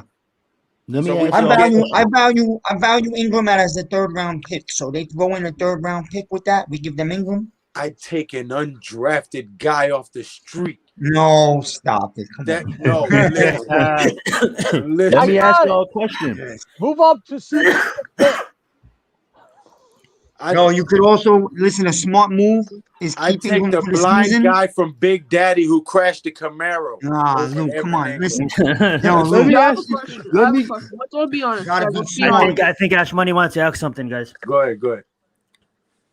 Oh, you Ash? Oh, my fault. Let me ask y'all a question. So let's say we take Micah Parsons at 11, right? If that dude Pat Frymuth is there at 42, would y'all take him and trade Ingram, the tight end for Penn State? Yeah, of course. Yeah. If he's there, Hell yeah. Yeah. And then you would go guard in the third. Because then not only do you have a Caden Smith and a veteran in Kyle Rudolph to coach Caden Smith and this guy, but then you get rid of that $6 million that you paying this Butterfinger ass dude. There are people that like it. That dude couldn't catch a cold in the freezer. No, Oh, but guys, Luke, I'll never Luke, forget it. forget about the few drops this year, and maybe he was mentally not focused. You're right, but listen, you keep him for 1 year. He might have a big year. He might And then come he in has here with a trade chip value. on his shoulder, and then you could trade him in the midseason for a second, or you could let him walk at the end of the year and get a third round comp. Guys, So you gotta be guys, smart. Here's the thing. Even though Evan Ingram dropped the ball, I don't think the Giants used him right over the past couple of years. Like lining him up next to the tackle, like as 3-point, a 3-finger in the ground tight end. I think Kyle Rudolph is kind of going to help him. Let's pray on that. But I think in Ingram, you need to put him in the slot in the X, and have Kyle Rudolph as that guy lining up next to the tackle. And you got Smith. You got Smith. Yeah, and I do think Evan Ingram, he doesn't like how the pressure gets to him as the number one threat, and I think Kenny Golladay is going to help him out a little bit, but I don't want no parts with him. Yeah. I don't want no parts. Yo, guys, And he's on a contract year too, so hopefully he balls. You know what I'm saying? Yeah. He can play in the NFL. What I would do is I'd take Ingram in next year's 5th and move back into the 2nd and get my center or guard that way.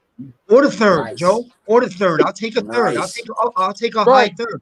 I'll take a high 3rd too, but I'm going to package him with next year's 5th, goof back into the 2nd if we get Fryermuth, because then I'm going to get my center / guard. Listen, man, I'll package him with next year's 3rd. I just have faith that this coaching staff can take late round players and turn them into productivity good guys, because we drafted Well, see, I think that so many plays linebackers into last year. I think that plays into their evaluation process. A lot of these scouts for teams, they grade the player based on his attributes, his speed, his jump, his 40 time. Our scouts are grading them on how well they fit in our system.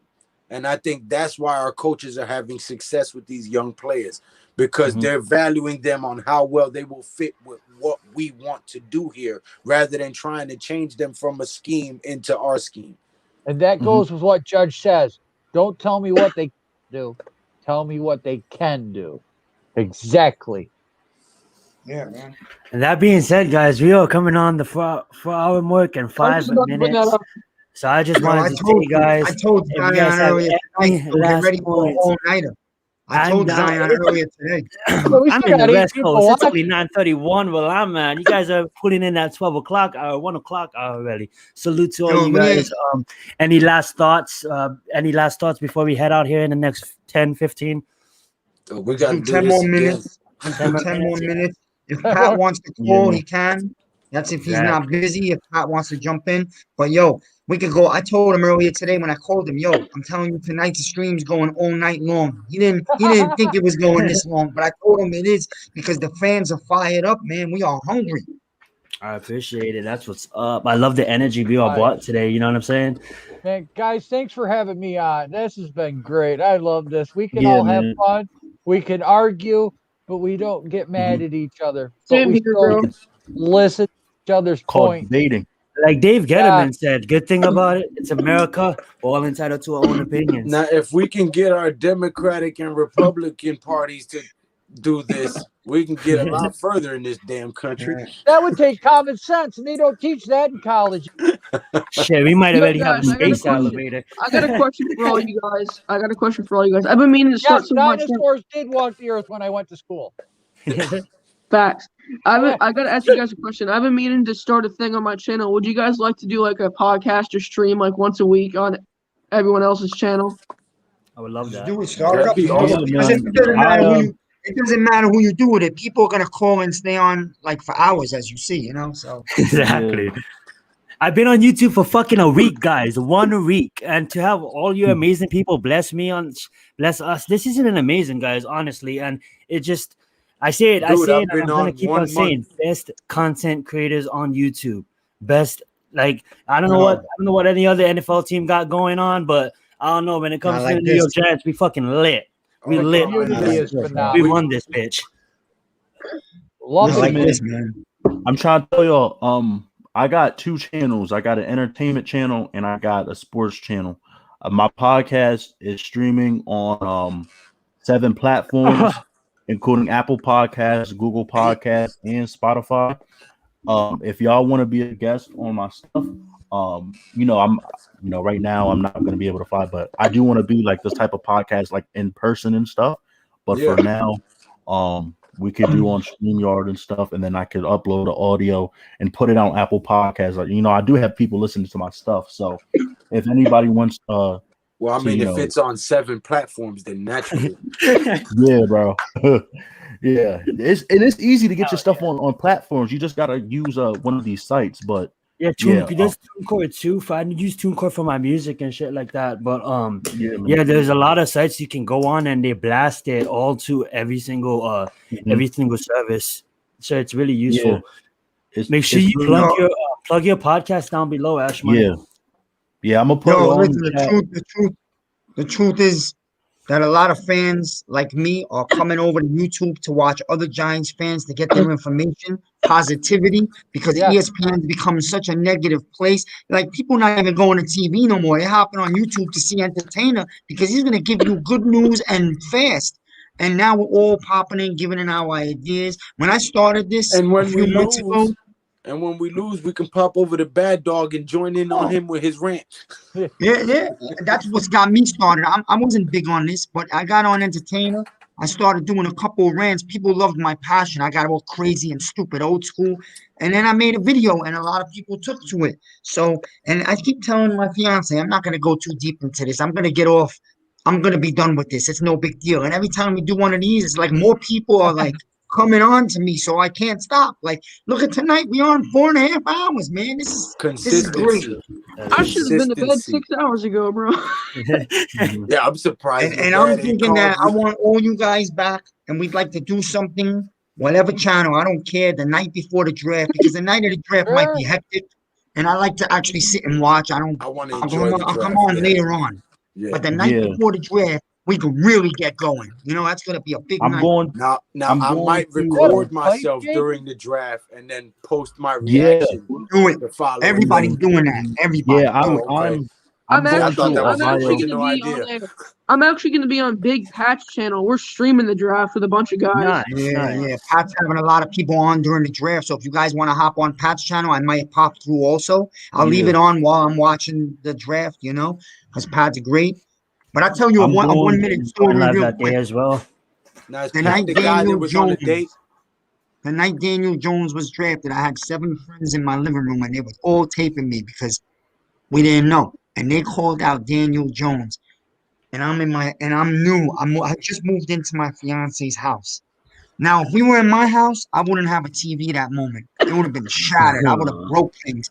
But I got up, and they were watching me, and I was like, I just bit my hand, man. Lou, I bit my hand so that I don't break anything in her house because I didn't know how to react. Yeah. Listen, man. I laughed like hell when they did it. I watched Chris with Bad Dog. They went off the deep end. I was laughing my ass off. Oh, God, that was so funny. My wife's looking at me goes, "What's so funny?" I said, "These 2 guys are just flipping out because we drafted a quarterback." She goes, "Do you like him?" I said, "Do you like him?" I thought we were shooing for Josh Allen at defensive end, as we all did. You know, I had a feeling. Bro, look, I'm in Winston-Salem. Mm-hmm. I'm no longer in New York. Yeah. So I Oh, started you're in Winston-Salem? Yeah, I started damn. watching. I started watching the games on the internet because they don't play the Giants games on the TV here. Yeah. They play the Carolina Panther games or the Washington Redskin games on the TV here. So we don't get to watch the Giants games. So I started going crazy searching for ways to watch the games online. So that's how I ended up finding Entertainer and Bad Dog and all that stuff. I did too. So then You know what you can do? during the off season, I would go back and watch games over or watch NFL Network and then go Bad Dog, Entertainer, and find all these different guys. So now it's just crazy because You know what you could do? If you want to watch the games, I don't know if you know this thing, but you know YouTube TV, right? Oh no, I figured out a way to do it. Now I'm talking about when I first moved over. Oh yeah. I that student discount, I just get NFL Sunday ticket. No, I I was saying that to say this. Being here in Winston-Salem and being this close to Duke and actually being able to watch Duke games on TV and stuff, they play it here regularly because I'm in Carolina. Right. So when they said Daniel Jones, I was like, you gotta be the sixth pick. You used Daniel Jones, the quarterback out of Duke. Listen, I wanted to. Yo, that's how much pull. That's how much pull the Mannings have. That's how much pull the Mannings have. Yeah, Gettleman didn't make that pick, man. The Mannings did. Eli and Peyton. Trust me. Yeah, I'm in Greensboro. Well, I go to school in Greensboro, but my uncle lives in Ohio. We were there for the draft. This next week, me and my family going to Ohio. So I'm vlogging. I'm gonna have a vlog up on my entertainment channel. I'm gonna put my reaction on my sports channel. But we are Ohio State fans. So at the time, Dwayne Haskins looked like the sexy pick. Dude threw 50 touchdowns. So we're saying it's got to be Dwayne Haskins. They say Daniel Jones. My uncle's like, what the? He's like, yo, he's like, look, he's like, says the Giants don't like black quarterbacks. He just keeps saying, he's like, they don't like black quarterbacks. He was like, this dude threw 50 touchdowns, Ashton, 50 touchdowns, and they draft somebody from Duke. I'm like, no, I'm just listen. And I'm a diehard Giants fan. I love the Giants. I've been a Giants fan since '85. I got pictures to prove it as a little tyke in all Giant gear. But I happen to agree with that because regardless of how anybody feels about the police or anything else, just on a football level, there was no need to keep Kaepernick out of the NFL. And you can't tell me that when Eli Manning had no offensive line and you had Davis Webb as your backup quarterback, you could have easily signed Kaepernick and got Davis Webb out of there. And Kaepernick would have took anything because he was just trying to get back in the NFL.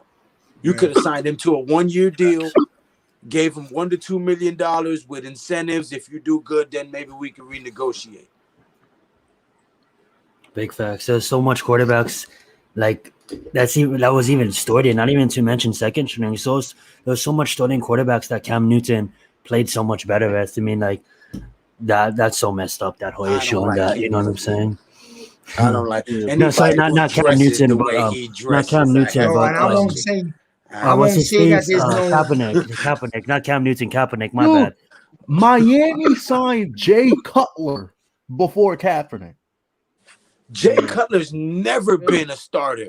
There's so much quarterbacks like that dude was should have been fucking in the starting CFL. over when Kaepernick was just on the bench because of that whole issue. That's just so disgusting. Listen, my Giants brothers, let me tell you something.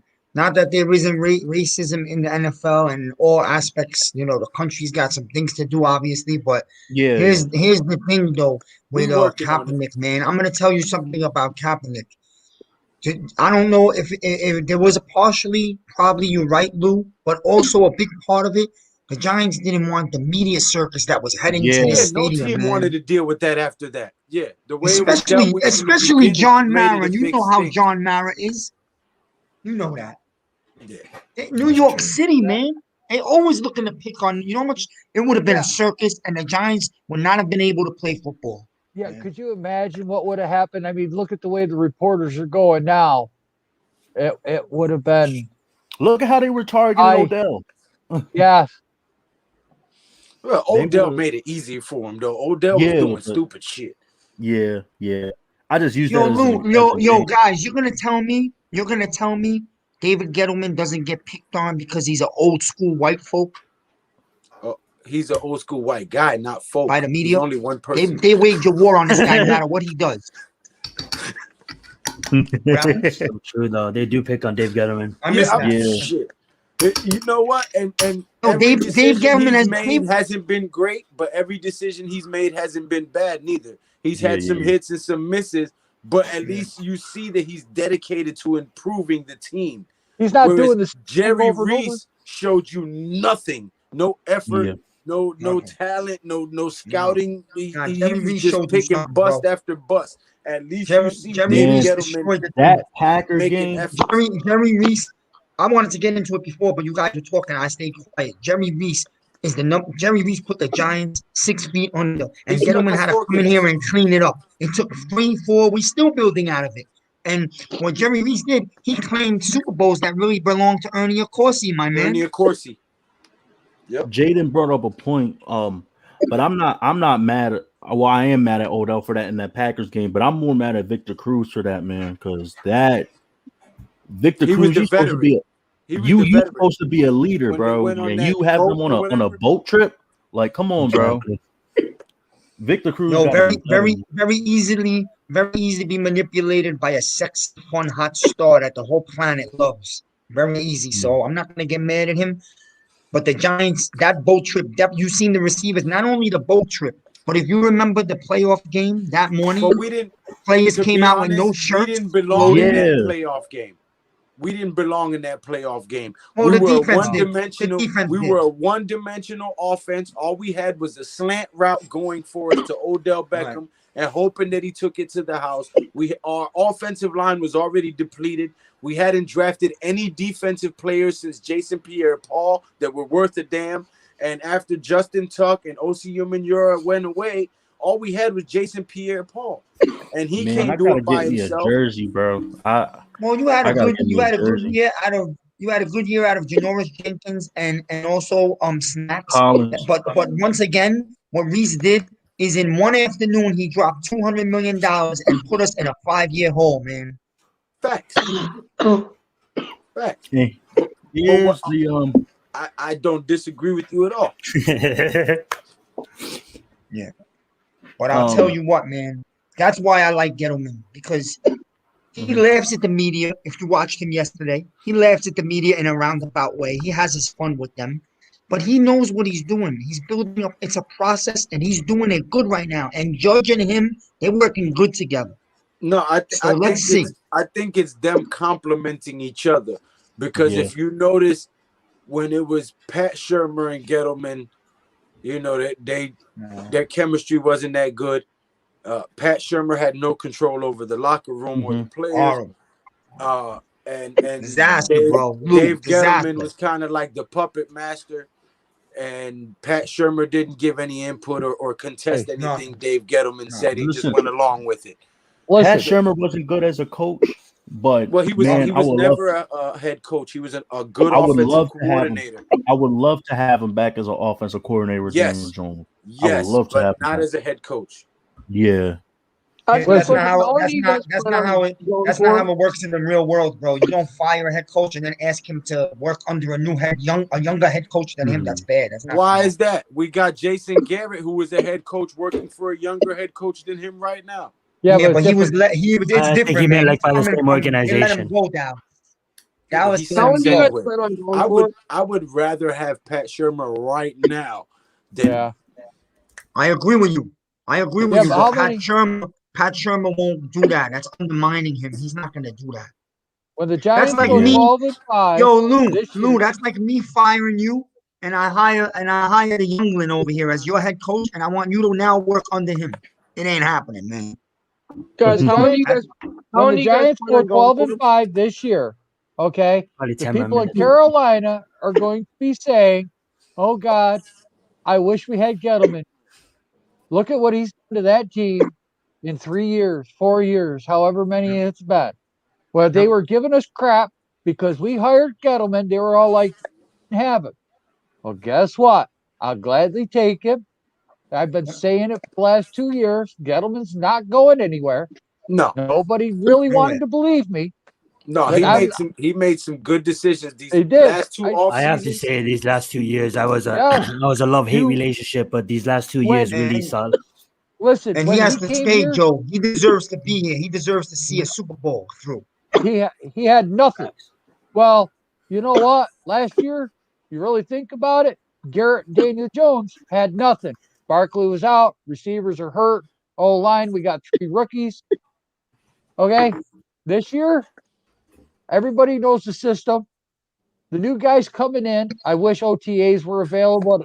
Hopefully, we at least have a preseason.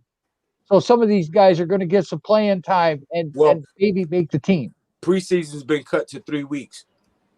It's better than what we had last year. Yeah, No, no, facts. I agree. Last I'm year, just the letting you first know 4 because weeks they of the season extended were 17 games. to 18 weeks now. So we 18. lose one preseason game Right. and gain one regular season game. But at least That's we got those games to where we can work out, where they can have, where the first team can play the first 10 plays or whatever they normally do. Get them reps that are necessary for a team Yes. to gel together, especially offensive linemen. Because if you think about it, the first 4 weeks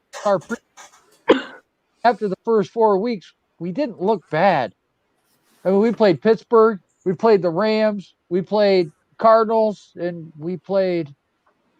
And we were in every one of them games except for that San Francisco game. Yeah, San Francisco. We were not in the Cardinals game. Well, We were in it that was until he later. fumbled on the that's damn later in the kick year, return. man. But we He could had have that taken the kick Bears return and game. fumbled at the 25-yard line, and then all of a sudden we're playing from behind. Yeah. We could have won And the Bears game. not to mention, there Yeah, was the a Bears few game, games could've that them won that. refs robbed us on some stuff. Oh, you mean the Dallas Cowboys, America's team, when they There was stole a 14 few points games. from us. There was a few games where them refs. It seemed like I was like, "Come on, we got to beat the opposing team and the refs." Yep. Well, when you're young and you don't have any history, that's how you get treated. So Remember the Chicago game? I just got to we should quiet have down won that. here. We should have won Because that Chicago game. We fell short on the drive on the 10-yard line. I get it.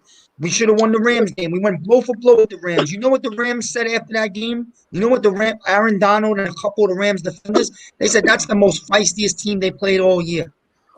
Sean I know Sean McVay gave us the respect after before that the game. game had to draw up a whole bunch of schemes. They said the Giants defense, like Sean McVay said before going into the game, the Giants defense was one of the difficult defenses that he has to like plan for. Because of their disguise packages. That is facts. That's what I'm The saying. only team that looked past us was the Seahawks, and we crushed them with a backup quarterback. Everybody else, Listen, man. they were bringing their A game. Colt McCoy too, not just any backup Giants quarterback. listen, Colt McCoy. Colt McCoy. Giants get Micah Parsons. Could you imagine that pass rush? And listen, we don't even have to use Jabril Peppers in the safety at safety. Oh my God, I forgot about Jabril Peppers, man. Yo, he's gonna be Can y'all hear me? blitzing. Oh, he's gonna be in the box, man. Because you got Xavier Jabril McKinney. Peppers is a Listen. dog. Cam Brown, Tay Crowder, Carter Coughlin, Lorenzo Carter, O'Shane Jimenez, Cam Tay or you said Crawford. I already Tay said Crawford? him, and Blake Martinez. Yeah, what about that other That's guy? our linebackers. We signed another guy, didn't we? Reggie Ragland. Reggie Ragland, Ofedi, Ifeadi And- Adegnabo, Listen, man. Yeah. and Ryan Anderson. Go back and look at that. By the way, Go guys, back. Sorry. Ragland played for Alabama, right? He was a beast. Yes, he was a beast. Listen, go back and look at that Seattle game. Jabril Peppers was yapping at the sideline. Jabril Peppers is a dog, feisty. A dog. He bleeds Giants. He grew up 10 minutes from the stadium, man. He's a Giant fan from a kid. He's one of these old school, I'm gonna kill someone for this team, you know? I love him. Guys, I gotta go to work in the morning. I gotta wake up in about 5 Nah, hours. you take a day off. You're sick. Appreciate you, Lou. Hey Lou. Giants Hey Day. Lou. Yo. Put your email or your number in the private chat. Plug your channel, bro. Plug your channel. Put your click number on or the email in private chat. Go over to the stream URL and then go over to private chat. When you come out of this, go down to the. Nah, it should be on the right hand side. It says. Why don't we do this, guys? Why don't we just end this show right now? We'll say Yeah. our goodbye, say our final thoughts, and then everybody just stays for a little bit and exchanges information. So I'll let you guys go. Lou, I before we end it. I have your old video. Like I hit you up today. I'm gonna send you over there my email, and then from there we'll text a little. And all you guys, Joe too. And I already got Zion. I love you guys. This was great tonight. I think we went down in history over here with like 4.5 hours, man. 4.5 hours. For real. 4.5 hours, yeah. man. And I don't think we want to get off. But, you know. Oh, okay. That's the private chat down here with the little red number next to it. Yeah. Click on that. Okay. Should be a square over there. Yeah. Awesome. Anybody has any final thoughts before I end it? No, I just want to say, like, we should hook up on the night before the draft. I'm thinking about would be a nice night, Wednesday night next week. We all get some football in a couple of hours. It don't have to be this long, but I'll be on. It'll be a good night. We'll be hyped. Everybody And go this around, was a plug your great night, channel, man. Yeah. I appreciate all you guys coming, and I'll try to get Entertainer or the other guys next week. We'll see what's up. It would be nice to get Bad Dog up in here. Yeah. Ashmoney, plug your channel, plug away, bro. Yeah. And also, I would like to say that tomorrow, take a look for my throwback video, as they've convinced me in the chat. I still have the Daniel Jones drafted video of my reaction, and I think I'll put it up on my channel tomorrow. Can you guys still hear me? Yep. Yes. We got you, Lou. I was putting my information in the chat. Yep, it popped up. How do I get back to you guys? I guess I don't see it. I don't see it, but I'll get it from Zion. I don't see it, but we'll get it, guys. Awesome. I see it right there. Joel, Logan, you guys want to plug anything before we head off? I got a YouTube channel, Logan's Giant Zone. My last video was a Jalen Phillips film breakdown. That was pretty fun. Make sure you guys go check it out, Logan. You said Jalen Phillips. I'm gonna look at that one. I just lurk on other people's channels. That way I ain't gotta worry about coming up with content. Yo, Joe, tomorrow midday, check out my Daniel Jones reaction draft from 3 years ago. I'm gonna put it up. I think you're gonna get a kick out of my face turning purple. Okay, I'll do it. Oh yeah. Hey, thanks everybody who's stopping by. Thanks to everybody who's joining the stream tonight. It's been a pleasure, man. Please like, subscribe, check out all these guys' amazing channels, and get at me at chess. No, just talking. Okay, you guys have a good one. Giants for life.